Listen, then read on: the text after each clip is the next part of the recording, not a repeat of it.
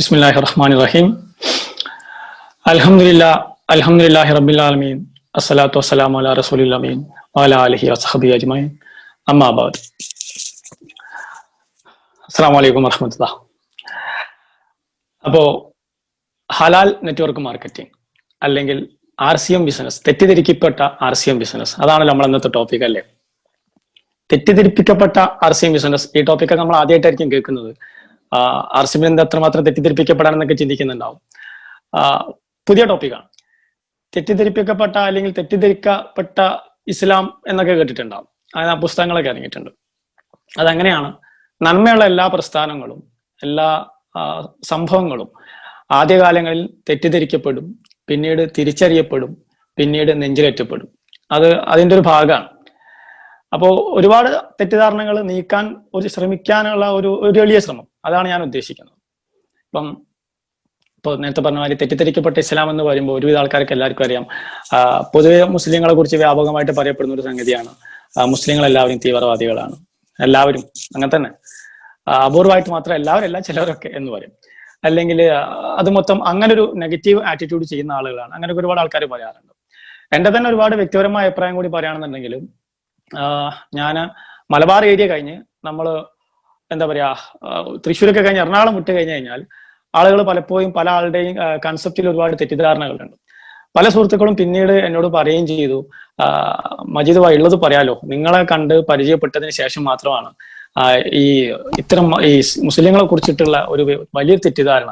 കാരണം ഞങ്ങൾ ധരിച്ചു വെച്ചത് എല്ലാം അങ്ങനെയാണെന്നാണ്. പക്ഷെ അങ്ങനെയല്ല, ഇങ്ങനെയാണ് എന്ന് ഞങ്ങൾക്ക് മനസ്സിലായത് നിങ്ങളൊക്കെ പരിചയപ്പെട്ടതിന് ശേഷമാണ് എന്ന് പറയണ്ടായി. അതില് അവരാരെയും നമുക്ക് കുറ്റം പറയാൻ കഴിയില്ല. കാരണം എന്താണെന്ന് വെച്ച് കഴിഞ്ഞാല് ഏറ്റവും കൂടുതൽ മീഡിയ ഹൈലൈറ്റ് ചെയ്യപ്പെടുന്നത് അതിന്റെ നെഗറ്റീവ് വശങ്ങൾ മാത്രമാണ്.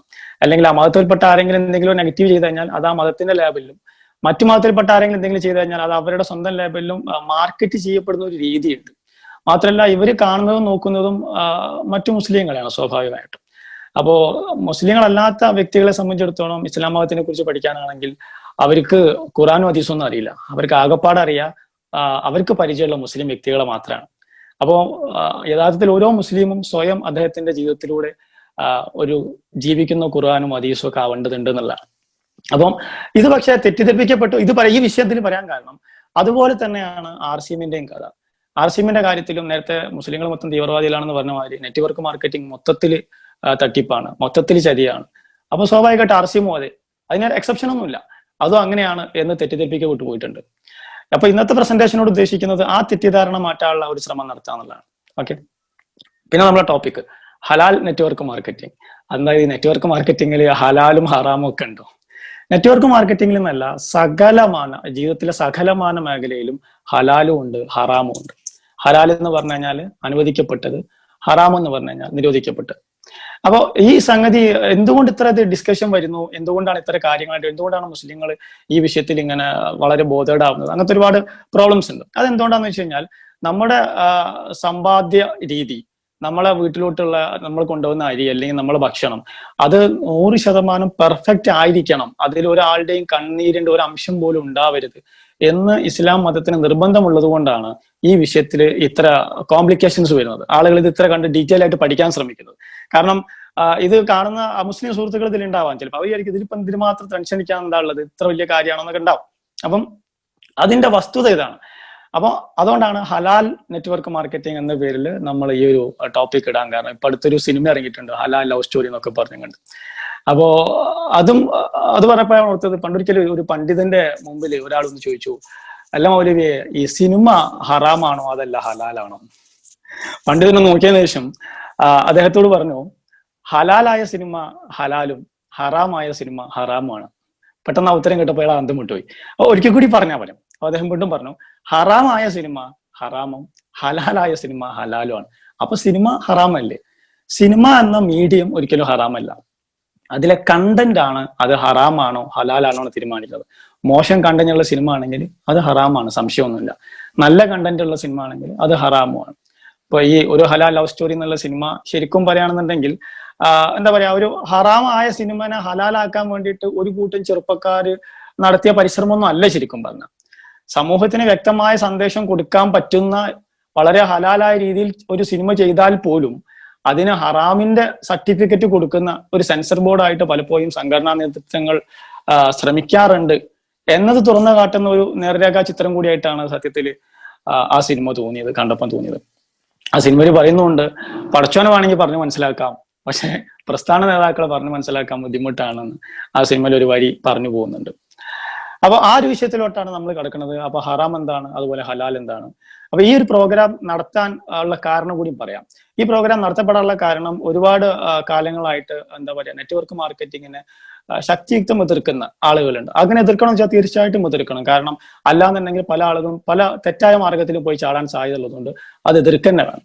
അങ്ങനെ എതിർക്കുന്ന ആളുകളുടെ ഒരുപാട് ക്ലാസ്സുകളും മറ്റും കണ്ട് പല ആളുകൾ എന്നെ പേഴ്സണലി വിളിച്ച് ചോദിക്കാറുണ്ട്, മജീദ് സാർ എന്താ അവസ്ഥ, ശരിക്ക് നമ്മളെ ഇത് നെറ്റ്വർക്ക് മാർക്കറ്റിംഗ് ഹറാമാണോ അല്ലെങ്കിൽ RCM ഹറാമാണോ എന്ന് എന്നോട് ചോദിക്കും.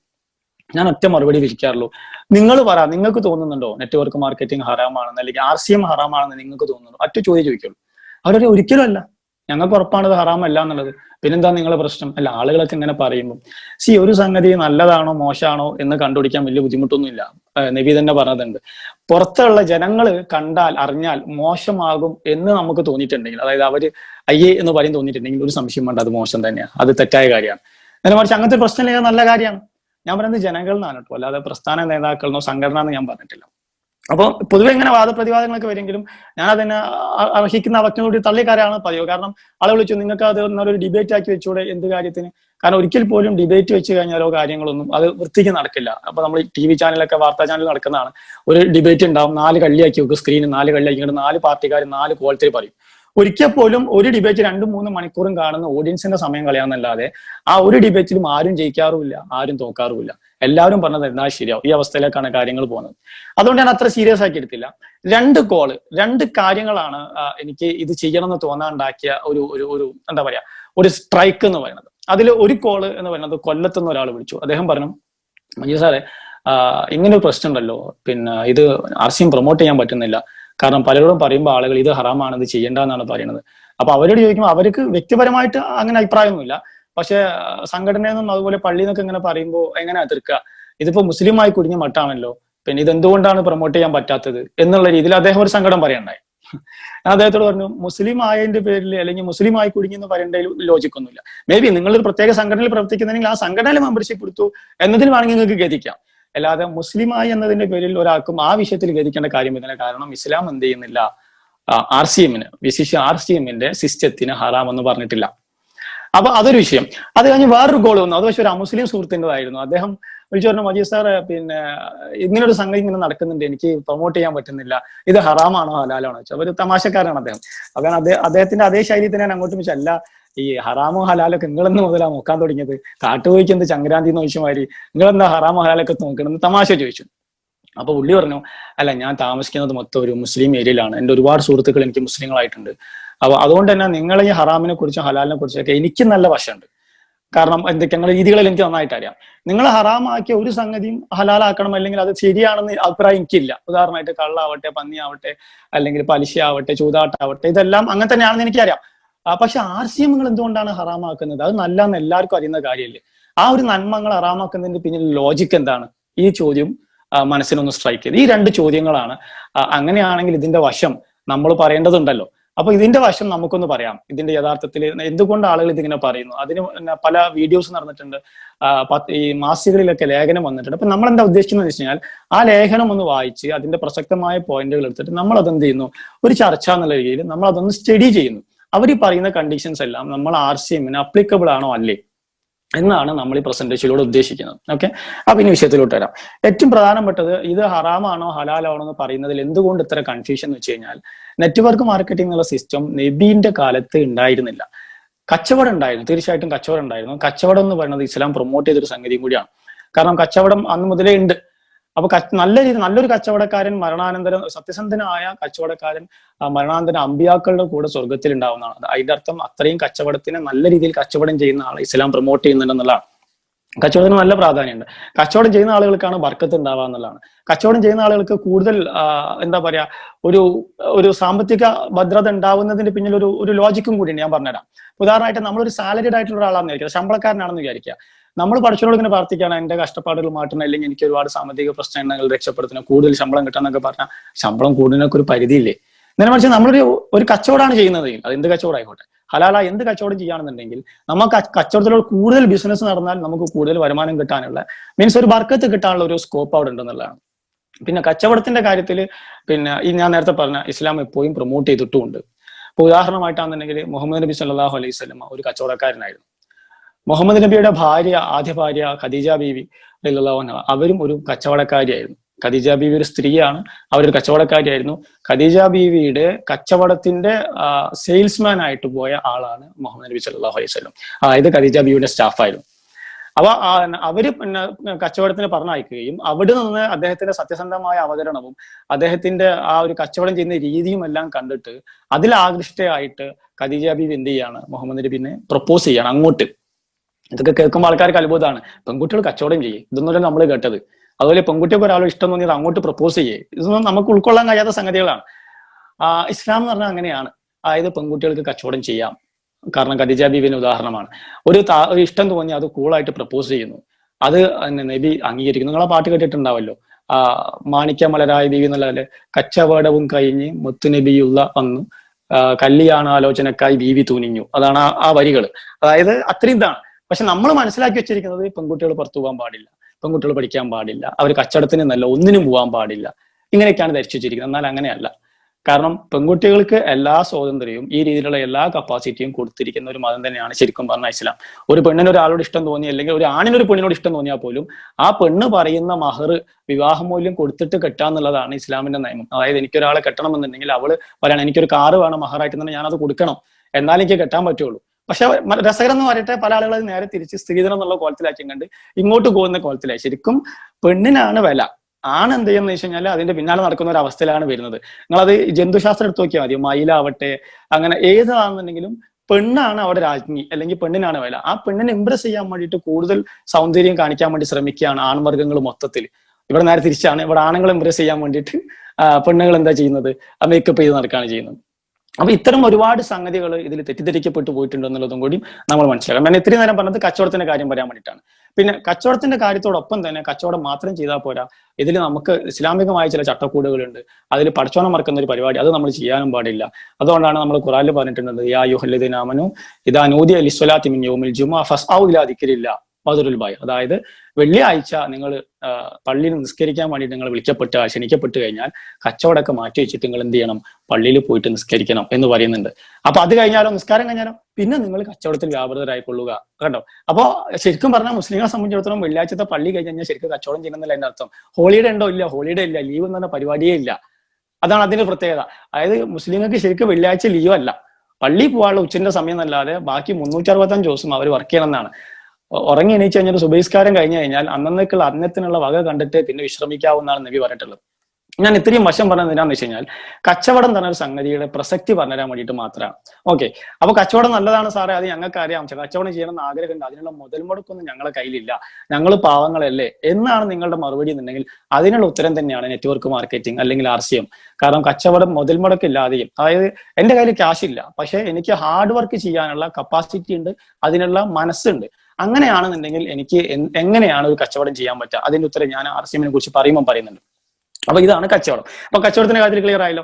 ഇനി കച്ചവടത്തിലെ നെറ്റ്വർക്ക് മാർക്കറ്റിംഗ് ഹറാമാണോ ഹലാലാണോ എന്നൊക്കെ പറയുന്നതിന് നമുക്ക് ട്രഡീഷണൽ മാർക്കറ്റിങ്ങിനെ കുറിച്ച് ചുമ്മാ ഒരു അവലോകനം നടത്താം. എന്താണ് ഈ ട്രഡീഷണൽ മാർക്കറ്റിംഗ്? കാരണം മൾട്ടി ലെവൽ മാർക്കറ്റിംഗ് ഹറാമാണെന്ന് പല ആളുകളും പറയുന്നത് ഈ ലെവലുകളാണ്. അതായത് ഓരോരോ ആളുകൾ, ഓരോരോ കണക്ഷൻസ്, മുകളിൽ ഒരാൾ, പിന്നെ ഒരാൾ, പിന്നെ ഒരാൾ, പിന്നെ ഒരാൾ, ഇങ്ങനെ കുറെ കണക്ഷൻസ്, ഇത് വേണ്ട എന്നുള്ള ഒരു സ്റ്റൈലാണ് പൊതുവെ അതിൽ കണ്ടിട്ടുള്ളത്. ഒരു 4-5 ആളുകൾ ഒരുമിച്ച് കൂടി കണ്ട് ഒരു പുതിയ ബിസിനസ് തുടങ്ങാൻ തീരുമാനിക്കും. ഒരു പുതിയ ഐഡിയ അവരെടുക്കുന്നു. ഓരോരുത്തർക്ക് ഓരോ കഴിവായിരിക്കും. പല ആളുകളും അവർ ഒരു 1 ലക്ഷത്തിന്റെ ബജറ്റ് ആണെങ്കിൽ 25,000 രൂപ 4 ആൾ വെച്ചുകൊണ്ട് ഒരു ബിസിനസ് അങ്ങ് തുടങ്ങി. അത് നല്ല രീതിയിൽ അവർ പ്രൊമോട്ട് ചെയ്തു. ചില ആൾ മാർക്കറ്റിംഗ് ചെയ്യും, ചില ആൾ അതിന്റെ മറ്റു കാര്യങ്ങൾ ചെയ്യും, അക്കൗണ്ട്സ് ചെയ്യും. അവനവൻ ചെയ്യുന്ന കഴിവ് വെച്ചിട്ട് അവരത് പ്രൊമോട്ട് ചെയ്യുന്നു. അത് നല്ല രീതിയിൽ ക്ലിക്കാവുന്നു. അത് നല്ല രീതിയിൽ ക്ലിക്കായി കഴിഞ്ഞാൽ സ്വാഭാവികമായിട്ട് അവർ വലിയൊരു ഓഫീസ് ഇടാൻ തീരുമാനിക്കുന്നു. അപ്പൊ പട്ടണത്തിന്റെ നല്ലൊരു നടുക്ക് തന്നെ വലിയൊരു ഓഫീസ് അവർ ഇടാൻ തീരുമാനിച്ചു. ഈ ഓഫീസിന്റെ പണി നടക്കുമ്പോൾ ഇപ്പൊ നിങ്ങൾക്ക് അറിയാലോ, ബംഗാളികളെ വിളിക്കുക. ഒരു കോൺട്രാക്ടർ അങ്ങോട്ട് ഏൽപ്പിക്കും. കോൺട്രാക്ടർ എന്താണെന്ന് വെച്ചാൽ ബംഗാളികളെ കൊണ്ടുവന്നിട്ടുണ്ടാവും. ബംഗാളികൾ കംപ്ലീറ്റ് പണിയെടുക്കും. എന്നിട്ട് അതിന്റെ കമ്മീഷൻ ആര് വാങ്ങുന്നുണ്ടാവും? കോൺട്രാക്ടർ വാങ്ങുന്നുണ്ടാവും. പണിയെടുക്കുന്നത് ബംഗാളികളാണ്. ബംഗാളികൾക്ക് അതിന്റെ ചാർജ് കൊടുക്കുന്നുണ്ട്. അപ്പൊ ഈ കോൺട്രാക്ടർ പണിയെടുക്കാതെ കമ്മീഷൻ വാങ്ങാണ് എന്ന് പറയാൻ ഞാൻ താല്പര്യപ്പെടുന്നില്ല. കോൺട്രാക്ടർ ഇവരെല്ലാവരും കോർഡിനേറ്റ് ചെയ്യുന്നുണ്ട്. ഞാൻ ഈ ഡയലോഗ് ഈ സ്റ്റൈലിൽ പറഞ്ഞത് പണിയെടുക്കാതെ ശമ്പളം വാങ്ങുന്നു അല്ലെങ്കിൽ പണിയെടുക്കാതെ പണം ഉണ്ടാക്കുന്ന ഒരു സിസ്റ്റമാണ് നെറ്റ്വർക്ക് മാർക്കറ്റിംഗ് എന്ന ധാരണ ഒഴിവാക്കാനുള്ള ട്രഡീഷണൽ മാർക്കറ്റിംഗ് അത് സംഭവിക്കുന്നുണ്ടെന്ന് മനസ്സിലാക്കി തരാൻ വേണ്ടി പറഞ്ഞതാണ്. അങ്ങനെ അത് കഴിഞ്ഞ് ഓഫീസിന് പണിയൊക്കെ കഴിഞ്ഞു, അത് വളരെ അടിപൊളിയായിട്ട് പോയി. 3-4 നില കെട്ടിടം പണിത് ഏറ്റവും മുകളിൽ ഈ 4 MD അവർ അവിടെ നിൽക്കാൻ തുടങ്ങി. അതിന്റെ താഴെ ഒരുപാട് മാനേജർമാരായി തുടങ്ങി. അതിന്റെ താഴെ അക്കൗണ്ട്സിന്റെ ഡിപ്പാർട്ട്മെന്റും അതിന്റെ താഴെ കസ്റ്റമർ സർവീസിന്റെ ഡിപ്പാർട്ട്മെന്റും അതിന്റെ താഴെ സെക്യൂരിറ്റി, ഇത്തരം ഒരുപാട് സിസ്റ്റം ആ ബിൽഡിങ്ങിൽ ഉണ്ടാവാൻ തുടങ്ങി. അപ്പൊ സാധാരണത്തിൽ എന്താ സംഭവിക്കുക, അവിടെ ഒരു സെക്യൂരിറ്റി ജോയിൻ ചെയ്തിട്ടുണ്ടാവും. ആ സെക്യൂരിറ്റിക്ക് എത്ര ശമ്പളം ഉണ്ടാവും? ആ സെക്യൂരിറ്റിക്ക് ഒരു ആവറേജ് 5000 മാക്സിമം പോയാലും ഒരു 8000-10000 ഒക്കെ ആയിരിക്കും സെക്യൂരിറ്റിക്ക് ശമ്പളം ഉണ്ടാവാം. അത് കഴിഞ്ഞാൽ മുകളിലോട്ടുള്ള ഓരോ ലെവലിലെ ആളുകളുടെയും അവരുടെ ക്വാളിഫിക്കേഷൻ അനുസരിച്ച് അവർ ചെയ്യുന്ന ജോലിയുടെ മതിപ്പിനനുസരിച്ചിട്ട് ശമ്പളം കൂടിക്കൊണ്ടിരിക്കുന്നതാണ്. ഏറ്റവും മുകളിൽ കിടക്കുന്ന മുതലാളിയോ, ഈ 4 മുതലാളിമാർ, അവർക്ക് ആ സമയത്ത് നിങ്ങൾ കാണുമ്പോൾ നോക്കുകയാണെങ്കിൽ നിങ്ങളായിരിക്കും സെക്യൂരിറ്റിക്കാരന് ഭയങ്കര പണിയായിരിക്കും. ഡോർ അടയ്ക്കണം, തുറക്കണം, എല്ലാ പണിയും ചെയ്യണം, സല്യൂട്ട് അടിക്കണം, വൃത്തിയാക്കണം, ഇതൊക്കെ ചെയ്യണം. മുകളിലോട്ട് കയറുമ്പോൾ ഡെസ്പാച്ചാരനോ അവൻ ബൈക്ക് എടുത്തിട്ട് ഒരുപാട് കറങ്ങണം, അങ്ങനത്തെ ഒരുപാട് പണികൾ അത് ചെയ്യണം. അതിന് മുകളിൽ കയറുമ്പോൾ കസ്റ്റമർ സർവീസുകാരൻ തലപൊണ്ണാക്കി ഓർഡർ എൻ്റർ ചെയ്യണം, അതിന്റെ ഫോളോ അപ്പ് അത്തരം കാര്യങ്ങൾ ചെയ്യണം. അക്കൗണ്ട്സാരൻ അക്കൗണ്ട്സിൽ തലപൊണ്ണാക്കണം. ഇതെല്ലാം കഴിഞ്ഞ് MDന്റെ റൂമിലെത്തി കഴിഞ്ഞാലോ ആ MDയും ടീം എന്ത് ചെയ്യുന്നുണ്ടെന്ന് വെച്ച് കഴിഞ്ഞാൽ നല്ല മനോഹരമായ ചാരു കസാലയിൽ ഇങ്ങനെ കറങ്ങിയിട്ട് ഇങ്ങനെ AC ഇങ്ങനെ കറങ്ങി നിൽക്കുന്നുണ്ടാവും. അപ്പൊ നമ്മൾ നോക്കുമ്പോൾ ഇവർക്കൊരു പണിയില്ലല്ലേ. ആ സിസ്റ്റത്തിൽ ഏറ്റവും കൂടുതൽ ശമ്പളം വാങ്ങുന്നത് ആരായിരിക്കും? ഒരു സംശയമില്ല MD ആയിരിക്കും. അപ്പൊ നമ്മൾ പറയാ ഇത് എവിടുത്തെ ഏർപ്പാടാണ്? MDക്ക് കൊടുക്കുന്ന അതേ ശമ്പളം തന്നെ സെക്യൂരിറ്റിക്കും കൊടുക്കണ്ടേ, അല്ലെങ്കിൽ അവർക്ക് കിട്ടുന്ന അതേ വരുമാനം തന്നെ സെക്യൂരിറ്റിക്കും കിട്ടണ്ടേ എന്ന് ഞാൻ പറഞ്ഞു കഴിഞ്ഞാൽ നിങ്ങൾ അത് എങ്ങനെയായിരിക്കും ചിന്തിക്കുക? ഇത് ട്രഡീഷണൽ മാർക്കറ്റിനെ കുറിച്ച് ഞാൻ ജസ്റ്റ് ഒരു ഐഡിയ തന്നേ ഉള്ളൂ. കാരണം നെറ്റ്വർക്ക് മാർക്കറ്റിനെ കുറിച്ച് പറയുമ്പോൾ ഇത് എന്താന്ന് പറഞ്ഞു തരേണ്ടി, അതുകൊണ്ടാണ്. അപ്പം ഇനി ഞാൻ പറയാൻ ഉദ്ദേശിക്കുന്നത് RCM എന്താണെന്നാണ്. അപ്പൊ RCM എന്താണെന്ന് വെച്ചാൽ തീർച്ചയായിട്ടും RCM ഒരു ഡയറക്ട് സെല്ലിംഗ് മെത്തേഡിലൂടെ ചെയ്യുന്ന ഒരു നെറ്റ്വർക്ക് മാർക്കറ്റിംഗ് തന്നെയാണ് RCM. അപ്പോൾ ഈ ഒരു പ്രശ്നം വരാനുള്ള ഒരു കാരണം എന്തുകൊണ്ട് ഈ കൺഫ്യൂഷൻ വന്നെന്ന് വെച്ച് കഴിഞ്ഞാൽ നെറ്റ്വർക്ക് മാർക്കറ്റിംഗിൽ ഒരുപാട് തട്ടിപ്പ് കമ്പനികൾ ഉണ്ട്, ഇല്ല എന്ന് പറയുന്നില്ല. അപ്പൊ സ്വാഭാവികമായിട്ടും ഒരാൾക്ക് കൺഫ്യൂഷൻ ഉണ്ട്. എന്താ പറയാ, ഏത് കമ്പനിയാണ് നല്ലത്, ഏത് കമ്പനിയാണ് മോശം. ഇത് ഭയങ്കര കൺഫ്യൂഷൻ ഉള്ള കാര്യമാണ്. നല്ലത് ഏത്, മോശം ഏത് എന്നുള്ള കമ്പനി. ഇത് കൺഫ്യൂഷൻ ഉള്ള ആളുകൾക്ക് ഏറ്റവും സിമ്പിൾ ആയിട്ട് എങ്ങനെ ഈ കൺഫ്യൂഷൻ ഒഴിവാക്കാനാണ് ഇനി പറയാൻ ആഗ്രഹിക്കുന്നത്. അപ്പം ഒരു കമ്പനി നിങ്ങൾ ഡയറക്റ്റ് സെല്ലിംഗ് നല്ലതാണോ അല്ലേന്ന് അറിയാൻ ഏറ്റവും സിമ്പിളസ്റ്റ് വേ എന്ന് പറയുന്നത് ആ കമ്പനിയിലെ ജോയിനിങ് ഫീ എന്ന് പറയുന്നത് ഉണ്ടാവാൻ പാടില്ല. അതായത് ഏതെങ്കിലും ഒരു നെറ്റ്വർക്ക് കമ്പനി നിങ്ങൾ ജോയിൻ ചെയ്യാൻ വേണ്ടിയിട്ട് ഇത്ര രൂപന്റെ പൈസ തരണം എന്നാവശ്യപ്പെട്ടാൽ, അല്ലെങ്കിൽ നിർബന്ധമായിട്ടും ഇത്ര രൂപയുടെ പർച്ചേസ് നടത്തണം എന്നാവശ്യപ്പെട്ടാൽ ആ കമ്പനി നിങ്ങൾക്ക് ധൈര്യമായിട്ട് ഒഴിവാക്കാം. കാരണം അത് മണി ചെയിൻ സിസ്റ്റത്തിൽ വർക്ക് ചെയ്യാൻ സാധ്യതയുള്ള ഒരു കമ്പനിയാണ്. നമ്പർ 1. ഓക്കെ. നമ്പർ 2, ജോയിനിങ്ങിന്റെ പുറത്ത് പൈസ കിട്ടുന്നുണ്ടെങ്കിൽ, അതായത് നമ്മൾ ഒരാളെ ജോയിൻ ചെയ്യിപ്പിച്ചു കഴിഞ്ഞാൽ ആ ജോയിൻ ചെയ്യിപ്പിച്ചതിന്റെ പേരിൽ നമുക്ക് ജോയിൻ ചെയ്യിപ്പിച്ചാൾക്ക് കാശ് കിട്ടുന്നു, അങ്ങനെ ഒരു സിസ്റ്റം ഉണ്ടെങ്കിൽ അത് ഹറാമാണ്. അങ്ങനെ ഒരു സിസ്റ്റത്തിലും ആണെന്നുണ്ടെങ്കിൽ ധൈര്യമായിട്ട് നിങ്ങൾക്ക് എന്ത് ചെയ്യാം, നോ പറയാം. അതായത് ഞാൻ ഒരാളെ ജോയിൻ ചെയ്യിപ്പിച്ചു, അങ്ങനെ കിട്ടും. അപ്പൊ RCM അങ്ങനെ കിട്ടില്ല വെച്ചാൽ RCM ജോയിൻ ചെയ്യിപ്പിച്ചാൽ പൈസ കിട്ടില്ല. പല ആളുകളും ഞാൻ RCM പ്ലാൻ പറയാൻ വേണ്ടി ശ്രമിക്കുമ്പോൾ ഒരാൾ വിളിക്കും, അവരുടെ എക്സ്പീരിയൻസ് അതാണല്ലോ നെറ്റ്വർക്ക് മാർക്കറ്റിംഗ് ചെയ്തിട്ട്, അല്ല RCM ഒരാളെ ജോയിൻ ചെയ്യിപ്പിച്ചാൽ എത്ര കിട്ടും? ഞാൻ ഒറ്റയടിക്ക് ഉത്തരം പറയും, ഒന്നും കിട്ടില്ല. പിന്നെ ഇതിന് RCM വർക്ക് ചെയ്യുന്നത് ഇതാണ്. RCM ജോയിൻ ചെയ്യിപ്പിച്ചതിന്റെ പേരിൽ നിങ്ങൾക്ക് ഒന്നും കിട്ടാൻ പോകുന്നില്ല. പക്ഷെ RCM ജോയിൻ ചെയ്തതിന്റെ പേരിൽ അതിനുശേഷം അവർ പർച്ചേസ് ചെയ്യുന്നതിന്റെ ബിസിനസിന്റെ ബേസിൽ നമുക്ക് കമ്മീഷൻ കിട്ടും. അതൊരു സ്ലാബും കാര്യങ്ങളൊക്കെ ഉണ്ട്, അത് പിന്നീട് പറയുന്നുണ്ട്. അപ്പോൾ അത് പ്രത്യേകം ഓർക്കുക. ജോയിൻ ചെയ്തതിന്റെ പേരിൽ പൈസ വാങ്ങുന്ന ഏതെങ്കിലും കമ്പനികൾ ഉണ്ടെങ്കിൽ അത് യാതൊരു സംശയം വേണ്ട, അതും ഹറാം തന്നെയാണ്. ഇനി അടുത്തൊരു പ്രധാന പ്രശ്നം പ്രൊഡക്റ്റ് ഉണ്ടോ ഇല്ലയോ എന്നുള്ളത് വലിയ പ്രശ്നമാണ്. കാരണം മണി ചെയിൻ എന്ന സിസ്റ്റം നിയമപരമായിട്ടും തെറ്റാണ്, ഇസ്ലാമികപരമായിട്ടും തെറ്റാണ്. അതായത് എന്താണ് ഈ മണി ചെയിൻ കൂടി പറഞ്ഞാൽ, ജോയിൻ ചെയ്യാൻ വേണ്ടിയിട്ട് പൈസ മാത്രം വാങ്ങുന്നു. ഓക്കെ, പ്രൊഡക്റ്റ് ഒന്നുമില്ല, യാതൊരുവിധ പ്രൊഡക്റ്റോ കാര്യങ്ങളോ ഇല്ല, ജസ്റ്റ് പൈസ മാത്രം. എന്നിട്ട് അവർ പറയുന്ന കമ്മിറ്റ്മെന്റ് എന്ന് പറയുന്നത് ഈ പൈസന്റെ ഇത്ര ശതമാനം ഞങ്ങൾക്ക് ലാഭവിഹിതമായിട്ട് എല്ലാ മാസവും തിരിച്ചു തരും, എന്നിട്ട് നമ്മൾ കൊടുത്തതിനേക്കാൾ കൂടുതൽ പൈസ ഇവർക്ക് കിട്ടും എന്നാണ് പറയുന്നത്. ഇങ്ങനെ ആരെങ്കിലും പറഞ്ഞിട്ടുണ്ടെങ്കിൽ അത് ഒരു സംശയം വേണ്ട, ഹറാമാണ്. അവർ അതിന് പറയുന്ന കാരണം എന്താണെന്ന് വെച്ചാൽ നോ റിസ്ക്, നിങ്ങളെ പൈസ ഫുൾ സേഫ് ആണ്, ഒരു റിസ്ക്കും ഇല്ല. നോ റിസ്ക് എന്ന വാക്ക് ഉപയോഗിച്ചിട്ടുണ്ടെങ്കിൽ സംശയിക്കണം, അത് ഹറാമാണ്. കാരണം പൈസ കൊടുത്തിട്ട് ബിസിനസ്സിലാണെങ്കിൽ ലാഭവിഹിതമാണെങ്കിൽ അതിന് പൈസ കൂടാനും ചാൻസ് ഉണ്ട്, പൈസ കുറയാനും ചാൻസ് ഉണ്ട്. ഒരു റിസ്ക്കും ഇല്ലാത്ത പരിപാടി എന്ന രീതിയിൽ ഇപ്പൊ മോറിസ് കോയിൻ അതുപോലെ അങ്ങനത്തെ ഒരുപാട് കോയിൻ സിസ്റ്റങ്ങളൊക്കെ ഉണ്ട്. അങ്ങനെ ഉണ്ടെന്നുണ്ടെങ്കിൽ കണ്ണും പൂട്ടി നിങ്ങൾക്ക് അതിനെ നിഷേധിക്കാം, യാതൊരു സംശയം വേണ്ട. അല്ല, ഈ നോ റിസ്ക് എന്നൊക്കെ പറയുന്നത് ഹറാമാണെന്ന് പറയുമ്പോൾ അപ്പൊ RCM നിങ്ങൾ RCM കുറിച്ച് പറയുമ്പോൾ നോ റിസ്ക് എന്നുള്ള വാക്ക് നിങ്ങളെ സ്ലൈഡിലൊക്കെ അവിടെ ഇമ്മീഡിയറ്റ് കണ്ടിട്ടുണ്ടല്ലോ. RCM നോ റിസ്ക് എന്ന് ഉദ്ദേശിച്ചത് RCM പണം പിരിക്കുന്നില്ല, പൈസ കൊടുത്തിട്ട് ആരും ജോയിൻ ചെയ്യുന്നില്ല. അതുപോലെ RCM ബിസിനസ്സിൽ പണം ഇൻവെസ്റ്റ് ചെയ്യുന്നില്ല. സാമ്പത്തികമായിട്ട് അവിടെ സാമ്പത്തിക നഷ്ടം വരാത്തത് കൊണ്ട് സാമ്പത്തിക പോയിന്റ് ഓഫ് വ്യൂ റിസ്ക് ഇല്ല. എന്നിരുന്നാലും RCM റിസ്ക് ഉണ്ട്. എങ്ങനെയാന്ന് വെച്ച് കഴിഞ്ഞാൽ ബിസിനസ് കുറഞ്ഞു കഴിഞ്ഞാൽ നമ്മളെ വരുമാനം കുറയും. ബിസിനസ് ഉണ്ടെങ്കിൽ മാത്രമേ വരുമാനം ഉണ്ടാവുള്ളൂ. അല്ല, അത് ബിസിനസ് കുറയുന്ന സാഹചര്യം, നോർമൽ കേസ് ബിസിനസ് കുറയുന്ന സാഹചര്യം വരില്ല. കാരണം RCM പ്രത്യേകത എന്ന് പറയുന്നത് ഈ ബ്രഷ്, അതുപോലെ പേസ്റ്റ്, ചായപ്പൊടി, ആട്ട, ഓയിൽ, ഇതൊക്കെയാണ്. ഇതെല്ലാം മനുഷ്യന്മാർ എല്ലാ ദിവസവും വാങ്ങിയല്ലേ പറ്റുള്ളൂ. ആ അവസ്ഥയിൽ ബിസിനസ് കുറയില്ല. ആർസിഎമ്മിൽ എന്തെങ്കിലും ബിസിനസ് കുറഞ്ഞ ഒരു കാലഘട്ടം ഉണ്ടായിട്ടുണ്ടോ? എന്റെ അനുഭവത്തിൽ ഒരു 4 അനുഭവങ്ങളാണ് എന്റെ അനുഭവത്തിലുള്ളത്. 2011 കാലഘട്ടങ്ങളിൽ മണി ചെയിൻ കമ്പനികൾ ധാരാളമായിട്ട് വ്യാപിച്ച സമയത്ത് ഗവൺമെന്റ് മണി ചെയിൻ കമ്പനികൾക്കെതിരെ വ്യാപകമായിട്ട് ഒരു അന്വേഷണം പ്രഖ്യാപിക്കുകയും ആ അന്വേഷണത്തിൽ എല്ലാവരെയും അടച്ചുപൂട്ടുന്ന ഒരു സിസ്റ്റം എത്തി. അന്ന് പോലീസുകാർ പലപ്പോഴും എന്താ പറയുക, ഒരു പക വീട്ടുന്ന സ്റ്റൈലിൽ ഇത് ഞങ്ങൾ എങ്ങനെയെങ്കിലും പൂട്ടിക്കുക തന്നെ ചെയ്യും. അത് നല്ലതും ചീത്തം നോക്കൂല. ഈ ലാത്തി ചാർജ് ഒക്കെ നടക്കണ കാര്യമാണ്. പ്രതിഷേധ പ്രകടനത്തിന് വന്ന ആളുകൾക്കും തല്ല് കിട്ടും, അതിലൂടെ പോണ ആൾക്കാർക്കും തല്ലിട്ടും, പത്രക്കാർക്കും തല്ലിട്ടും. ഇത് വേർതിരിച്ചറിയാൻ കഴിയല്ലോ. ആ കൂട്ടത്തിൽ ആർസിഎം ചെയ്യുന്ന ആളുകൾ ഒന്ന് പകച്ചു പോയിട്ടുണ്ടായിരുന്നു, ഞാനടക്കം ഒന്ന് പകച്ചു പോയിട്ടുണ്ടായിരുന്നു. ആ ഒരു സമയത്ത് അതുവരെ ഉണ്ടായിരുന്ന ബിസിനസ് ട്രെൻഡ് ഒന്ന് ഡൗൺ ആയി പോയിട്ടുണ്ടായിരുന്നു. പിന്നീട് ഈ പ്രശ്നങ്ങളെല്ലാം ഒരു കണക്കിന് നന്നായി കേട്ടോ. ഉർവശിശാപ ഉപകാരം എന്ന് പറഞ്ഞാൽ നന്നായി. കാരണം അതുകൊണ്ട് ഒരുപാട് തട്ടിപ്പ് കമ്പനികൾ ഔട്ടായി. അന്ന് ആർസിഎമ്മിനെ കുറിച്ചിട്ട് അന്വേഷിക്കാൻ മഫ്തിയിൽ വന്ന പോലീസുകാർ പലരും ഇന്ന് ആർസിഎമ്മിൽ ജോയിൻ ചെയ്തിട്ട് വലിയ വലിയ അച്ചീവേഴ്സ് ആയിട്ട്, നിങ്ങൾക്കറിയാം, അവരുടെ വീഡിയോസ് എല്ലാം യൂട്യൂബിലുണ്ട്. ഓക്കെ. പിന്നെ ബിസിനസ് കുറഞ്ഞിട്ടുള്ള മറ്റൊരു സാഹചര്യം എനിക്ക് ഓർമ്മ വരുന്നതാണെങ്കിൽ വെള്ളപ്പൊക്കം വന്ന സമയത്ത് ബിസിനസ് കുറഞ്ഞിട്ടുണ്ടായിരുന്നു. പിന്നെ ബിസിനസ് കുറഞ്ഞിട്ടുള്ള ഒരു സാഹചര്യം കൊറോണ വന്നപ്പോൾ കൊറോണക്ക് മുമ്പുള്ള ആ ഒരു ബിസിനസ് ആയിരുന്നില്ല ഏപ്രിൽ. കാരണം സ്വാഭാവികമായിട്ട് ഏപ്രിൽ കംപ്ലീറ്റ് ലോക്ക്ഡൌൺ ആയിരുന്നു. അപ്പം ബിസിനസ് ഡൗൺ ആയി. ഏപ്രിൽ പിന്നെ മെയ് മാസങ്ങളിൽ ലേശം ഡൗൺ ആയി. അപ്പൊ അതുവരെ കിട്ടിയിരുന്ന ബിസിനസിന്റെ ഒരു 50-60 ആയി പിന്നെ ബിസിനസ് കുറഞ്ഞു. അതായത് 100 രൂപ ബിസിനസ് ഉണ്ടായിരുന്നെങ്കിൽ 60 രൂപ. സ്വാഭാവികമായിട്ട് ഇൻകവും അവരുടെ വരുമാനം ആ റേഞ്ചിൽ കുറഞ്ഞു. അവിടെ ശ്രദ്ധിക്കേണ്ട ഏറ്റവും പ്രധാനപ്പെട്ട പോയിന്റ്, മറ്റു പല കമ്പനികളുടെയും ഇൻകം സീറോ ആയപ്പോഴും ആർസിഎമ്മിന്റെ ഇൻകം 60% ഡൗൺ ആയിട്ടുള്ള, അല്ലാതെ വേറെ കുറഞ്ഞിട്ടില്ല. പിന്നെ എപ്പോഴെങ്കിലും ബിസിനസ് കുറഞ്ഞിട്ടുണ്ടോ എന്ന് വെച്ച് കഴിഞ്ഞാൽ പിന്നെ ഒരേ ഒരു പ്രാവശ്യം പ്രാദേശികമായിട്ട് ബിസിനസ് കുറഞ്ഞിട്ടുണ്ട്. പ്രബോധനം ഇറങ്ങിയപ്പോൾ, പ്രബോധനം എന്നുള്ള മാസിക ഇറങ്ങിയ സമയത്ത് അത് വായിച്ച് ഒരുപാട് ആൾക്കാർ ആർസിഎം നെറ്റ്വർക്ക് മാർക്കറ്റിംഗ് അത് ശരിയല്ല എന്ന് പറഞ്ഞുകൊണ്ട് പ്രൊഡക്റ്റ് വാങ്ങുന്നത് സ്റ്റോപ്പ് ചെയ്തതുപോലെ ഒരു സാഹചര്യം വന്നു. അല്ല, അത് പ്രൊഡക്റ്റ് വാങ്ങുന്നതും പ്രബോധനം തമ്മിൽ എന്താ ബന്ധം? മായില്ലാത്ത ആരോഗ്യത്തിന് ഗുണം ചെയ്യുന്ന വില കുറഞ്ഞ സാധനങ്ങൾ നമ്മൾ അത് ഇന്ത്യൻ സാധനങ്ങൾ കൊടുക്കുമ്പോൾ പ്രബോധനം ഇറങ്ങിയതിന്റെ പേരിൽ ഇതെന്തിനു വാങ്ങാതിരിക്കണം എന്ന് ചോദിച്ചു കഴിഞ്ഞാൽ അതാണ്. അതായത് അത് ഓരോ ഫീലിങ്സ് ആണ്.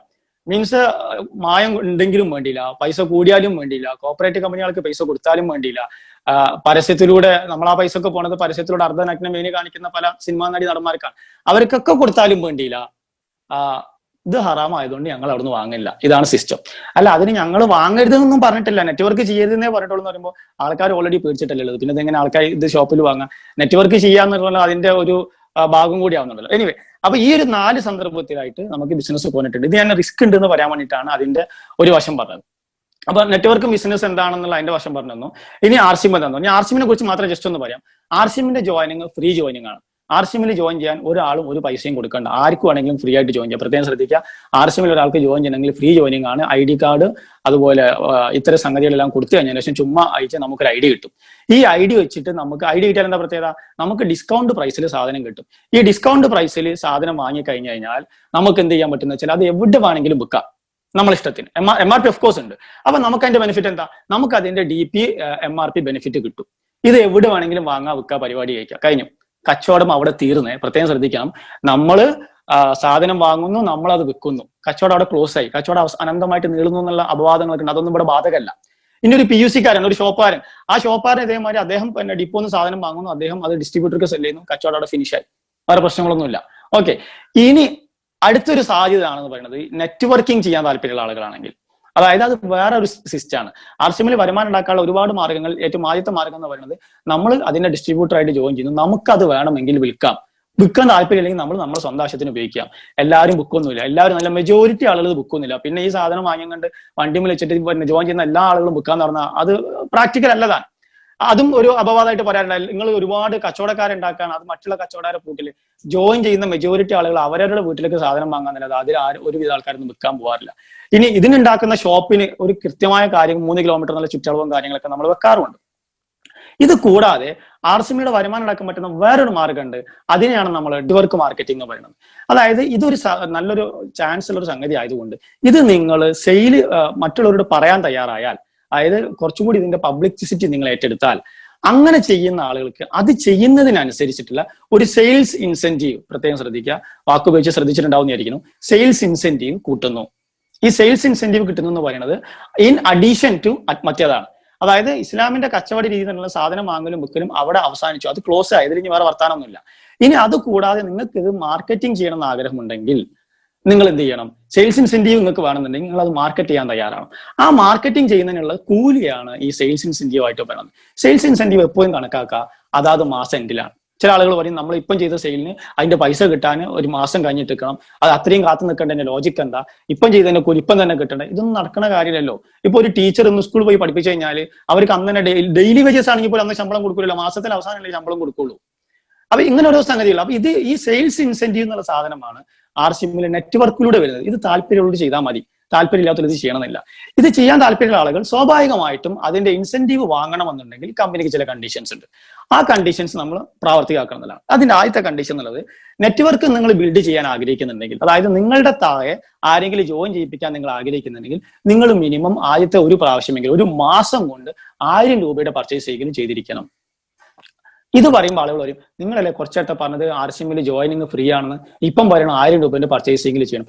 1000 രൂപന്റെ പർച്ചേസ് ചെയ്യേണ്ടത് ഇത് നെറ്റ്വർക്ക് ആയിട്ട് നടത്താൻ ആഗ്രഹമുള്ള ആളുകൾ, അതായത് ഇത് കൂടുതൽ ആളുകളോട് പറയാൻ ആഗ്രഹമുള്ള ആളുകൾ മാത്രം വാങ്ങിയാൽ മതി. താഴെ ആളുകളെ ജോയിൻ ചെയ്യിപ്പിച്ചൊരു ഇത് ഒരു നെറ്റ്വർക്ക് എന്ന രീതിയിൽ മാർക്കറ്റിംഗ് ചെയ്യാൻ ആഗ്രഹമുള്ള ആളുകൾ മാത്രം വാങ്ങിയാൽ മതി. ഇനി എന്തുകൊണ്ട് അങ്ങനെ പറയുന്നു? അതായത് ആർസിഎമ്മിന്റെ സകലമാന പ്രൊഡക്റ്റുകളും വീട്ടിലോട്ട് വേണ്ട FMCG പ്രൊഡക്റ്റുകളാണ്. പേസ്റ്റ്, ബ്രഷ്, പിന്നെ ആട്ട, അങ്ങനത്തെ സംഗതികൾ. അപ്പൊ ഒരു മാസം കൊണ്ട് 1000 രൂപയുടെ പർച്ചേസ് പോലും ചെയ്യാതെ വെറുതെ ഒരു എൻട്രി ഇട്ടുകൊണ്ട് കയ്യും കെട്ടി നോക്കി നിൽക്കുന്ന ആള് എന്ത് അടിസ്ഥാനത്തിലാണ് നമ്മളെ പ്രൊഡക്റ്റ് നല്ലതാണ് അല്ലെങ്കിൽ നമ്മളെ പ്രൊഡക്റ്റ് അതിന് ഇത്ര ക്വാളിറ്റി ഉണ്ട് എന്ന് മറ്റുള്ളവരോട് പറയാം? ഒരിക്കലും പറയാൻ കഴിയില്ല. അപ്പൊ എപ്പോഴും ഈ പ്രൊഡക്റ്റ്, ഇപ്പൊ നമ്മളെ MD എന്താ പറഞ്ഞത്, നിങ്ങൾ ആദ്യം പ്രൊഡക്റ്റ് വാങ്ങും, നിങ്ങൾ ഉപയോഗിക്കും, നിങ്ങൾക്കത് നല്ലതാണെന്ന് ബോധിച്ചാൽ മാത്രം, പ്രത്യേകം ശ്രദ്ധിക്കുക, നിങ്ങൾക്കത് നല്ലതാണെന്ന് ബോധിച്ചാൽ മാത്രം നിങ്ങൾ അത് മറ്റുള്ളവരോട് പറയും. അതല്ലേ യഥാർത്ഥ മാർക്കറ്റിംഗ്, അതന്നെയല്ലേ ചെയ്യേണ്ടത്. അങ്ങനെ ചെയ്യണമെങ്കിൽ ആദ്യം നമ്മൾ ഒരു 1000 രൂപയുടെ സാധനമെങ്കിലും വാങ്ങണ്ടേ. എന്നാൽ 1000 രൂപയുടെ സാധനം നിങ്ങൾ ആർസിഎം ഒന്ന് വാങ്ങുന്നില്ലെങ്കിൽ അത് പുറത്ത് പോയിട്ടാണ് വാങ്ങണമെന്ന് വിചാരിക്കുക, ഒരു 1200 1300 രൂപയെങ്കിലും കൊടുക്കണം. അപ്പം വില കുറഞ്ഞ ക്വാളിറ്റിയുള്ള സാധനം 1000 രൂപക്ക് വാങ്ങാൻ പറഞ്ഞാൽ അത് കണ്ടീഷൻ വെക്കുന്നു എന്ന് പറഞ്ഞാൽ ഇൻസെന്റീവ് കിട്ടണമെങ്കിൽ മതി, അല്ലെങ്കിൽ വേണ്ട. ഇൻസെന്റീവ് കിട്ടണമെങ്കിൽ മാത്രമേ അത് ചെയ്യേണ്ടുള്ളൂ. അപ്പൊ ഇത് പറയാൻ കാരണം, നമ്മൾ ഒരിക്കലും നമുക്ക് അറിയാത്തൊരു സാങ്കേതിനെ കുറിച്ച് പറയരുത്. അപ്പൊ ലിമ തഖൂലൂന മാലാ തഫ്അലൂൻ, നിങ്ങൾക്ക് അറിയുന്ന ആയ തന്നെയാണ്. അതായത് നമ്മൾ ചെയ്യാത്തൊരു കാര്യത്തെ കുറിച്ച് നമ്മൾ എന്തിനു പറയണം? അപ്പൊ ആർസിഎമ്മിനെ കുറിച്ച് മറ്റുള്ള ഒരാളോട് പറയുമ്പോൾ 1000 രൂപയുടെ പർച്ചേസിംഗിൽ ചെയ്തിട്ട് നമ്മളത് ചെയ്താലും നമ്മളത് ആദ്യം പ്രൊഡക്റ്റ് ഒന്ന് ഉപയോഗിക്കണം. ഈ 1000 രൂപയുടെ പർച്ചേസ് ചെയ്ത് കഴിഞ്ഞാൽ നമ്മളെ സ്വന്തം ഐഡിക്ക് സ്പോൺസർഷിപ്പ് ഇനാബിൾ ആവും. അതായത് നമുക്ക് തൊട്ട് താഴെ സ്പോൺസർഷിപ്പ് ഇനാബിൾ ആവുന്ന ഒരു സിസ്റ്റം വരും. അതിന് വേണ്ടിയിട്ടാണ് ഈ 1000 രൂപയുടെ പർച്ചേസ് ചെയ്യുന്നത്. സ്പോൺസർഷിപ്പ് ഇനാബിൾ ആക്കാൻ താല്പര്യമില്ലാത്ത ആളുകൾക്ക് അതൊന്നും ചെയ്യാതെ പർച്ചേസ് ചെയ്ത് മാത്രം മുന്നോട്ട് പോകുന്നതാണ്. അതിൽ യാതൊരു പ്രശ്നമില്ല. ഓക്കെ, ഇതാണ് അത്. ഇനി ഇതിന്റെ അത് കഴിഞ്ഞു കഴിഞ്ഞാല് ഇതിന്റെ A ലെഗ് B ലെഗ് പലപ്പോഴും പറയുന്ന ഒരു വലിയൊരു അലിഗേഷൻ ആണ്. നിങ്ങൾക്ക് എന്തിനാണ് A ലെഗ്, നിങ്ങൾക്ക് എന്തിനാണ് B ലെഗ്, നിങ്ങൾ ഇങ്ങനെ ആൾക്കാരെ ജോയിൻ ചെയ്യിപ്പിക്കുന്നത്, ഇതെന്തിനാണ് ഒരു നെറ്റ്വർക്ക്?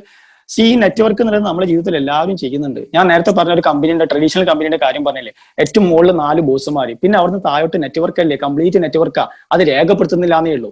നമ്മൾ ഒരു വലിയൊരു കുടുംബം, ഒരു വലിയ കൂട്ടുകുടുംബമാണെന്നുണ്ടെങ്കിൽ ഒരു ഭാര്യയും ഭർത്താവുണ്ടോ, അതിൽ മക്കളുണ്ട്, അതങ്ങനെ ഇട്ട് കഴിഞ്ഞാൽ കംപ്ലീറ്റ് നെറ്റ്വർക്ക് രേഖപ്പെടുത്തുന്നില്ല എന്നേ ഉള്ളൂ. ഈ പറഞ്ഞ സകലമാന സംഗതികൾ നെറ്റ്വർക്കാ. ആദ്യത്തിന്റെ അവിടെ നിന്ന് ഇങ്ങോട്ട് മനുഷ്യന്മാരെ ലിസ്റ്റ് എടുത്ത് തുടങ്ങി കഴിഞ്ഞാൽ കംപ്ലീറ്റ് നെറ്റ്വർക്കാ. അപ്പൊ നെറ്റ്വർക്ക് എന്ന് കാണുമ്പോൾ ഒരു ചതുർത്ഥി ആവേണ്ട കാര്യമില്ല. കാരണം ഇതെന്താ സംഗതി, എന്തിനാ ഈ നെറ്റ്വർക്ക് ചെയ്യുന്നതെന്ന് വെച്ച് കഴിഞ്ഞാൽ, നമ്മൾ ഈ കമ്പനിയെ കുറിച്ച് ഒരാളോട് പറഞ്ഞിട്ടുണ്ട്, ആ പറഞ്ഞതിന്റെ കമ്മീഷനാണ് നമുക്ക് കമ്പനി തരേണ്ടത്. അപ്പൊ അത് പറഞ്ഞിട്ടുണ്ടെന്ന് കമ്പനിയോട് ചുമ്മാ അങ്ങ് പറഞ്ഞാൽ പോരാ, നമ്മളത് ഡോക്യുമെന്റ് ചെയ്യണം. അതാണ് ഞാൻ പറഞ്ഞത്, നമ്മളിപ്പോ ഒരു മുസ്ലിമാന്ന് പറഞ്ഞതുകൊണ്ട് കാര്യമില്ല.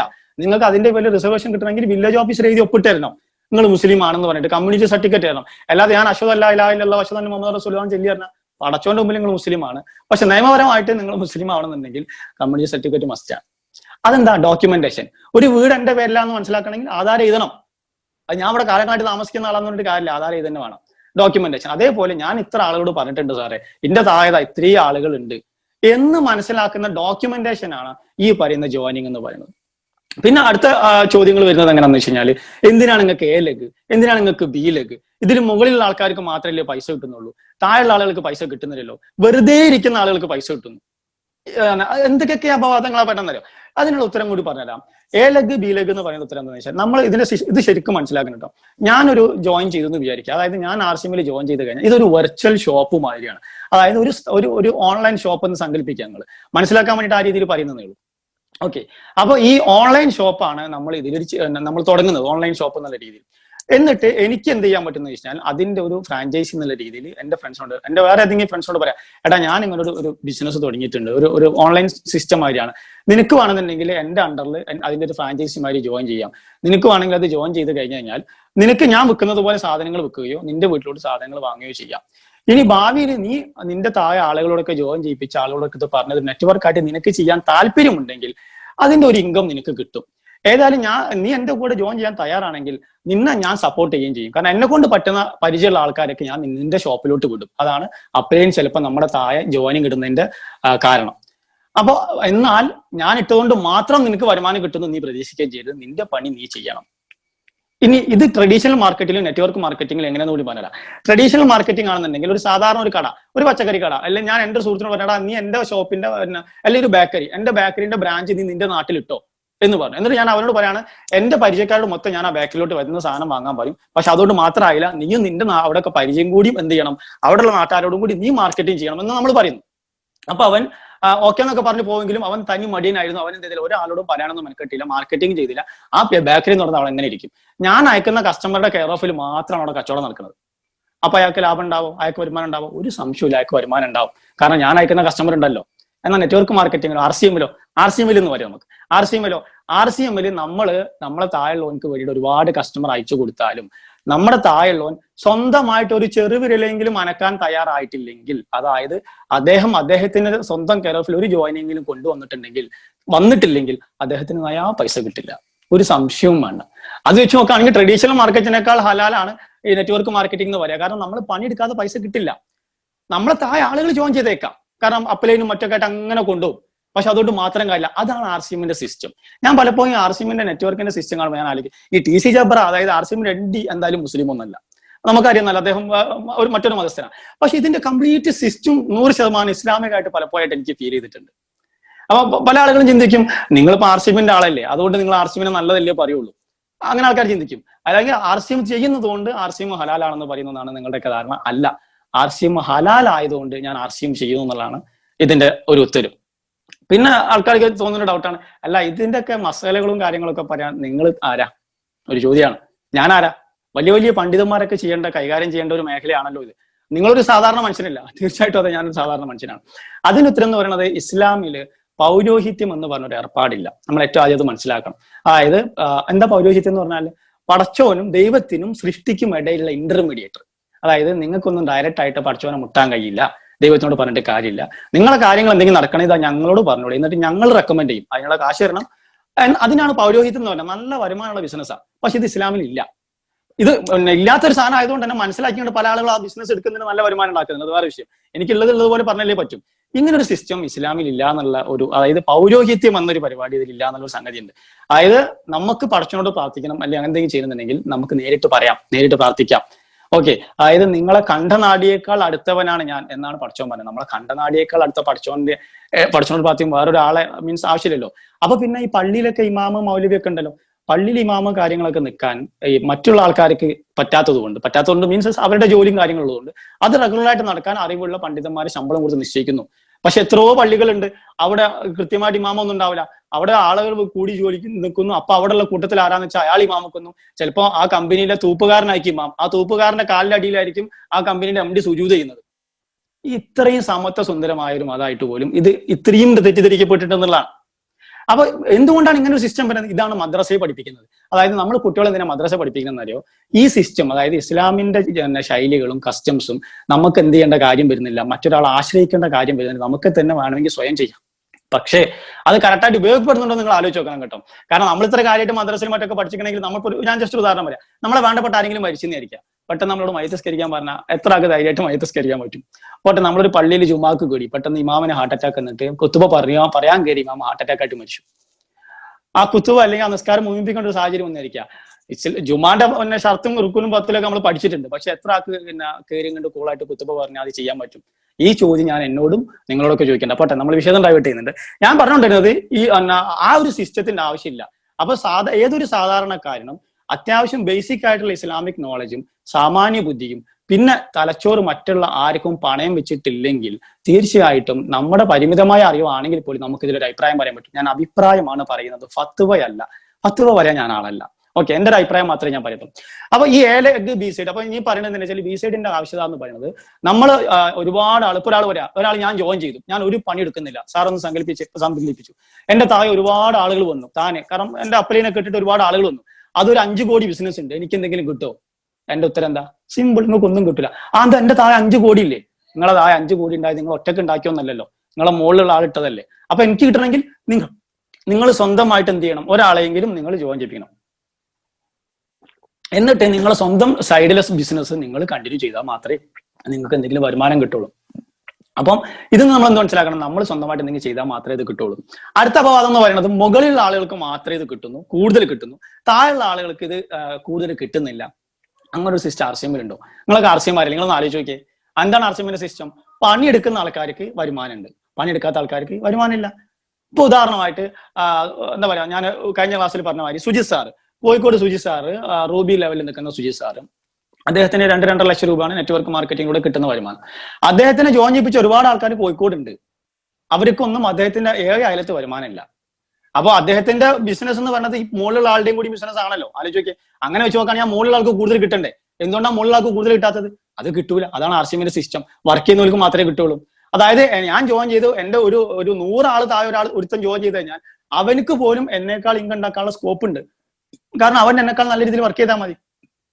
പക്ഷെ വേറൊരു അട്രാക്ഷൻ എന്താണെന്ന് വെച്ച് കഴിഞ്ഞാൽ, അങ്ങനെ നമ്മളെക്കാൾ കഴിവുള്ള ഒരാൾ നമ്മളെ താഴെ വന്നു കഴിഞ്ഞാൽ സത്യത്തിൽ നമ്മളെയും കൂടി ബിസിനസ് കൂടെ ചെയ്യുള്ളൂ. നമ്മൾ അതിനോട് കട്ടക്ക് വർക്ക് ചെയ്യാൻ തയ്യാറായാൽ നമുക്ക് നല്ല വരുമാനം കിട്ടും. സാധാരണ രീതിയിൽ നമ്മളെ ഒരു ഷോപ്പ് ഉണ്ട്, നമ്മളമാരത്തെ ഒരു ഷോപ്പിന്റെ ഒരു കോപ്പി തൊട്ടപ്പുറത്ത് വേറെ ആൾ ഷോപ്പ് ഇട്ട് കഴിഞ്ഞാൽ നമ്മളെ ബിസിനസ് ഡൗൺ ആവെങ്കിൽ, ഇത് നേരെ ഓപ്പോസിറ്റാ. നമ്മളെ കൂടുതൽ ആൾ നമ്മളെക്കാൾ നന്നായി പെർഫോം ചെയ്താൽ നമുക്ക് ഗുണം തന്നെ ചെയ്യാം. പക്ഷെ നമ്മളിപ്പോൾ അതിന്റെ പ്ലാനിങ് മനസ്സിലാക്കണം. ബിസിനസ് പ്ലാൻ എന്ന് പറയുകയാണെങ്കിൽ RCM ബിസിനസ് പ്ലാൻ നിങ്ങൾ ശ്രദ്ധിച്ചിട്ടുണ്ടാവും, 32% വരെ പെർഫോമൻസ് ബോണസ് ആണ്. അത് കഴിഞ്ഞിട്ട് 8% റോയൽറ്റിയും 5% ടെക്നിക്കലും, അങ്ങനെ ആകെ മൊത്തം 45% RCM പ്രൊഡക്റ്റിന്റെ ബിസിനസ് വോളിയത്തിന്റെ 45% ഡിസ്ട്രിബ്യൂട്ടേഴ്സിനായിട്ട് കൊടുക്കുന്നത്. ബിസിനസ് വോളിയം എന്ന് പറഞ്ഞാൽ കമ്പനി ഈ ഇൻസെന്റീവ് കണക്കാക്കാൻ വേണ്ടി കാൽക്കുലേറ്റ് ചെയ്തിരിക്കുന്ന ഒരു സംഖ്യയാണ്. ഓൺ ആൻ ആവറേജ് അത് 60%. അപ്പൊ 60% നിങ്ങൾക്ക് RCM ഇല്ലാത്ത ആരെങ്കിലും ഇത് കേൾക്കുന്നുണ്ടെങ്കിൽ സിമ്പിൾ ആക്കി പറഞ്ഞാൽ 60% ഒരു 45% എന്ന് പറയുന്നത് ടോട്ടൽ ബിസിനസിന്റെ ഓൺ ആൻഡ് അറൌണ്ട് 25%. അതായത് ടോട്ടൽ ബിസിനസിന്റെ, അത് BV-യിലല്ല വാല്യൂവിൽ തന്നെ അതിന്റെ 25%-ഓളം ഡിസ്ട്രിബ്യൂട്ടേഴ്സിന് ഡിവൈഡ് ചെയ്ത് കൊടുക്കുന്നു. പ്രത്യേകം ശ്രദ്ധിക്കുക, ഡിസ്ട്രിബ്യൂട്ടേഴ്സിന് എല്ലാവർക്കും കൂടി ഡിവൈഡ് ചെയ്ത് കൊടുക്കുന്നു, ഒരു വ്യക്തിക്കല്ല. പ്രത്യേകം ശ്രദ്ധിക്കണേ. അത് വേറെ അപവാദം പറഞ്ഞിട്ടുണ്ട്. നിങ്ങൾക്ക് ഇതിന്റെ ബിസിനസ് പ്ലാൻ ഒക്കെ ഭയങ്കര കൺഫ്യൂസിംഗ് ആണ്. കാരണം നിങ്ങളെ ബിസിനസ്സും A സൈഡിലെ ബിസിനസ്സും B സൈഡിലെ ബിസിനസ്സും നിങ്ങളുടെ ബിസിനസ്സും കൂട്ടും. ഇതെല്ലാം കൂട്ടിയതിന് ശേഷം നിങ്ങൾ വിചാരിക്കും ഈ പൈസ മൊത്തം നിങ്ങൾക്കാണ്, പക്ഷെ അത് നിങ്ങൾക്കല്ല, അത് മറ്റുള്ളവർക്ക് കൊടുക്കും. അങ്ങനെ തെറ്റിദ്ധരിപ്പിക്കുന്നുണ്ട്. നിങ്ങളോട് ആരും അങ്ങനെയൊക്കെ വിചാരിക്കാൻ പറഞ്ഞേ? നമ്മൾ അങ്ങനെ പറഞ്ഞിട്ടില്ലല്ലോ. നമ്മൾ ക്ലിയർ കട്ടായിട്ട്, നിങ്ങൾ RCM സൈറ്റ് എടുത്ത് നോക്കിയാൽ ക്ലിയർ കട്ടായിട്ട് പറയുന്നുണ്ട്, നിങ്ങളും നിങ്ങളുടെ ടീമും ചെയ്ത ബിസിനസിന്റെ കമ്മീഷൻ നിങ്ങൾക്കും നിങ്ങളുടെ ടീമിന് അവകാശപ്പെട്ടത്. അപ്പൊ നിങ്ങളെ ബിസിനസിന്റെ കമ്മീഷൻ എന്താ? നിങ്ങളുടെ ടീമിന് അവകാശപ്പെട്ട സംഖ്യ കൊടുത്തതിന് ശേഷം നിങ്ങൾക്കുള്ളത്. എന്തിനാണ് ഈ സിസ്റ്റം ഉണ്ടാക്കുന്നത്? ഈ സിസ്റ്റം ഉണ്ടാക്കുന്നത് പണിയെടുക്കുന്നതിന് പൈസ കിട്ടാനും പണിയെടുക്കാത്തതിനൊന്നും കിട്ടാതിരിക്കാനും വേണ്ടിയിട്ട് തന്നെയാണ്. ഓക്കെ, അപ്പൊ ആ സംഗതി മനസ്സിലായി കാണുന്നു വിചാരിക്കുന്നു. അപ്പോൾ ഇതുകൊണ്ട് ഞാൻ പറയാൻ ഉദ്ദേശിച്ച ഒരേ ഒരു പോയിന്റ്, ആ നെറ്റ്വർക്കിലുള്ള സകലമായ ആളുകൾക്കും വരുമാനം കിട്ടുന്നു. വേറൊരു അഭാവം എന്ന് പറയുന്നത് താഴെ കിടയിലുള്ള ആളുകൾക്ക്, ഏറ്റവും താഴെ ജോയിൻ ചെയ്ത ആളുകൾക്ക് ഇത് കിട്ടുന്നില്ല, എന്താ പറയാ, ആളെ കിട്ടുന്നില്ല, അല്ലെങ്കിൽ അവർക്ക് വരുമാനം കിട്ടുന്നില്ല. ആരെയും ആളെ കിട്ടണം എന്ന് പറഞ്ഞു? ആളെ കിട്ടേണ്ട ബേസിൽ വരുമാനം ഉണ്ടെങ്കിലല്ലേ ആളെ കിട്ടേണ്ട കാര്യമുള്ളൂ. ആളിലല്ലല്ലോ പ്രസക്തി. RCM ആളിൽ എന്തെങ്കിലും പ്രസക്തി ഉണ്ടോ? RCM ആളിൽ ഒരു പ്രസക്തിയും ഇല്ല. ജോയിൻ ചെയ്യുന്ന ആളുകളുടെ എണ്ണം RCM വിഷയമല്ല.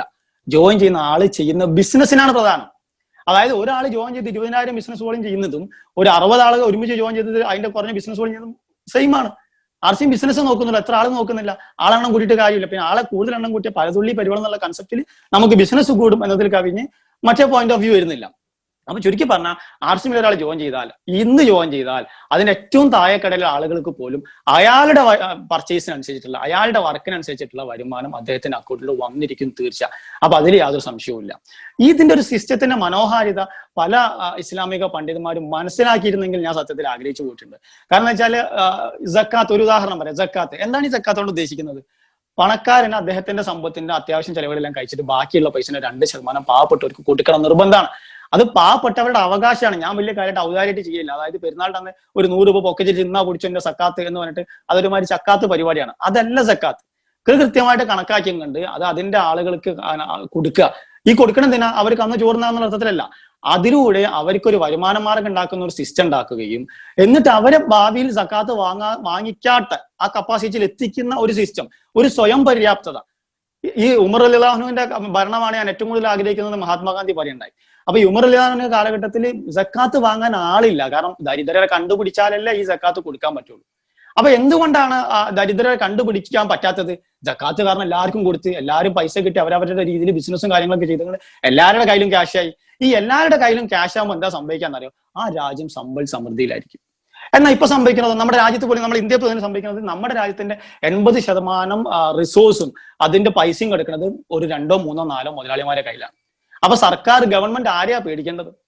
ഗവൺമെന്റ് ആരെ പേടിക്കുക? ഗവൺമെന്റ് എന്നല്ല, എല്ലാവരും ആരെ പേടിക്കുക? പൈസ ലോണല്ലേ പേടിക്കുക? ആർക്കാ പൈസ ഉള്ളത്? വെറും 4 ആൾക്കാർക്ക് 80% ഉണ്ട്. ബാക്കി 130 കോടി ജനങ്ങൾക്കും ബാക്കി ചില്ലറ പൈസ അവർക്ക് ആകെ മൊത്തം കപ്പാസിറ്റി ഉള്ളൂ. അപ്പൊ ജനങ്ങൾക്ക് വേണ്ടിയിട്ട് നിയമം ഉണ്ടാക്കണോ അതോ കോർപ്പറേറ്റ് മുതലാളികൾക്ക് വേണ്ടി നിയമം ഉണ്ടാക്കണോ? സ്വാഭാവികമായിട്ട് ഗവൺമെന്റ് അങ്ങനെ ചെയ്യുള്ളൂ. കോർപ്പറേറ്റ് മുതലാളികൾക്ക് വേണ്ടി നിയമം ഉണ്ടാക്കണം എല്ലാ ഗവൺമെന്റും. സ്വാഭാവികം. നിങ്ങൾ കോമൺ സെൻസ് വെച്ച് ആലോചിച്ചാൽ മതി. പടച്ചോനെ പേടിയുള്ള ഇല്ലാത്ത ഗവൺമെന്റ് ആണെങ്കിൽ, അങ്ങനെ ഉള്ളവരാണെങ്കിൽ എക്സെപ്ഷൻ, ഞാനത് സമ്മതിക്കുന്നു. അപ്പൊ ഇതിനൊരു പരിഹാരം എന്താ? ഇതിന്റെ പരിഹാരം എന്ന് പറയുന്നത് എല്ലാ ജനങ്ങളുടെ കയ്യിലും കാശെത്തണം, ഫണ്ടിന്റെ ഫ്ലോ ഉണ്ടാവണം, എല്ലാ സാധാരണക്കാരന്റെ കയ്യിലും പൈസ എത്തണം. അപ്പൊ എല്ലാ സാധാരണക്കാരന്റെ കയ്യിലും പൈസ ഉണ്ടാകുമ്പോൾ എല്ലാവരും ഒരു സ്വയം പര്യാപ്തത്തിൽ എത്തുമ്പോൾ നല്ല ഫണ്ട് ഉണ്ടാവും, GDP എന്ന് പറഞ്ഞ സാധനം കൂടും, നല്ല വരുമാനം ഉണ്ടാവും, ഗവൺമെന്റിന് ജനങ്ങളെ പരിഗണിക്കേണ്ടി വരും. ഇതേ സിസ്റ്റം തന്നെയല്ലേ RCM ചെയ്യണത്? ഒന്ന് ആലോചിച്ച് നോക്കിയേ. കാരണം RCMിലൂടെ ജോയിൻ ചെയ്യുമ്പോൾ അതിൽ റോയൽറ്റി വെച്ച് ആ ടീമിൽ, ഇപ്പൊ ഞാൻ എന്റെ ടീമിലുണ്ടെങ്കിൽ ഞാനൊരു മാസം എന്തെങ്കിലും വാങ്ങുന്നുണ്ടെങ്കിൽ ഞാൻ മാത്രമാണോ? എന്റെ കൂടെ വന്ന എല്ലാ ആളുകൾക്കും അതിന്റെ വരുമാനം കിട്ടുന്നില്ലേ? നമ്മുടെ ലക്ഷ്യം തന്നെ എന്തായിരിക്കും? താഴെയുള്ളവർക്ക് എങ്ങനെയെങ്കിലും വരുമാനം ഉണ്ടാക്കി കൊടുക്കണമെന്നല്ലേ? താഴെയുള്ളവർക്ക് വരുമാനം ഉണ്ടാക്കി കൊടുക്കുമ്പോഴല്ലേ നമുക്ക് വരുമാനം ഉണ്ടാവുന്നുള്ളൂ. അപ്പൊ ഈ ഒരു സിസ്റ്റം നല്ല രീതിയിലും ശരിക്കും പറഞ്ഞാൽ മഹല്ല അടിസ്ഥാനത്തിൽ നല്ല രീതിയിൽ ചെയ്യാന്നുണ്ടെങ്കിൽ എത്ര പാവപ്പെട്ട ആളുകളെ നമുക്ക് സഹായിക്കാൻ പറ്റും. ആളുകളെ സഹായിക്കേണ്ടത് പൈസ കടം കൊടുത്തിട്ടല്ല, അവർക്ക് പിന്നീട് കടം വാങ്ങാത്ത കോലത്തിലുള്ള സംവിധാനം ഒരുക്കിയിട്ടാണ്. ഇനി അങ്ങനെ ചെയ്യാൻ നമ്മൾ ആരെങ്കിലും പറ്റിക്കേണ്ടതുണ്ടോ? നമ്മൾ ആരും പറ്റിക്കുന്നില്ലല്ലോ. അത് RCM നെറ്റ്വർക്ക് ആ സംഗതിയിലോട്ട് വരും. അപ്പം ഈ നമ്മളെ രാജ്യത്തിന് നല്ല രീതിയിൽ എന്താ പറയാ ഒരു വളർത്താൻ നമുക്ക് ഇതിലൊരു സിസ്റ്റം ഉണ്ടെന്നുള്ളത് കൂടി നമ്മൾ മനസ്സിലാക്കണം. പിന്നെ ഇതിൽ പറഞ്ഞ വേറൊരു അപവാദം, പിന്നെ കഴിഞ്ഞ ഞായറാഴ്ച ആണ് തോന്നുന്നുണ്ട് ഒരു മീറ്റിംഗ് ഉണ്ടായിരുന്നു. അപ്പൊ അദ്ദേഹം അതിലെ ഒരുപാട് സംഗതി അദ്ദേഹം പറഞ്ഞു, അവര് സംഘടനയുടെ ഉള്ളിൽ തന്നെ ഒരു മീറ്റിംഗ് ഉണ്ടായി, അതിൽ നിന്ന് ഡിബേറ്റ് എക്സ്ചേഞ്ചിൽ ഉരുത്തിരിഞ്ഞു വന്ന ചില സംഗതികളാണ് എന്നൊക്കെ പറഞ്ഞുകൊണ്ട് എന്താ പറയാ ഒന്നും കൗണ്ടർ ചെയ്യാൻ പറ്റാതെ ഞാൻ ആ വീഡിയോ കണ്ടു. വളരെ കഷ്ടപ്പെടുന്ന മാതിരി തോന്നി. എങ്ങനെയെങ്കിലും ഇതിനൊന്ന് ഹറാമാക്കണം, അതായത് ഞാനാണ് കുറ്റവാളി എന്ന് ഉറപ്പിച്ച പോലെ എന്ന് പറഞ്ഞാൽ എങ്ങനെയെങ്കിലും ഇതിനൊന്ന് ഹറാമാക്കണം എന്നുള്ള കോലത്തിലുള്ള ഒരു സ്റ്റൈലാണ് വരുന്നത്. അതിന് ഒരുപാട് കാര്യങ്ങൾ അതിന് പറയുന്നുണ്ട്. അതിലൊരു കാര്യമായിട്ട് അദ്ദേഹം പറയുന്നത് വെച്ചാൽ, നമ്മളൊരു റോയൽറ്റി ലെവൽ എത്തിക്കഴിഞ്ഞാൽ ഇതിന്റെ കണ്ടീഷൻസ് എല്ലാം വളരെ വ്യക്തമായിട്ട് സൈറ്റിൽ എഴുതി വെച്ചിട്ടുണ്ട്. ഇതിലൊന്നും ഒരു ഹിഡൻ സാധനമില്ല. റോയൽറ്റി ലെവൽ എത്തിക്കഴിഞ്ഞാൽ ആ എത്തുന്ന ആള് മിനിമം 1500 ബിസിനസ് വോളിയത്തിന്റെ പർച്ചേസ് ചെയ്യണം എന്നുള്ള. അപ്പൊ ഇങ്ങനൊരു കണ്ടീഷൻ വെക്കുന്നുണ്ടല്ലോ, ഇങ്ങനൊരു കണ്ടീഷൻ വെക്കുന്നത്, കണ്ടീഷൻ വെച്ചിട്ടുള്ള ബിസിനസ് ഇതിൽ ഹറാമല്ലേ എന്നതാണ് ചോദ്യം. മനസ്സിലായോ? അപ്പൊ ഞാൻ ആദ്യം റോയൽറ്റി എന്താന്ന് പറയാം. 32% കമ്മീഷൻ കിട്ടിക്കഴിഞ്ഞതിന് ശേഷം നമ്മളെ ഒരു സൈഡിൽ 3.5 ലക്ഷം, മറ്റേ സൈഡിൽ 1.25 ബിസിനസ്സും വരുന്ന സ്റ്റേജ് എത്തുമ്പോൾ കമ്പനി നിങ്ങൾക്ക് എക്സ്ട്രാ അഡീഷൻ ആയിട്ട് ഒരു റോയൽറ്റി ഇൻകം തരും. അത് മിനിമം ഒരു 10,000 രൂപയൊക്കെ ഉണ്ടാവും. അതായത് റോയൽറ്റി റേഞ്ചിലുള്ള ഒരാളുടെ RCM കൊടുക്കുന്ന വരുമാനം അറൗണ്ട് 20,000 റുപ്പീസ് ആയിരിക്കും. അപ്പം 20,000 രൂപ കമ്പനി ശമ്പളമായിട്ട് കൊടുക്കുമ്പോൾ, മീൻസ് ശമ്പളം എന്നുള്ള വാക്യാൻ ഉപയോഗിച്ചെന്നുള്ളൂ, കമ്മീഷനായിട്ട് കൊടുക്കുമ്പോൾ കമ്പനി പറയുന്നത് നമ്മൾ എന്ത് ചെയ്യണം, നമ്മുടെ പ്രൊഡക്റ്റ് വാങ്ങണം എന്നുള്ളത്. അതിപ്പോ കമ്പനി ശമ്പളം തന്നില്ലെങ്കിലും അല്ലെങ്കിൽ ഒരു തുടക്കക്കാരൻ പോലും, നിങ്ങൾ ആലോചിക്കുക, നമ്മളെ വീട്ടിലോട്ട് കൊണ്ട് ഈ പറഞ്ഞ സകലമാന മിനിമം ഒരു 4,000 രൂപയുടെ സാധനം എല്ലാ മാസം വാങ്ങാനുള്ള സാധനം RCMിലുണ്ട്. 4,000 രൂപയുടെ സാധനം എന്ന് പറയുമ്പോൾ 2,500 ബിസിനസ് പോലെ. ഇവർ പറഞ്ഞ കണ്ടീഷൻ 1,500 ബിസിനസ് പോലെ, അതായത് 2,500, 3,000 രൂപയുടെ പർച്ചേസ്. ഇത് റോയൽറ്റി അല്ലാത്തവരും വാങ്ങും. കാരണം ഇത്രയും ആയില്ലാത്ത അത്രയും നല്ല ക്വാളിറ്റിയിൽ പറിച്ചിട്ടുണ്ടാകുമ്പോൾ. അപ്പൊ പിന്നെ എന്തുകൊണ്ട് ഇങ്ങനെ ഒരു കണ്ടീഷൻ വെച്ചു അതുകൂടി പറഞ്ഞുതരാം. ഒരാള് ജോയിൻ ചെയ്യിപ്പിച്ചു, പിന്നെ വലത്തെ സൈഡിൽ നല്ല കുറെ ആൾ വന്നു, ഇടത്തെ സൈഡിൽ ആൾ കുറച്ച് ആൾ ഇട്ടു. പിന്നെ ഇയാൾ എന്ത് ചെയ്യുന്നു വെച്ചാൽ ഈ വിഷയത്തിലോട്ട് നോക്കുന്നേ ഇല്ല, പണിയെടുക്കുന്നില്ല, റെസ്റ്റ് എടുക്കാൻ തീരുമാനിച്ചു, ഒരു പർച്ചേസ് ഒന്നും ചെയ്യുന്നില്ല, ഒരു കണ്ടീഷൻ അപ്ലിക്കബിൾ അല്ല. അത്തരം ആളുകൾക്ക് ഈ റോയൽറ്റി എന്ന് പറഞ്ഞ സാധനം കൊടുക്കുന്നതിനോ അല്ലെങ്കിൽ അതിന്റെ അത് കൊടുക്കുന്നതിന് ലോജിക്ക് ഇല്ല. കാരണം പണിയെടുക്കാത്തവർക്ക് കൊടുക്കില്ല. ഇതിൽ ഫുൾ ടൈം എൻഗേജ് ആയിട്ട് നിൽക്കണം. ആ എൻഗേജ് ആയിട്ട് നിൽക്കണം എന്നുണ്ടെങ്കിൽ നമ്മൾ ഇതിലോട്ട് പർച്ചേസ് ചെയ്യണം. പർച്ചേസ് ചെയ്യപ്പെടാത്ത എന്തെങ്കിലും സാധനം വാങ്ങാനല്ലല്ലോ RCM പറയുന്നത്.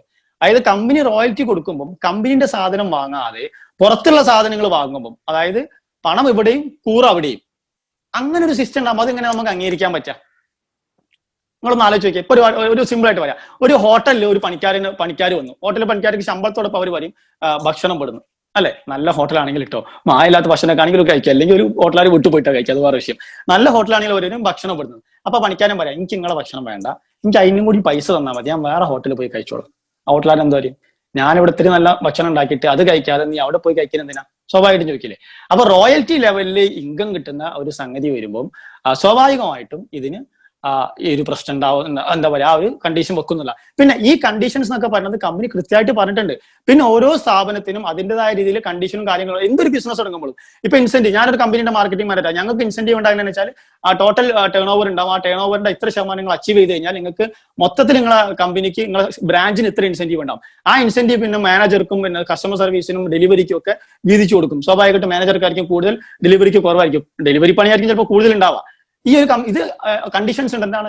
ആ ബിസിനസ് എത്തണം, ആ ശതമാനം എത്തണം, ഇങ്ങനെ ഓരോ കണ്ടീഷൻസ് ഉണ്ടാവും. പോട്ടെ, നമ്മുടെ ട്രഡീഷണൽ മാർക്കറ്റിൽ തന്നെ സോപ്പോ അല്ലെങ്കിൽ സോപ്പും പൊടിയൊക്കെ വിൽക്കുന്ന വണ്ടിക്കാരെ കണ്ടിട്ടില്ലേ?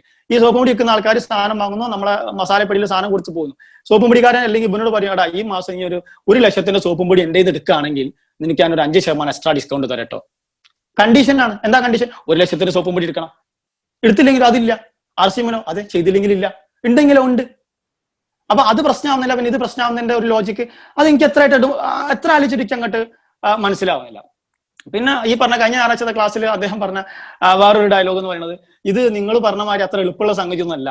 ഇതില് ശരിയായ വരുമാനം കിട്ടണമെന്നുണ്ടെങ്കിൽ ജോലി രാജിവെക്കണം, അല്ലാതെ പൂർണ്ണമായിട്ട് ഇതിൽ എറിഞ്ഞാൽ മാത്രമേ കിട്ടുള്ളൂ.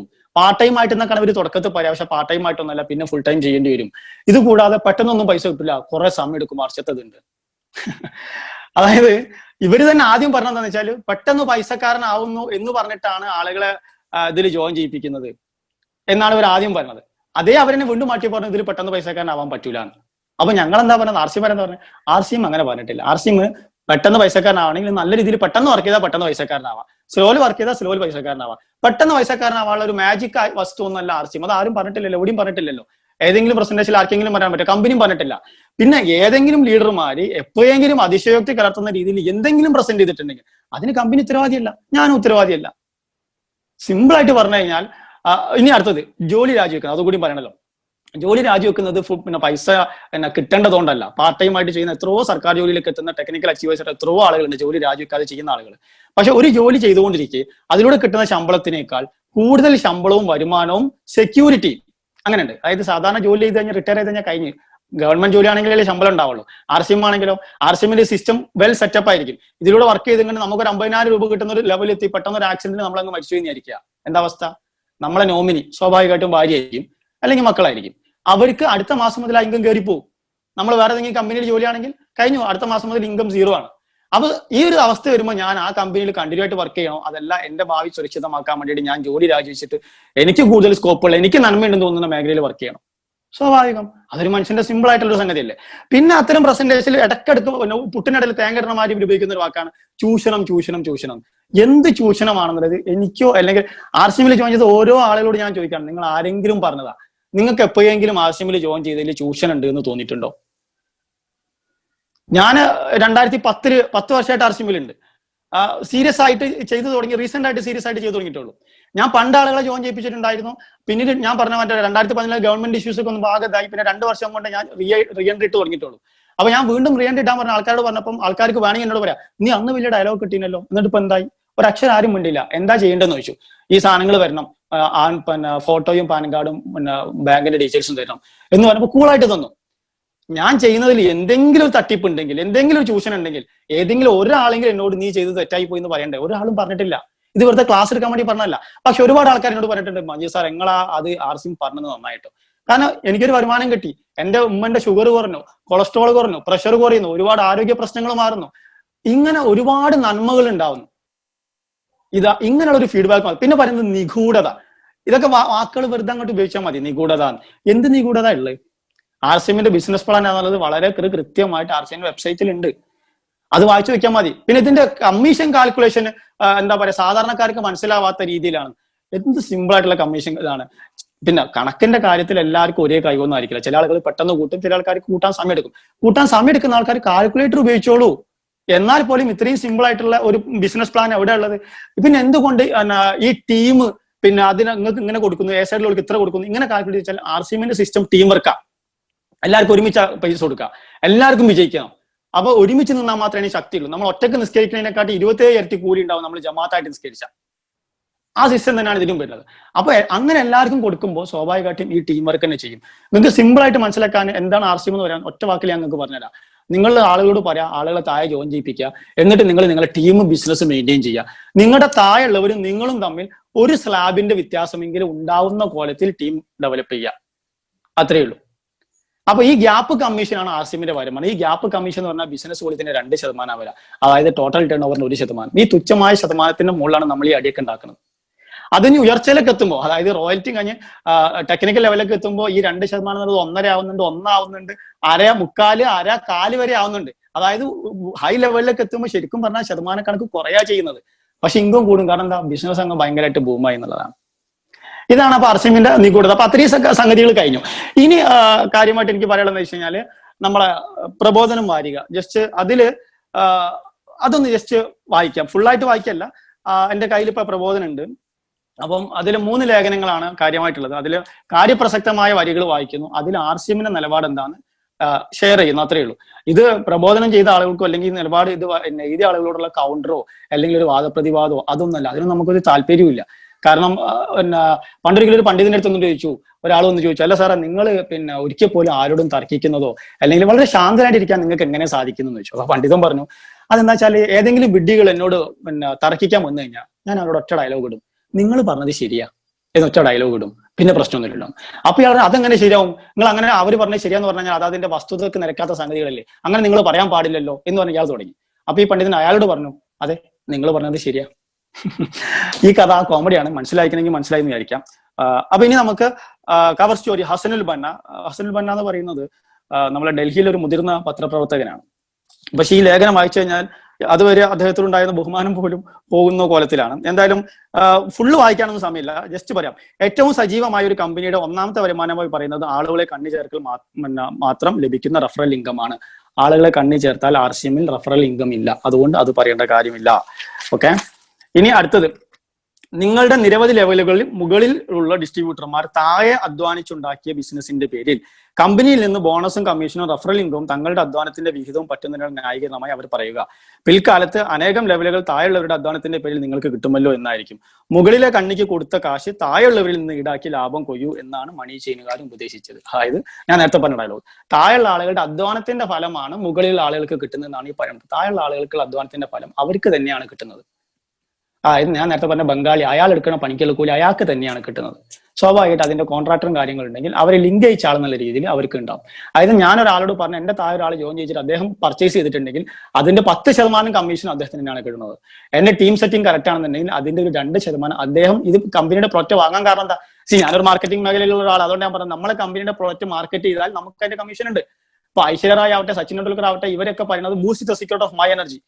അപ്പൊ അതെന്ന് പറയുമ്പോൾ നമ്മളെ മനസ്സിലങ്ങൾ കുത്തിക്കരാ, ലൈഫോ എവിടെയോ അവിടെയാണ് ആരോഗ്യം. നിങ്ങളിപ്പോ പറഞ്ഞിട്ടുണ്ടോ എനിക്ക് നന്നായിട്ട് അറിയാം. ഇതെന്താണെന്ന് വെച്ചാൽ ഈ മീഡിയാസിന് ഇങ്ങനെ ചെയ്യാൻ പറ്റും, എന്ത് സംഗതിനെ തെറ്റിദ്ധരിപ്പിക്കാൻ മീഡിയാസിന് പറ്റും. ഈ പരസ്യം പറയുന്ന ആളുകൾക്ക് ഇവർ കൊടുക്കാൻ ഒരുപാട് പൈസ. അപ്പൊ ഈ സിസ്റ്റത്തിൽ നമ്മളെന്താ വേണത്? നമ്മളത് ഉപയോഗിച്ചിട്ട് നമുക്ക് ബോധ്യപ്പെട്ടതിന് ശേഷം നമ്മളത് പറയുമ്പോൾ അതിന്റെ ആ പൈസ നമുക്ക് തരുന്നു. അപ്പൊ ഇവരെന്താ പറയുന്നത്? നിങ്ങൾ തന്നെ നല്ലത് പറഞ്ഞിട്ട് നിങ്ങൾ പൈസ വാങ്ങണ്ട, നിങ്ങൾ ആ പൈസ ആ കോർപ്പറേറ്റ് കമ്പനികൾക്കോ അല്ലെങ്കിൽ അതിന്റെ പരസ്യത്തിലുള്ള അർദ്ധനാഗ്നി മീനിയൊക്കെയുള്ള ആളുകൾക്ക് കൊടുക്കൂ എന്ന് പറഞ്ഞാൽ അംഗീകരിക്കാൻ ബുദ്ധിമുട്ടുണ്ട്. ഓക്കെ, അപ്പോ അധ്വാനിച്ചുണ്ടാക്കിയ കഥ ഞാൻ പറഞ്ഞു. പിന്നെ വേറൊരു സംഗതി മനസ്സിലാക്കേണ്ട, ഒരു ഹദീസ് ഉണ്ട്, നമ്മൾ ആരെങ്കിലും ഒരു നന്മയിലേക്ക് നയിച്ചാൽ, ഒരു സന്മാർഗത്തിലോട്ട് നമ്മൾ നയിച്ചു കഴിഞ്ഞാൽ അദ്ദേഹം അത് സ്വീകരിച്ചാൽ അദ്ദേഹം അത് ചെയ്യുന്നതിന്റെ എല്ലാ പ്രതിഫലവും അതിന്റെ അതേ അളവിൽ നമുക്ക് കിട്ടും. എന്നാൽ അദ്ദേഹത്തിന്റെ പ്രതിഫലത്തിൽ നിന്ന് യാതൊന്നും കുറയ്ക്കപ്പെടുന്നില്ല. അതേപോലെ നമ്മൾ ആരെങ്കിലും ഒരു ദിലാലത്തിലോട്ട് ഒരു മോശമായ മേഖലയിലോട്ട് നയിച്ചു കഴിഞ്ഞാൽ അദ്ദേഹം ചെയ്യുന്ന എല്ലാ തെറ്റിന്റെയും കുറ്റം നമുക്കും കിട്ടും. അദ്ദേഹത്തിന്റെ ശിക്ഷയിൽ നിന്ന് യാതൊന്നും കുറയ്ക്കപ്പെടുന്നില്ല. കുറച്ചുകൂടി സിമ്പിൾ ആക്കി പറയാം, നമ്മൾ വളരെ മോശമായ ഒരു സംഗതി വാട്സപ്പിൽ ഫോർവേഡ് ചെയ്തു എന്ന് വിചാരിക്കുക. ഇത് ഒരു ഗ്രൂപ്പിൽ കിട്ടി, അവരത് ചറവറാറിന് ഫോർവേഡ് ചെയ്തു. പല ആൾക്കാർക്കും അതിങ്ങനെ അട്ടില്ലാതെ പോയി. നമ്മൾ ആ ഫോർവേഡ് ചെയ്ത ഒരു തെറ്റാണല്ലോ. ആ കണക്ഷന്റെ കംപ്ലീറ്റ് ആൾക്കാരുടെ തെറ്റ് നമ്മളെ കബറിലോട്ട് നമ്മൾ മരിച്ചു അങ്ങനെ വന്നുകൊണ്ടിരിക്കും, അട്ടിക്ക് ഇങ്ങനെ വന്നുകൊണ്ടിരിക്കും. അപ്പൊ ഇതിങ്ങനെ വരുമ്പോൾ പഠിച്ചാൽ പറയാൻ ഞാൻ ഒറ്റ പ്രാവശ്യം പ്രൊവൈഡ് ചെയ്തോളൂ, എനിക്ക് അതിന്റെ തെറ്റ് മാത്രം മതി, മറ്റൊന്നും നിന്റെ അക്കൗണ്ട് പെട്ടല്ല, ഞാൻ ചെയ്തല്ല എന്ന് പറഞ്ഞിട്ട് കാര്യമില്ല. നേരെ തിരിച്ച് നല്ല ചിന്തിക്കുക. നിങ്ങളൊരു നല്ല കാര്യം ചെയ്തു, നിങ്ങളൊരു മരം നട്ടു, ആ മരത്തിൽ പക്ഷികൾ ഇരിക്കുന്നതിനും അതിൽ ആൾക്കാർ തണലുള്ളതിന്റെ ഒക്കെ കൂലി നിങ്ങൾ മരിച്ചു കഴിഞ്ഞാൽ അട്ടിക്ക് നിങ്ങളെ കബറിലോട്ട് വരും. നിങ്ങൾ ഇതിനെ കബറിൽ കിടന്ന് മരിച്ചു കഴിഞ്ഞിട്ട് പരലോകത്തെത്തുന്ന സമയത്ത് ഞാൻ ഇതിന് മാത്രം നന്മ ചെയ്തിട്ടില്ലല്ലോ എന്ന് അത്ഭുതപ്പെടും. എന്തുകൊണ്ടാ വെച്ചാൽ ഇത് അക്യുമുലേറ്റഡ് ആണ്. നമ്മൾ പറയും എനിക്കത് വേണ്ട, കാരണം ഞാനത് നേരിട്ട് ചെയ്തതല്ല, ഞാൻ നേരിട്ട് ചെയ്ത സാധനത്തിന് മാത്രം എനിക്ക് തന്നാൽ മതി എന്ന് നമ്മൾ പറയില്ലല്ലോ. അത് തന്നെയാണ് ഈ നെറ്റ്വർക്കിന്റെ പവർ. അതിലൂടെ തന്നെയാണ് കാര്യങ്ങൾ വരികയും ചെയ്യുന്നത്. ഓക്കെ, അപ്പോൾ ആ സംഗതി മനസ്സിലായിരിക്കുന്നു. പിന്നെ അത്യാവശ്യമല്ലാത്തതോ നിലവിൽ ഉപയോഗിക്കാത്തതോ കുറഞ്ഞ വിലക്ക് ലഭിക്കുന്നതോ ആയ ഉൽപ്പന്നങ്ങൾ അമിത വിലക്ക് വിതരണക്കാരിൽ അടിച്ചേൽപ്പിക്കുന്നതിനുള്ള ഉപായമാണ് ഈ കണ്ണി ചേർക്കൽ. ഏറ്റവും പറഞ്ഞാൽ അത്യാവശ്യമല്ലാത്ത ഉപകരണം. എന്താ കഥ? ഞാൻ ഇട്ടിരിക്കുന്ന ഷർട്ടില്ലേ ആർസിഎമ്മിന്റെ, ഞാൻ ഇട്ടിരിക്കുന്ന ബനിയൻ, ഇതിന്റെ ഇന്നർവെയർ, പാന്റ്, ടവൽ, ഈ സകലமான സാധനം ഇതൊന്നും അത്യാവശ്യമില്ല എന്നാണ് പറഞ്ഞത്. പോട്ടെ, ഞാനിന്ന് തേച്ച ബ്രഷ്, അതിന്റെ പേസ്റ്റ്, പിന്നെ കുടിച്ച ചായ, ഇങ്ങനെ സകലமான സാധനം ആർസിഎം അല്ലേ. ഇതൊക്കെ എങ്ങനെ അത്യാവശ്യമില്ലാത്ത സാധനം ആവണത്? ഇനി അതിന്റെ വില നിങ്ങൾ ചെക്ക് ചെയ്തോളി. അതേ ക്വാളിറ്റിയിലുള്ള സാധനത്തിന് മാർക്കറ്റ് പ്രൈസിനേക്കാൾ വില കുറഞ്ഞിട്ടാ കിട്ടുന്നത്. അപ്പൊ ആ സംഗതി തീരുമാനമായല്ലോ. ഇനി അടുത്തത് പറയുന്നത് കണക്കിലെ കളികളൊക്കെ നല്ല തമാശയാണ് കേട്ടോ. പിന്നെ അതിന്റെ ഇടയ്ക്ക് ഒരു വരിയുണ്ട്, യഥാർത്ഥ ഉൽപ്പന്നത്തിന്റെ വിലയുടെ എത്രയോ ഇരട്ടി. RCMൽ ജോയിൻ ചെയ്യുന്ന എല്ലാ ആളുകൾക്ക് അറിയാം അത് അങ്ങനെ ഇല്ല എന്നുള്ളത്. നെറ്റ്വർക്ക് കമ്പനികൾ നിഷ്കർഷിച്ച പോലെ കച്ചവടം നടക്കണമെങ്കിൽ ഓരോ വ്യക്തിയും തനിക്ക് കീഴിൽ 2 ചെയിനുകളായി ബിസിനസ് കൊണ്ടുപോകാൻ ചുരുങ്ങിയത് 2 കണ്ണികളെ ചേർക്കണമെന്നാണ് വ്യവസ്ഥ. കേട്ടാൽ വളരെ ലളിതമെന്ന് തോന്നുന്നൊക്കെ പറഞ്ഞിട്ട് ഒരു രാജാവിന്റെ കഥ, അതായത് രാജാവിന്റെ കഥയായിട്ട് അദ്ദേഹം പറയുന്ന ഒരു കഥ നിങ്ങൾ എല്ലാവരും കേട്ടിട്ടുണ്ടാവും. ഒരു രാജാവിന് ബോണസ്, അദ്ദേഹത്തിന് ഒരു സമ്മാനം കൊടുക്കുമ്പോൾ അദ്ദേഹം പറഞ്ഞു, എനിക്ക് ചതുരംഗ കള്ളിയിൽ ഒരു കള്ളിയിൽ ഒരു നെല്ല്, അടുത്ത കള്ളിയിൽ 2, അങ്ങനെ ചെയ്തു തന്നാൽ മതി എന്നൊരു കഥയുണ്ട്.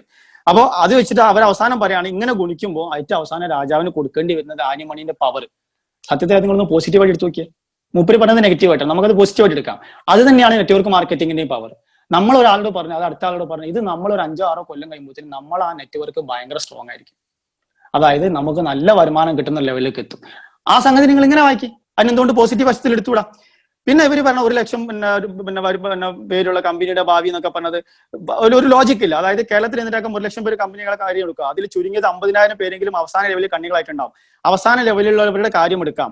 ആദ്യ മാസം ഈ 50,000 പേര് പുതിയ 1 ലക്ഷം പേരെ കണ്ണികളാക്കണം. 2ാം മാസം 2 ലക്ഷം പേർ, പുതിയ 2 ലക്ഷം. ഇങ്ങനെ ഒരു കണക്ക് ഞാൻ എവിടെയും കേട്ടിട്ടില്ല. RCMൽ അങ്ങനെ ഉണ്ടോ? ആദ്യത്തെ മാസം എത്ര ആക്കണം, അടുത്ത മാസം എത്ര ആക്കണം, എന്നിട്ട് ഇങ്ങനെ പോവുകയാണെങ്കിൽ 8 മാസം കൊണ്ട് ഈ പരിപാടിക്ക് തീരുമാനമാവും എന്നാണ് ഇവർ പറയുന്നത്. മൾട്ടി ലെവൽ മാർക്കറ്റിംഗ് പറയുന്ന ബിസിനസ് നടന്നാൽ ഒന്നുകിൽ നമ്മുടെ മോഹങ്ങൾക്ക് 8 മാസത്തെ ആയുസുള്ളൂ. അതിന് ഇങ്ങനെ ജോയിൻ ചെയ്യിപ്പിക്കുന്ന ആരാ പറഞ്ഞു? ജോയിൻ ചെയ്യിപ്പിക്കാൻ വേണമെന്നില്ല, നമ്മളെ കൊണ്ട് പറ്റുന്ന പോലെ ജോയിൻ ചെയ്യിപ്പിക്കുക. അതിലൂടെ നടക്കുന്ന ബിസിനസ്സിന് നമുക്ക് കമ്മീഷൻ ഉണ്ട്. ഓക്കെ, അപ്പൊ അതിലും ഒരു വലിയ പോയിന്റിലാന്നുള്ളതാണ്. പിന്നെ കുറെ കാര്യങ്ങൾ ഇങ്ങനെ പറഞ്ഞു പോയിട്ട് എന്താ പറയാ പറയണ, അത്രയും ഉപഭോക്താക്കൾക്ക് ഉൽപ്പന്നങ്ങൾ എത്തിക്കാൻ എത്ര ഡിസ്ട്രിബ്യൂട്ടർമാർ വേണമെന്ന് നിശ്ചയിക്കാൻ കമ്പനിക്ക് പോലും കഴിയാത്ത രീതി എങ്ങനെയാണ് നൂതനവും സാങ്കേതികമാണ്. ഇതിൽ ഇവരെ വിചാരം എന്താണെന്ന് വെച്ച് കഴിഞ്ഞാൽ, ആളുകൾ ജോയിൻ ചെയ്യുന്ന എല്ലാ ആളുകളും വണ്ടി എടുത്തുകൊണ്ട് വിൽക്കാൻ നടക്കാന്നുള്ളതാണ്. കമ്പനിയുടെ ഓതറൈസ്ഡ് ബ്യൂസിക്ക് കമ്പനിക്ക് തന്നെ ഒരു രീതിയുണ്ട്. 3 കിലോമീറ്റർ ചുറ്റളവിൽ വേറെ ഷോപ്പ് കൊടുക്കില്ല. ആ ഷോപ്പിൽ നിന്നാണ് എല്ലാവരും പോയി വാങ്ങുക. ആ ഷോപ്പിൽ നിന്ന് വാങ്ങുന്ന ചില ആളുകൾ അത് റീറ്റെയിൽ ചെയ്യുന്നവർ ചെയ്തോട്ടെ, അല്ലാതെ അതിനങ്ങനെ കണക്കും കാര്യങ്ങളൊന്നും വെക്കേണ്ട കാര്യമില്ല. പിന്നെ നിലവിലുള്ള കച്ചവട രീതിയിൽ ഡിസ്ട്രിബ്യൂട്ടർമാർക്ക് ഓരോരുത്തർക്കും ഓരോ മേഖല നിശ്ചയിച്ചു കൊടുത്ത് ബിസിനസ്സിന് നിയന്ത്രണവും സംരക്ഷണവും ഏർപ്പെടുത്തിയിട്ടുള്ളതിനാൽ ഇത്തരം നഷ്ടങ്ങൾ ഉണ്ടാവില്ല എന്നാണ് ഇവർ പറയുന്നത്. ഇത് എന്ത് അടിസ്ഥാനത്തിലാണ് പറഞ്ഞത് എനിക്ക് മനസ്സിലായിട്ടില്ല, എന്റെ അറിവില്ലായ്മയായിരിക്കും. പിന്നെ അങ്ങനെയൊക്കെ പറഞ്ഞാൽ പിന്നെ പറഞ്ഞത്, ഒരാൾ ഏറ്റവും ചുരുങ്ങിയത് 2 പേരെങ്കിലും കണ്ണികളാക്കുന്ന മണി ചെയിനിന്റെ പുത്തൻ ആവിഷ്കാരമായി രംഗത്ത് വന്ന ഡയറക്റ്റ് മാർക്കറ്റിംഗിന് തെറ്റിദ്ധരിപ്പിക്കാൻ നോക്കുന്ന ഈ തട്ടിപ്പ് രീതിക്കെതിരെ എന്നാണ് പറയുന്നത്. അതായത് ഒരാൾ 2 പേരെയും ജോയിൻ ചെയ്യിപ്പിക്കുന്ന രീതിയിൽ, ഞാൻ അതിന്റെ ജോയിൻ ചെയ്യിപ്പിക്കുന്നതിന്റെ കാര്യം അതിൽ ആ രീതിയിൽ പ്രസക്തി ഇല്ല എന്നും കൃത്യമായിട്ട് ഓൾറെഡി പറഞ്ഞു കഴിഞ്ഞു. ഒരുപാട് വായിക്കാണ്ട്, അതിലൊന്നും ഇതില്ല. പിന്നെ ഇവർ പറഞ്ഞത് അതിന്റെ മൊത്തം ലേഖനത്തിന്റെ വാക്യം മൊത്തം ആംവേ പിന്നെ അടക്കമുള്ള വൻകിടക്കാർക്കെതിരെ നടന്ന റെയ്ഡുകളും അതിന്റെ പോലീസിന്റെ 2011 ഇഷ്യൂസ് ഒക്കെയാണ്. സത്യം തന്നെയാണ്, 2011 നെറ്റ്വർക്ക് ഇഷ്യൂസിന്റെ ഒരുപാട് പ്രശ്നങ്ങൾ ഉണ്ടായിരുന്നു. പിന്നെ അന്ന് RCMനെ കുറിച്ച് പഠിക്കാൻ വേണ്ടിയിട്ട് RCMൽ മസ്തിയിൽ വന്ന പോലീസുകാർ RCMന്റെ നന്മ മനസ്സിലാക്കിയിട്ട് പിന്നെ ഇതാക്കുകയും ചെയ്തിട്ടുണ്ടായിരുന്നു. ഓക്കെ, പിന്നെ അത് ഇതിലൊന്നും വലിയ കാര്യമൊന്നും വരുന്നില്ല. പിന്നെ കമ്പനികളും സർക്കാരും തമ്മിൽ നടത്തിയ ഒത്തുകളി, അടുത്ത ഡയലോഗ്. അതായത് ഇതുവരെ പറഞ്ഞുകൊണ്ടിരിക്കുക ഇത് നിയമപരമല്ല, ഇത് നിയമപരമല്ല എന്നാണ്. അവസാനം ഇത് നിയമപരമാക്കിയപ്പോൾ മൂപ്പര് പറഞ്ഞതെന്ന് വെച്ചാൽ ഇത് കമ്പനിയും സർക്കാരും തമ്മിൽ നടത്തിയ ഒത്തുകളിയാണ്. അപ്പൊ നിയമപരമാക്കി കഴിഞ്ഞാൽ അത് സർക്കാരും കമ്പനിയും നമ്മൾ ഒത്തുകളി, അല്ലാന്നുണ്ടെന്നുണ്ടെങ്കിൽ അത് നിയമപരമല്ല. സർക്കാരിന് അങ്ങനെ ഒത്തുകളിക്കാൻ പറ്റാതെ എനിക്ക് മനസ്സിലാവില്ല കേട്ടോ. പിന്നെ അടുത്തത്, നിരോധിത പിരമിഡ് സ്കീമുകളിൽ നിയമപരമായിട്ട് എങ്ങനെ സംരക്ഷണം നൽകാമെന്ന ചിന്ത. അവിടെ അത് പറഞ്ഞപ്പോൾ ഓർത്തത്, നിരോധിത പിരമിഡ് സ്കീം, അത് പ്രത്യേകം ശ്രദ്ധിക്കണം. ആളുകൾ പറയുന്നത് പിരമിഡ് സ്കീം, എന്താണ് ഈ പിരമിഡ് സ്കീം? പിരമിഡ് സ്കീം അത് നിരോധിതമാണ്. അപ്പൊ പിരമിഡ് സ്കീം എന്ന് പറഞ്ഞാൽ നമ്മളെ മനസ്സിലൊരു ധാരണ ഉണ്ട്, ഒരാൾ ജോയിൻ ചെയ്ത് 2 ആൾ ഇങ്ങനെ കറക്റ്റ് ആയിട്ട് പോകും, അതിനാണ് കറക്റ്റ് പെയറിംഗിൽ പോകുന്ന സിസ്റ്റം ആണെങ്കിൽ പിരമിഡ് സ്കീമാണ്. അപ്പൊ പിരമിഡ് സ്കീം എന്താണെന്ന് ശരിക്കും മനസ്സിലാക്കിയേക്കണം. പിരമിഡ് സ്കീം എന്ന് പറഞ്ഞു കഴിഞ്ഞാൽ കറക്റ്റ് ആയിട്ട് 2 ആളെ ജോയിൻ ചെയ്യിപ്പിക്കുകയും ആ ജോയിൻ ചെയ്യിപ്പിച്ചതിന്റെ പേരിൽ മാത്രം പൈസ കിട്ടുകയും ജോയിൻ ചെയ്യിപ്പിച്ചതിന്റെ പേരിൽ പൈസ കൊടുക്കുകയും ചെയ്യുന്ന സിസ്റ്റത്തിനെയാണ് പ്രോഹിബിറ്റഡ് പിരമിഡ് സ്കീം എന്ന് പറയുന്നത്. നമ്മൾ RCMൽ നമ്മൾ എന്താ ചെയ്യുക, ജോയിൻ ചെയ്ത് കഴിഞ്ഞാൽ ആദ്യം ഒരു സൈഡിൽ തന്നെ ജോയിൻ ചെയ്യിപ്പിക്കുക ആൾക്കാർ. കാരണം എന്താ, നമ്മുടെ ബെനിഫിറ്റ് നോക്കില്ല, നമ്മളെ താഴെയുള്ള ബെനിഫിറ്റ് നോക്കും. എന്നിട്ട് ആ സൈഡിലെ ടീം ഒന്ന് സ്ട്രോങ് ആയി കഴിഞ്ഞാൽ പിന്നെ നമ്മൾ മറ്റേ സൈഡ് കൊണ്ടുപോകും. ഇതിന് കറക്റ്റ് പിരമിഡ് എന്ന് വരാൻ പറ്റുമോ? പിരമിഡ് എന്ന് പറഞ്ഞാൽ എല്ലാ സൈഡും ഒരുപോലെ ഉണ്ടാവണ്ടേ, നമ്മൾ എപ്പോഴെങ്കിലും ഒരുപോലെ ഉണ്ടാവില്ല, ഒരിക്കലും. അതുകൊണ്ടാണ് വലിയ ടീം ചെറിയ ടീം എന്നൊക്കെ പറയേണ്ടി വരുന്നു. ഓക്കെ, പിന്നെ നിരോധിത പിരമിഡ് സ്കീം പറയുന്ന കൂട്ടത്തിൽ ഒരു കാര്യം കൂടി പറയാം. നമ്മുടെ ഗവൺമെന്റിന്റെ, ഞാൻ ഇപ്പോഴത്തെ കമ്പ്യൂട്ടറിലെ ഗവൺമെന്റ് ഇതിന്റെ റൂൾസ് ആൻഡ് റെഗുലേഷൻസ് പറയുന്നുണ്ട്. ആ റൂൾസ് ആൻഡ് റെഗുലേഷൻസിൽ അവർ പറയുന്ന ഈ സംഗതികളെല്ലാം നെറ്റ്വർക്ക് മാർക്കറ്റിംഗ് ആര് ചെയ്യണം എന്ന് അതിൽ പറയുന്നുണ്ട്. അതിൽ ഈ പ്രത്യേകമായിട്ട് അവർ പറയുന്ന ഒരു പോയിന്റ് എന്ന് പറയുന്നത് ഈ നിരോധിത പിരമിഡ് സ്കീം ഉപയോഗിക്കുന്നില്ല. അപ്പൊ അതിന്റെ ജസ്റ്റ് നിയമപരമാണെന്ന് ചോദിക്കുന്നത്, കേരള സർക്കാരും കേന്ദ്ര സർക്കാരിന്റെ സകല നിയമങ്ങൾക്ക് അനുകൂലമായിട്ടാണ് നെറ്റ്വർക്ക് മാർക്കറ്റിംഗ് ഇപ്പൊ വർക്ക് ചെയ്യുന്നത്. കേരള സർക്കാരിന്റെ ഇപ്പൊ ലേറ്റസ്റ്റ് ആയിട്ട് കഴിഞ്ഞ മാസം തോന്നുന്നുണ്ട് അവർ ഓൺലൈൻ പോർട്ടൽ വരെ രംഗത്തിറക്കിയിട്ടുണ്ട്. ഈ ഓൺലൈൻ പോർട്ടലിൽ ഈ കമ്പനികളൊക്കെ രജിസ്റ്റർ ചെയ്യണം. എന്തെങ്കിലും രീതിയിലുള്ള നെഗറ്റീവ് തോന്നിക്കഴിഞ്ഞാൽ അപ്പം തന്നെ അവർ അതിന്റെ ക്യാൻസലേഷൻ ചെയ്യുന്നതാണ്. അപ്പൊ നിയമപരമാണല്ലോ. പിന്നെ എന്താ പറയാ, ഈ കൺസ്യൂമർ പ്രൊട്ടക്ഷൻ ആക്ട് പ്രകാരമുള്ള നിയമം, ആ പ്രൊട്ടക്ഷൻ ഇതെല്ലാം അവർക്ക് കിട്ടുന്നുണ്ടെന്നല്ല. ഓക്കെ, ഇനി ആ പിരമിഡ് സ്കീം എന്താണെന്ന് ജസ്റ്റ് ഒന്ന് പറഞ്ഞിട്ട് ഞാൻ ഈ ഒരു ഭാഗം ആയിട്ട് നിർത്തുകയാണ്. പിരമിഡ് സ്കീമിന്റെ ഒരു പോയിന്റ് ഇതിൽ പറയുന്നുണ്ടായിരുന്നു, നോക്കട്ടെ, ഇംഗ്ലീഷിലാണ്. Pyramid scheme means a multi layered network. മലയാളത്തിൽ പറയാം, അതായത് മൾട്ടി ലെയർഡ് ആയിട്ടുള്ള നെറ്റ്വർക്ക് ആണ് പിരമിഡ് സ്കീം എന്ന് പറയുന്നത്. ആ സ്കീമിന് പൈസ കിട്ടാൻ വേണ്ടി ആളുകളെ ജോയിൻ ചെയ്യിപ്പിക്കൽ അതിലൊരു മസ്റ്റ് ആണ്. അപ്പോ അതിൽ തന്നെ പ്രത്യേകമായിട്ട് പറയുന്നുണ്ട്, പിന്നെ ആളുകൾക്ക് ബിസിനസ് ഡയറക്റ്റ് സെല്ലിംഗ് ചെയ്യാൻ വേണ്ടിയിട്ട് ഇങ്ങനെ ഉണ്ടാക്കുന്ന സ്കീമിനെ പിരമിഡ് സ്കീം എന്ന് പറയാൻ വകുപ്പില്ല. ഇത് കേന്ദ്ര സർക്കാരിന്റെ വിജ്ഞാപനമാണ് കേട്ടോ. അതായത് ഡയറക്റ്റ് സെല്ലിലൂടെ പ്രൊഡക്റ്റ് വിൽക്കാൻ വേണ്ടിയിട്ട് ഉണ്ടാക്കുന്ന ആ ഒരു സിസ്റ്റത്തിന് എന്ത് പറയുന്നില്ല, പിരമിഡ് സ്കീം എന്ന് പറയും. പിന്നെ എന്താണ് പിരമിഡ് സ്കീം എന്ന് പറയുന്നത്? പിരമിഡ് സ്കീം എന്ന് പറയുന്നത് കറക്റ്റ് ആയിട്ട് ജോയിനിങ് ചെയ്യിപ്പിക്കുകയും ജോയിനിങ്ങിന്റെ പേരിൽ പൈസ കൊടുക്കുകയും ചെയ്യുന്ന രീതിക്കാണ്. പിന്നെ ഒരുപാട് കണ്ടീഷൻസ് ഇവർ പറയുന്നത്. നെറ്റ്വർക്ക് മാർക്കറ്റിന് അത്ര എളുപ്പമുള്ള പണിയൊന്നുമല്ല. കസ്റ്റമേഴ്സിന് ഇത്ര കൂളിംഗ് ഓഫ് പീരീഡ് കൊടുക്കണം, ഒരു സാധനം അവർ വാങ്ങുന്നതിന് അവർക്ക് തോന്നുകയാണ് ഇത് വേണ്ടാന്ന് തോന്നി കഴിഞ്ഞാൽ അവർ തിരിച്ചു കൊടുത്തു കഴിഞ്ഞാൽ അത് തിരിച്ചു വാങ്ങണം, അതിന് ഇത്ര ടൈം ഉണ്ട്, ആ ടൈമിനുള്ളിൽ തിരിച്ചു വാങ്ങണം, അതിന്റെ റിനോമറേഷൻ എന്താണെന്നുള്ളത് പബ്ലിക് ആക്കണം. ചുരുക്കി പറഞ്ഞാൽ ട്രഡീഷണൽ മാർക്കറ്റിലുള്ളതിനേക്കാൾ സെക്യൂരിറ്റിയും സുരക്ഷിതത്വം കറക്റ്റായിട്ട് നെറ്റ്വർക്ക് മാർക്കറ്റിംഗിൽ ഉണ്ടെന്നാണ് വസ്തുത. നമുക്ക് തിരിച്ച് പ്രബോധനത്തിലോട്ട് തന്നെ വരാം. ഓക്കെ, അപ്പം അത് കഴിഞ്ഞു. പിന്നെ പറയണതെന്ന് വെച്ചാൽ 2015 മാർച്ചിലെ കേരള ഫിനാൻസ് ബില്ലിലൂടെ KM Mani multi level marketing കമ്പനികൾക്ക് നിയമക്കുരുക്കിൽ നിന്ന് രക്ഷപ്പെടാനുള്ള പരിരക്ഷ ഒരുക്കി. സർക്കാർ നിയമപരമായിട്ടൊരു സംഗതി കൊണ്ടുവന്നപ്പം ഇത് നല്ലതാണെന്ന് മനസ്സിലാക്കിയിട്ട് കൊണ്ടുവന്നപ്പോൾ നിയമക്കുരുക്കിൽ നിന്ന് രക്ഷപ്പെടുത്താനുള്ള ഒരു മാണി അങ്ങനെ ചെയ്തു എന്നാണ് പറയുന്നത്. അപ്പോൾ അത് കഴിഞ്ഞു പോട്ടെ. അടുത്തത്, ഏജന്റുമാർ MLM കമ്പനികൾ ആദായ നികുതിയും TDS പിടിച്ചതിന് ശേഷമാണ് കമ്മീഷൻ നൽകുന്നത് എന്നതിനാൽ കച്ചവടം ഏത് തരത്തിലുള്ള തട്ടിപ്പാണെങ്കിൽ നികുതി നഷ്ടപ്പെട്ടിരുന്ന വാശിയെ തോമസ് ഐസക്കിന് ഉണ്ടായിരുന്നുള്ളൂ. തോമസ് ഐസക് വന്നപ്പോഴും ഇതിനൊരു മാറ്റം ഉണ്ടായിരുന്നില്ല. അദ്ദേഹം അതിനെ പ്രൊമോട്ട് ചെയ്ത്, അതിന് അദ്ദേഹത്തിന്റെ ആഗ്രഹം എന്താ വെച്ചാൽ ഈ നെറ്റ്വർക്ക് കമ്പനിക്കാർ കമ്മീഷൻ കൊടുക്കുമ്പോൾ ടാക്സ് ഒക്കെ പിടിച്ചിട്ടാ കൊടുക്കുക. അത് കൊള്ളാലോ കളി. നെറ്റ്വർക്ക് മാർക്കറ്റിങ്ങിന്റെ മറ്റൊരു അട്രാക്ഷൻ ആണ് അത്. അതായത് ഇന്ത്യയിൽ ഇൻകം ടാക്സ് കൊടുക്കുന്ന വിഭാഗം, കറക്റ്റ് ആയിട്ട് കൊടുക്കുന്ന വിഭാഗം ആരാ നിങ്ങൾക്ക്? അത് സാലറിഡ് ക്ലാസ് ആണ്. എന്നൊക്കെ പോലുള്ള ആളുകൾ സാലറിഡ് ക്ലാസ്. കാരണം ഞങ്ങളൊക്കെ സാലറി അക്കൗണ്ടിലോട്ടാണ് വരിക. RCM അല്ല ഞാനീ പറയുന്നത്. സാധാരണ അക്കൗണ്ടിലൂടെ പൈസ വരുന്ന സാലറി വരുന്ന ആളുകൾ കൃത്യമായിട്ട് ഓടിച്ചിട്ടായിരിക്കും, കൃത്യമായിട്ട് അതിന് ഇൻകം ടാക്സും കൊടുക്കേണ്ടി വരും. ഇത് കഴിഞ്ഞാൽ അല്ലെങ്കിൽ ഇതുപോലെ തന്നെ ചെയ്യുന്ന ഒരു ടീമാണ് നെറ്റ്വർക്ക് മാർക്കറ്റിംഗ്. ഇവരിതിനും കൃത്യമായി ഓടിച്ചിടാക്ക് ബാങ്കിലൂടെ വരുള്ളൂ. സത്യസന്ധമായിട്ട് ഇവർ കൃത്യമായിട്ടുള്ള ഇൻകം ടാക്സ് കൊടുക്കേണ്ടി വരും. അതുകൊണ്ടാണ് സർക്കാരിന് സന്തോഷമാണ്. അതൊരു പോസിറ്റീവായിട്ടല്ലേ കാണുന്നത്. ഇനിയിപ്പോ ഞാൻ ഈ ക്ലാസ് തുടങ്ങുമ്പോൾ തന്നെ പറഞ്ഞു, കച്ചവടം ചെയ്യുമ്പോൾ നല്ല സത്യസന്ധനായിട്ടുള്ള ഒരു കച്ചവടക്കാരന് സ്വർഗത്തില് അമ്പിയാക്കളുടെ കൂടാണെന്ന് പറഞ്ഞു. സത്യസന്ധനായിട്ടുള്ള കച്ചവടക്കാരനാ പറഞ്ഞാൽ എളുപ്പമുള്ള പണി, നല്ല ബുദ്ധിമുട്ടുള്ള പണിയാണ്. അതിൽ ആർക്കെങ്കിലും എന്തെങ്കിലും സംശയം ഉണ്ടോ? പക്ഷെ നിങ്ങൾ ഒരു RCMന്റെ ഷോപ്പ് ആടുന്നുണ്ടെങ്കിൽ, RCMന്റെ PVC ആടുന്നുണ്ടെങ്കിൽ നിങ്ങൾ വിചാരിച്ചാലും കള്ളത്തരം ചെയ്യാൻ കഴിയില്ല. നിങ്ങൾ ആലോചിച്ച് നോക്ക്, ഒരു സോപ്പ് അല്ലെങ്കിൽ ഏതെങ്കിലും ഒരു പ്രൊഡക്റ്റ് ഫാക്ടറിയിൽ നിന്ന് ഉണ്ടാക്കി അത് ഡിപ്പോയിലെത്തി, അത് ഡിപ്പോന്ന് PUCയിലെത്തി, PUC നമ്മളെ വീട്ടിലെത്തി, നമ്മൾ കുളിച്ച് കഴിഞ്ഞാൽ അതിന്റെ സകല ഹിസ്റ്ററിയും സകല ജാതകവും കറക്റ്റായിട്ട് ഡോക്യുമെന്റഡ് ആണ്. അതായത് ഇതിന്റെ ഓരോ സെഗ്മെന്റിലും ഇത് ബില്ല് ചെയ്യപ്പെടുന്നുണ്ട്. ഓരോ RCM പറഞ്ഞ ഷോപ്പ് പോയിട്ട് വാങ്ങുമ്പോൾ സാധനം കിട്ടിയില്ലെങ്കിലും കുഴപ്പമില്ല, ബില്ല് കിട്ടിയാൽ മതി എന്നാ പറയാ. മറ്റു നമ്മൾ സാധാരണ പലർക്കായിട്ട് നമ്മളാരെങ്കിലും ബില്ല് വാങ്ങും, കൊടുക്കുന്നവരുണ്ട്. പക്ഷെ RCMൽ നിർബന്ധമായിട്ട് ബില്ല് വാങ്ങും. അപ്പൊ സർക്കാരിന് ഒരു സംഗതിയും കിട്ടേണ്ടതൊന്നും കിട്ടാക്കൂല. എനിക്ക് സത്യം പറഞ്ഞാൽ ആളുകൾ ചോദിക്കും, RCMൽ നിങ്ങൾ എന്തെങ്കിലും ചലഞ്ച് കാണുന്നുണ്ടോ എന്ന് എന്നോട് ചോദിക്കാറുണ്ട്. എന്റെ അഭിപ്രായത്തിൽ ചലഞ്ചായിട്ട് എനിക്ക് തോന്നുന്നില്ല. ഒരേ ഒരു ചലഞ്ചായിട്ട് തോന്നുന്നത്, ഒരുപാട് കോർപ്പറേറ്റ് കമ്പനികളുടെ ടേൺ ഓവർ ആണ് RCM ഇപ്പം അടിച്ചു മാറ്റുന്നത്. ഞാൻ നാടൻ ശൈലി ഉപയോഗിച്ചെന്നുള്ളൂ. അതായത് പല കോർപ്പറേറ്റ് കമ്പനികൾക്ക് കിട്ടേണ്ടപ്പോ ജിയോ മാർട്ട് എന്നുള്ള പേരിലൊക്കെ തുടങ്ങിയിട്ടുണ്ട്. അപ്പൊ ഇവർക്ക് കിട്ടേണ്ട വരുമാനം സ്വാഭാവികമായിട്ട് RCMലോട്ട് വരുമ്പോൾ കോർപ്പറേറ്റ് കമ്പനിക്കാർക്ക് വേണമെങ്കിൽ എന്ത് ചെയ്യാം, ഇവർക്കെതിരെ ഒരു ആക്ഷൻ എടുക്കാനുള്ള ഒരു സമ്മർദ്ദം ഗവൺമെന്റിൽ ചെലുത്താൻ പറ്റും. അങ്ങനെ എന്തെങ്കിലും ചെയ്തു കഴിഞ്ഞാൽ, ഗവൺമെന്റ് എന്തെങ്കിലും പണി തന്നു കഴിഞ്ഞാൽ നമുക്ക് ഒരു പണി വരുമോ എന്നുള്ളൊരു പേടി എന്റെ മനസ്സിൽ ഇല്ലാതില്ല. പക്ഷേ അത് ഗവൺമെന്റ് ശരിക്കും പറഞ്ഞാൽ എന്താ പറയുക, തീക്കൊള്ളിന് തല ചൊറിയുന്ന മാതിരിയായിരിക്കും. കാരണം കൃത്യമായി ഓഡിറ്റ് ചെയ്ത് കൃത്യമായി ടാക്സ് കൊടുക്കുന്ന ഈ ഒരു വിഭാഗത്തിന് ഒഴിവാക്കി കഴിഞ്ഞാൽ അത് അവർക്ക് വൻ നഷ്ടമാണ്. നമ്പർ 2, ഇത്രയും തൊഴിൽ കൊടുക്കാൻ എന്തായാലും ഗവൺമെന്റിന് കഴിയില്ല. നല്ല റെക്കോർഡ് തൊഴിൽ നഷ്ടമാണല്ലോ നടന്നുകൊണ്ടിരിക്കുന്നത്. RCMലോട് വന്ന് ഒരുവിധം എല്ലാ ആളുകളും, അത് ചെയ്യുന്ന എല്ലാ ആളുകളും വരുമാനം ഉണ്ടാക്കിക്കൊണ്ടിരിക്കുന്നു. എല്ലാവർക്കും ആരോഗ്യമുണ്ട്, എല്ലാവർക്കും വരുമാനമുണ്ട്. ഇങ്ങനെ തൊഴിൽ കൊടുക്കാൻ ഇവർക്കിട്ട് കഴിയേയില്ല. അതുകൊണ്ട് തന്നെ ഈ ഒരു സംഗതി പൂട്ടാനുള്ള സാധ്യത അറ്റ് നോർമൽ കേസ് കുറവാണ്. അപ്പോ അത് കഴിഞ്ഞു. അപ്പൊ തോമസ് ഐസക്കിന്റെ വാശി കഴിഞ്ഞു. ഇനി കണ്ണിയാകാനുള്ള ക്ഷണം സ്വീകരിച്ചവർ മിത്രങ്ങളും തട്ടിപ്പിനെ എതിർത്തവർ ശത്രുക്കളുമാകുന്നു. അവസാനം സ്വന്തം അധ്വാനവും ഊർജ്ജവും നശിപ്പിച്ച ബിസിനസ് നടത്തുമ്പോൾ നെറ്റ്വർക്കിലുള്ള കൂട്ടുകാർ നഷ്ടപ്പെടുകയും ചെയ്ത വഞ്ചനയുടെ പേരിൽ സമൂഹത്തിന് നിന്ദ ഏറ്റുവാങ്ങേണ്ടി വരികയും ചെയ്യുന്നു. ഞാൻ നേരത്തെ പറഞ്ഞ ഡയലോഗാണ്. ഞാനിത് കുറെ കാലങ്ങളിൽ ചെയ്യാൻ തുടങ്ങിയിട്ട് ഒരാൾ പോലും എന്നോട് എന്ത് പറഞ്ഞിട്ടില്ല, ഇങ്ങനെ പറഞ്ഞിട്ടില്ല. പിന്നെ കണ്ണിയാകാൻ ക്ഷണം സ്വീകരിച്ച ആളുകളും മിത്രങ്ങളും അല്ലാത്തൊരു ശത്രുക്കളൊന്നും അല്ല. ഞങ്ങൾ എല്ലാവരോടും പറയും, നിങ്ങൾക്ക് ഇഷ്ടമുണ്ടെങ്കിൽ എടുത്താൽ മതി, ഇല്ലെങ്കിൽ എടുക്കണ്ട. മെസ്സേജ് പാസ് ചെയ്യാന്നുള്ള പണി മാത്രമേ നമുക്കുള്ളൂ. ഈ നബീനോട് അതന്നെയാണല്ലോ പഠിച്ചോൻ പറഞ്ഞത്. നബീന്റെ ഏറ്റവും വേണ്ടപ്പെട്ട ആളായിരുന്നു അബൂ താലിബ്. മരണം വരെ അദ്ദേഹം സപ്പോർട്ട് ചെയ്തു. പക്ഷെ ഇസ്ലാം സ്വീകരിച്ചില്ല. നബിക്ക് അതിന് ഭയങ്കര വിഷമം ഉണ്ടായിരുന്നു. മരിക്കുന്നുണ്ടോ എങ്ങനെയെങ്കിലും ഒന്ന് ഇസ്ലാം സ്വീകരിച്ചിരുന്നെങ്കിൽ പറഞ്ഞു, ഒരു രക്ഷയില്ല. പക്ഷെ എന്താ പറഞ്ഞത്, ഇത് നിങ്ങൾ അതിൽ ടെൻഷൻ അടിക്കേണ്ട കാര്യമില്ല. ആർക്ക് ഹിദായത്ത് കൊടുക്കണം കൊടുക്കണ്ട എന്നുള്ളത് ഞാനാണ് തീരുമാനിക്കുക, അല്ലെങ്കിൽ എന്റെ കയ്യിലാണ് അതിന്റെ കണക്കുള്ളത്. നിങ്ങളെ ഏൽപ്പിച്ച പണി മെസ്സേജ് പാസ് ചെയ്യുക എന്നുള്ളത് മാത്രമാണ്. അത് വൃത്തിക്ക് ചെയ്താൽ മതി. ഞങ്ങൾ അതന്നെ ചെയ്യുന്നത്. RCMലെ നന്മ പാസ് ചെയ്യുന്നു. താല്പര്യമുള്ളവർ എടുക്കുക, അല്ലാത്തവർ എടുക്കണ്ട. ഒരു പരാതിയില്ല കേട്ടോ. നമ്മൾ അങ്ങനെ എടുക്കാത്ത ആൾക്കാർ ശത്രുക്കളായിട്ട് കാണുന്നില്ല. ഞാൻ തന്നെ ആരുടെങ്കിലും RCM പറഞ്ഞു, ഞാൻ തുടക്കം തന്നെ പറയാം, ഏറ്റവും ആദ്യം എനിക്കൊരു കണ്ടീഷൻ ഉണ്ട്, മജീദ് പറയുന്നത് കൊണ്ട് ഇത് ചെയ്തേക്കാം എന്ന് നിങ്ങൾ പറയരുത്. അങ്ങനെയാണെങ്കിൽ ഞാൻ ഇപ്പൊ തന്നെ പണി നിർത്താണ്. ഞാനൊരു പ്ലാൻ പറയും, ഇങ്ങനെ പറഞ്ഞുതരും, ഇത് നിങ്ങൾക്ക് നല്ലതെന്ന് തോന്നുന്നെങ്കിൽ മാത്രം എടുക്കാം, അല്ലെങ്കിൽ നിങ്ങൾ അല്ല എന്ന് പറഞ്ഞതിൽ പറയാൻ സന്തോഷം എനിക്ക് വേറെ ഇല്ല. കാരണം ആവശ്യമില്ലാതെ നിങ്ങൾ ഈ പറഞ്ഞ പ്രശ്നം ഉണ്ടാക്കണ്ടല്ലോ. അങ്ങനെയാണ് ഞാൻ പൊതുവെ നെറ്റ്വർക്ക് ഇതിൽ പറയാറ്. പിന്നെ ആളുകളുടെ അറിവില്ലായ്മയെ ചൂഷണം ചെയ്ത് ലഭിക്കുന്ന പണവും സമ്പത്തും കൊണ്ടാണോ നിങ്ങൾ സ്വപ്നം കാണാനും സന്തുഷ്ട ജീവിതം നയിക്കാനും പോകുന്നത്? ആളുകളുടെ പണവും കൊണ്ടൊക്കെ ഇങ്ങനെ സ്വപ്നങ്ങളൊക്കെ ഉണ്ടാക്കുന്നത് കോർപ്പറേറ്റ് കമ്പനികളാണ്. നമുക്ക് സ്വയം ഉണ്ടാക്കിയതിന് ശേഷമാണ് ഈ സംഗതികൾ ചെയ്യുന്നതാണ്.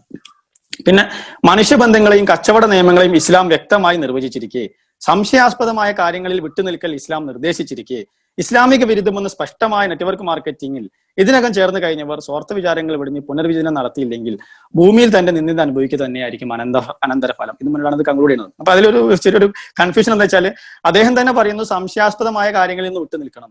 അപ്പൊ സംശയാസ്പദമാണെന്ന് ഒരു സെന്റൻസ് പറഞ്ഞു, തൊട്ടടുത്ത സെന്റൻസ് പറയുന്നു ഇസ്ലാമിക വിരുദ്ധമെന്ന് സ്പഷ്ടമായി. അപ്പം സ്പഷ്ടമായ ഒരു സംഗതി ഒരിക്കലും സംശയാസ്പദമാവുന്നില്ല. ഒന്നെങ്കിൽ അത് സ്പഷ്ടമാണ്, അല്ലെങ്കിൽ അത് സംശയാസ്പദമാണ്. ഇവിടെ എന്താ സംഭവിക്കുന്നത്? ഇത് അവർക്ക് ഇത് ഹറാമാണെന്നുള്ളത് സ്പഷ്ടമാണ്, നമുക്ക് ഇത് ഹലാലാണെന്നുള്ളതും സ്പഷ്ടമാണ്. പിന്നെ ഇതിന് നടക്ക അറിവില്ലാത്ത കുറച്ച് ആൾക്കാർക്ക് മാത്രമേ ഇതിൽ സംശയാസ്പദമുള്ളൂ.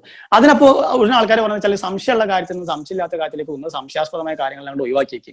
അങ്ങനെ പറഞ്ഞു കഴിഞ്ഞാൽ ഏതെങ്കിലും വിഷയം നമുക്ക് ആരെക്കൊണ്ടെങ്കിലും ഒഴിവാക്കിക്കണമെന്നുണ്ടെങ്കിൽ ആ വിഷയത്തിൽ ചുമ്മാ ഒരു സംശയങ്ങൾ പറഞ്ഞിട്ടാ പോരെ.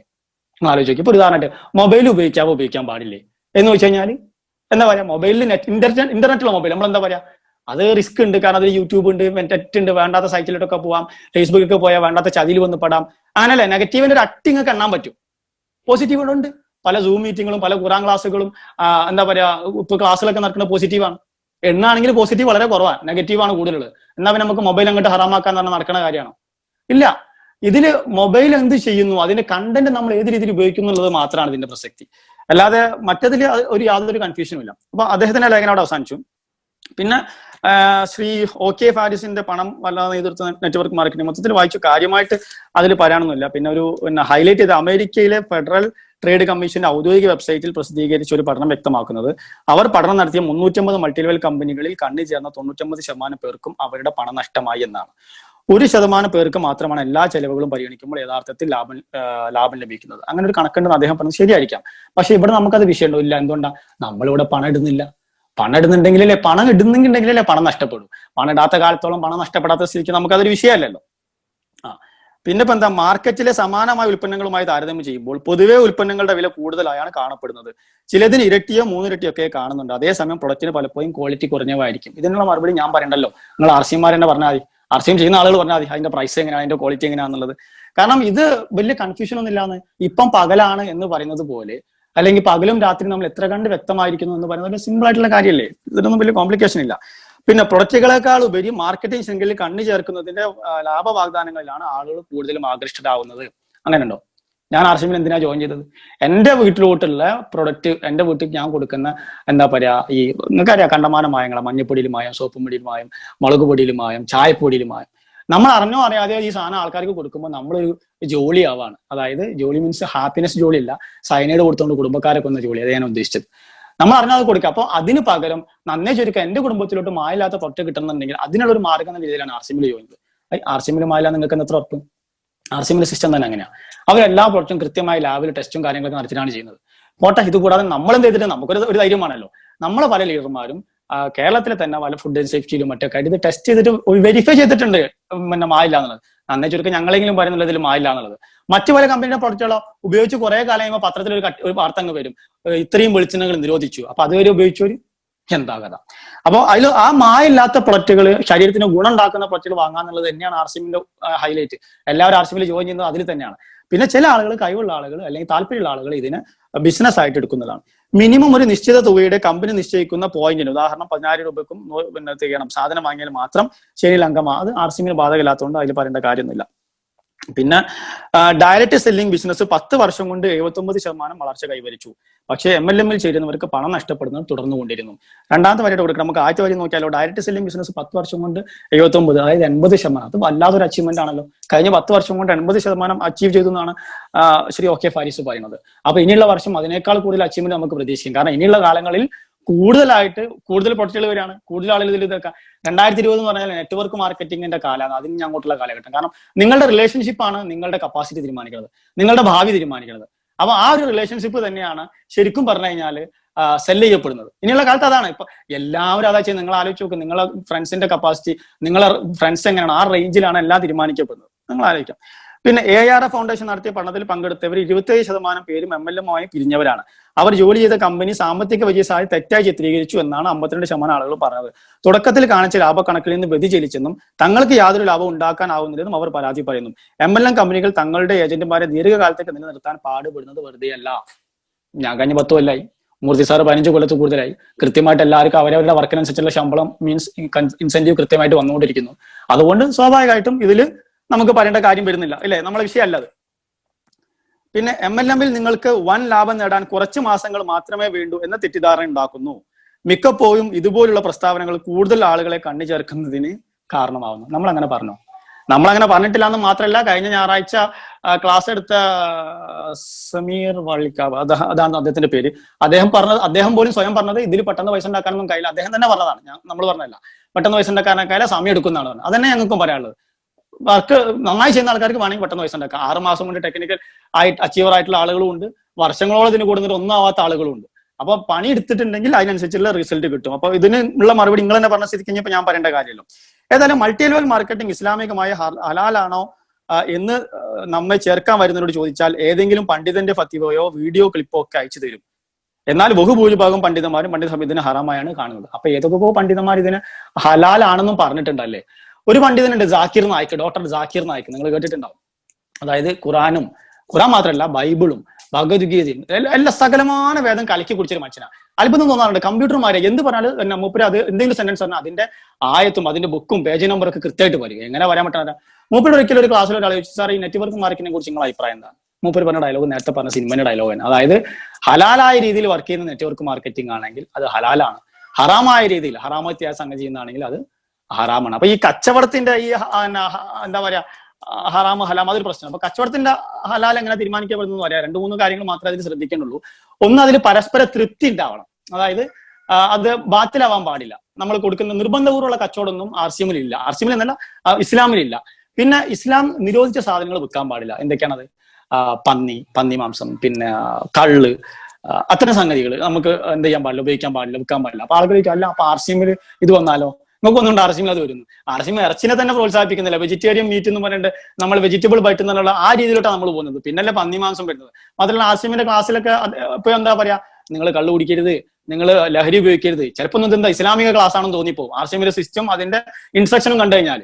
കാരണം മുസ്ലിങ്ങൾക്കല്ലേ ഈ സാധനമൊക്കെ ഹറാമുള്ളൂ, മുസ്ലിങ്ങൾക്ക് ഇത് ഹറാമൊന്നുമല്ലല്ലോ. പക്ഷെ RCM അനുവദിക്കുന്നില്ല. RCM-ന്റെ വർക്കേഴ്സിന് RCM കൊടുക്കുന്ന മെസ്സേജ് അതൊന്നും ഉപയോഗിക്കരുതെന്നല്ല. പിന്നെ അടുത്ത പോയിന്റ് എന്താ വെച്ചാൽ പലിശ പാടില്ല ബിസിനസ്സിൽ. അത് അടുത്തൊരു പോയിന്റാണ്, പലിശ പാടില്ല. ഈ പലിശന്റെ കാര്യം വിറ്റാണ് കേട്ടോ. പലിശനെ കുറിച്ച് കൃത്യമായി നബി പറഞ്ഞിട്ട്, നെറ്റ്വർക്ക് മാർക്കറ്റിനെ കുറിച്ച് നബി ഒന്നും പറഞ്ഞിട്ടില്ല.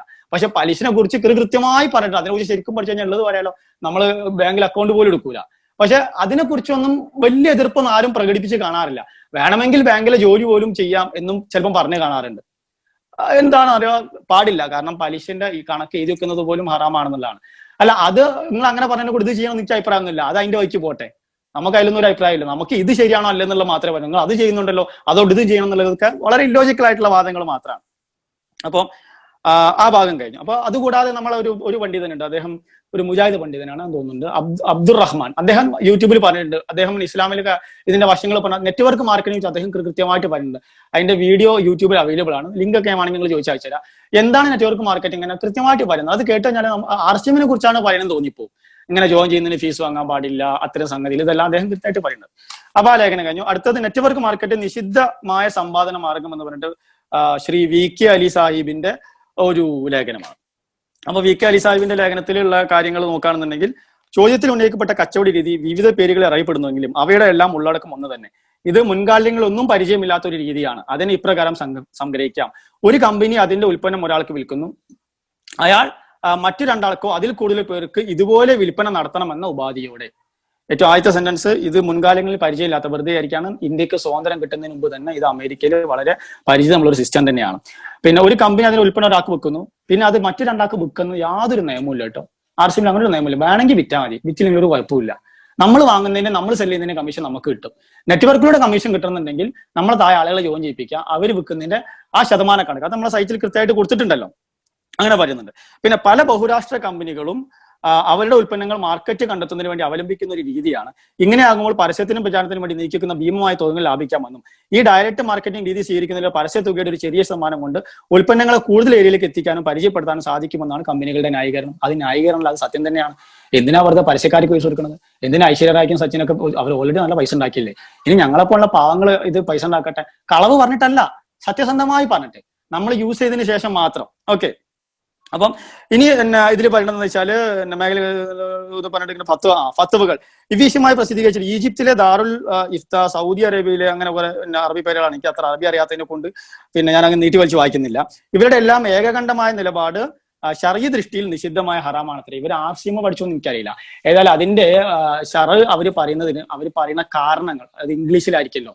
അപ്പൊ അതിൽ പറഞ്ഞതെന്ന് വെച്ചാൽ, ഒന്ന്, ആളുകള് ഈ സിസ്റ്റത്തിൽ ജോയിൻ ചെയ്യുന്നത് ഇൻകത്തിന് വേണ്ടിയിട്ടാണ്, പ്രൊഡക്റ്റിന് വേണ്ടിയിട്ടല്ല. അതാണ് ഒരു കാരണം പറയുന്നത്. ഓക്കെ, ഇതിന് ഗാംബ്ലിങ്ങിന്റെ, ചൂതാട്ടത്തിന്റെ അംശമുണ്ട് എന്ന് പറയുന്നതിന്റെ കാരണമായിട്ട് അവർ പറഞ്ഞത് പ്രൊഡക്റ്റ് വാങ്ങുന്നതല്ല ഇവരുടെ ലക്ഷ്യം, ഇതിലാണ് ലക്ഷ്യം. നമ്മൾ ഓൾറെഡി പറഞ്ഞു കഴിഞ്ഞു, നമ്മളെ പ്രധാന ലക്ഷ്യം പ്രൊഡക്റ്റ് വാങ്ങൽ തന്നെയാണ്.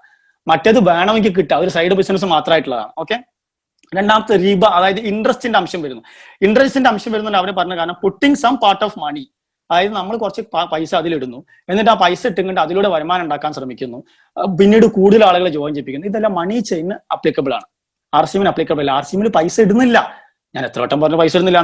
പിരമിഡ് എലമെന്റ് ഇസ്ലാമികമല്ല എന്ന് പറയാൻ കാരണം അതിൽ ഗാംബ്ലിംഗ് എലമെന്റ് വരുന്നത്. അതെങ്ങനെയാണ് അവർ തന്നെ പറയുന്നത്, പുതുതായി ആളെ കണ്ടെത്താൻ കഴിയാത്ത പക്ഷം ആപ്പിളിന് കാശ് നഷ്ടപ്പെടുന്നു. അതായത് പിരമിഡ് എലമെന്റ് എന്നുള്ള സാധനം കൂടി ഇതിൽ വരുന്നുണ്ട്. പിരമിഡ് എലമെന്റ് എന്ന് അവർ പറഞ്ഞു വെച്ചാൽ, നമുക്ക് പുതുതായിട്ട് ആളെ കണ്ടെത്താൻ പറ്റാത്തൊരു സാഹചര്യം ഒന്നും ആയിരിക്കാം, പുതിയതായി ആളെ യോജിപ്പിക്കാൻ പറ്റില്ല. അങ്ങനെ ജോയിൻ ചെയ്യിപ്പിക്കാൻ പറ്റില്ലെങ്കിൽ മുകളിലുള്ള ആളെ, ഇപ്പൊ എനിക്ക് പുതിയതായിട്ട് ആളെ യോജിപ്പിക്കാൻ പറ്റില്ലെങ്കിൽ എന്റെ പൈസ പോയി എന്നാ പറഞ്ഞത്. എന്റെ പൈസ പോവാൻ ഞാൻ എന്തെങ്കിലും പൈസ ഇട്ടിട്ട് വേണ്ടേ?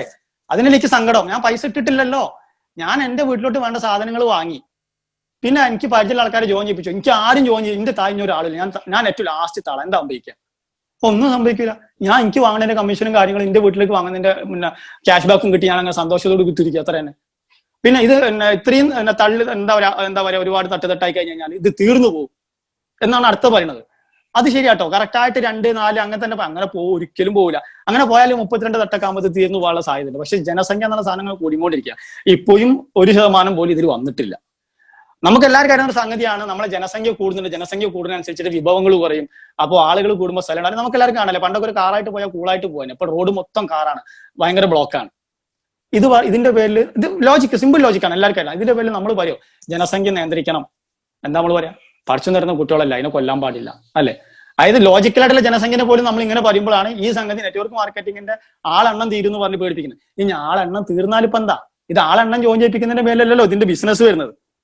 ഓക്കെ, അപ്പൊ എലമെന്റ് ഓഫ് അത് പറഞ്ഞു. പിന്നെ പറയുന്ന വെച്ചാൽ എലമെന്റ് ഓഫ് ഓപ്പറേഷൻ, അതായത് ടാർജറ്റ് കിട്ടിയില്ലെങ്കിൽ കമ്മീഷൻ ഇല്ല. അപ്പൊ അധ്വാനത്തിന്റെ കമ്മീഷൻ കിട്ടുന്നില്ല. ഈ നേരത്തെ പറഞ്ഞ 10 പേർക്ക് ആളുകൾ പറയണതാ, എന്തൊക്കെ ടാർജറ്റ് ഇട്ടാ എല്ലാ വിഷയത്തിലും ഒരു ടാർജറ്റ് ഉണ്ടാവില്ലേ? ഒരു കമ്മീഷൻ നമ്മളിപ്പോ ഒരു ജോലിയിൽ കയറുന്നു, അവരോട് പറയുകയാണെങ്കിൽ ഇത്ര രൂപയുടെ സെയിൽ ചെയ്താൽ നിങ്ങൾക്ക് എത്ര കിട്ടും? അപ്പൊ ഓക്കെ അല്ലേ? ഓക്കെയാണ്. അപ്പൊ അത്ര രൂപ സെയിൽ ചെയ്തില്ല എനിക്ക്, അപ്പൊ നമുക്ക് കമ്മീഷൻ കിട്ടും? അപ്പൊ നമുക്ക് കമ്മീഷൻ കിട്ടില്ല. അത് സ്വാഭാവികമല്ലേ? അല്ല, ഞാനത് കുറെ കമ്മീഷൻ കിട്ടുമെന്ന് പ്രതീക്ഷിച്ചു, നിങ്ങളോട് ആരാ പ്രതീക്ഷിക്കാൻ പറഞ്ഞു? ഇത് മലർപ്പൊടിക്കാരന്റെ സ്വപ്നമോ അല്ലെങ്കിൽ അങ്ങനത്തെ കഥകളൊന്നും അല്ല. എന്താണ് ചെയ്യേണ്ടതെന്നും എങ്ങനെയാണ് ചെയ്യേണ്ടതെന്നും വ്യക്തവും സ്പഷ്ടവുമായി RCM ബിസിനസ് പ്ലാനിൽ പറഞ്ഞിരിക്കേ പിന്നെ നിങ്ങൾക്ക് എന്ത് കൺഫ്യൂഷൻ ആണത്? പിന്നെ ആളുകൾ സ്വയം എന്തൊക്കെയോ സ്വപ്നം കാണുന്നതോ അല്ലെങ്കിൽ മലർപ്പൊടിക്കാരുടെ സ്വപ്നമായി കാണുന്നതിന് RCM എന്ത് കഴിച്ചു? ഓക്കെ, ഏറ്റവും ലാസ്റ്റ് ലൊററുണ്ട്, അതായത് അവ്യക്തത, അതായത് വഞ്ചനയുടെ ഒരു സാധ്യത. അതിന് പറയുന്നത് വെച്ചാൽ അവ്യക്തതയുണ്ട്, പിന്നെ ചേരുമ്പോൾ പ്രതീക്ഷയോട് കൂടി ചേരുന്നു, പക്ഷെ അതിന്റെ ഗുണം കിട്ടില്ല. ഈ അവ്യക്തത RCM ഇല്ല കേട്ടോ. RCM എല്ലാ കാര്യങ്ങളും വ്യക്തമായിട്ട് സൈറ്റിൽ കൊടുത്തിട്ടുണ്ട്, അങ്ങനത്തെ യാതൊരു അവ്യക്തതയും ഇല്ല. പിന്നെ നിങ്ങൾ പ്രതീക്ഷ എന്ന് പറയുന്നതൊന്നും നമ്മളെ കൈപ്പെട്ടല്ല. അതൊക്കെ ഓരോ മനുഷ്യന്മാരുടെ പോയിന്റ് ഓഫ് വ്യൂ, ഓരോ മനുഷ്യന്മാരുടെ ആവേശമായിട്ടുള്ള കാര്യങ്ങളാണ്. ഞാൻ എന്ത് പ്രതീക്ഷിക്കുന്നു എന്നുള്ളത് ഞാൻ പ്രതീക്ഷിക്കുന്നതായിരിക്കില്ല വേറെ ആൾക്ക് പ്രതീക്ഷിക്കുക. ഞാൻ തന്നെ ഒരു സംഗതി പറഞ്ഞാൽ ഞാൻ മനസ്സിലാക്കിയമായിരിക്കില്ല വേറെ ആൾക്കാർ മനസ്സിലാക്കുക. അതുകൊണ്ടാണ് ഇത്തിരി അഭിപ്രായക്കേടുകളും വരുന്നത്. അല്ലെങ്കിൽ എല്ലാവരും ഒരേ കാര്യം തന്നെ പറഞ്ഞാൽ ലോകത്ത് ഒരൊറ്റ മതം ഒരൊറ്റ പാർട്ടി മാത്രമല്ലേ ഉണ്ടാവുള്ളൂ. അങ്ങനെയല്ലല്ലോ, കണ്ടമാനം ആൾക്കാരില്ലേ.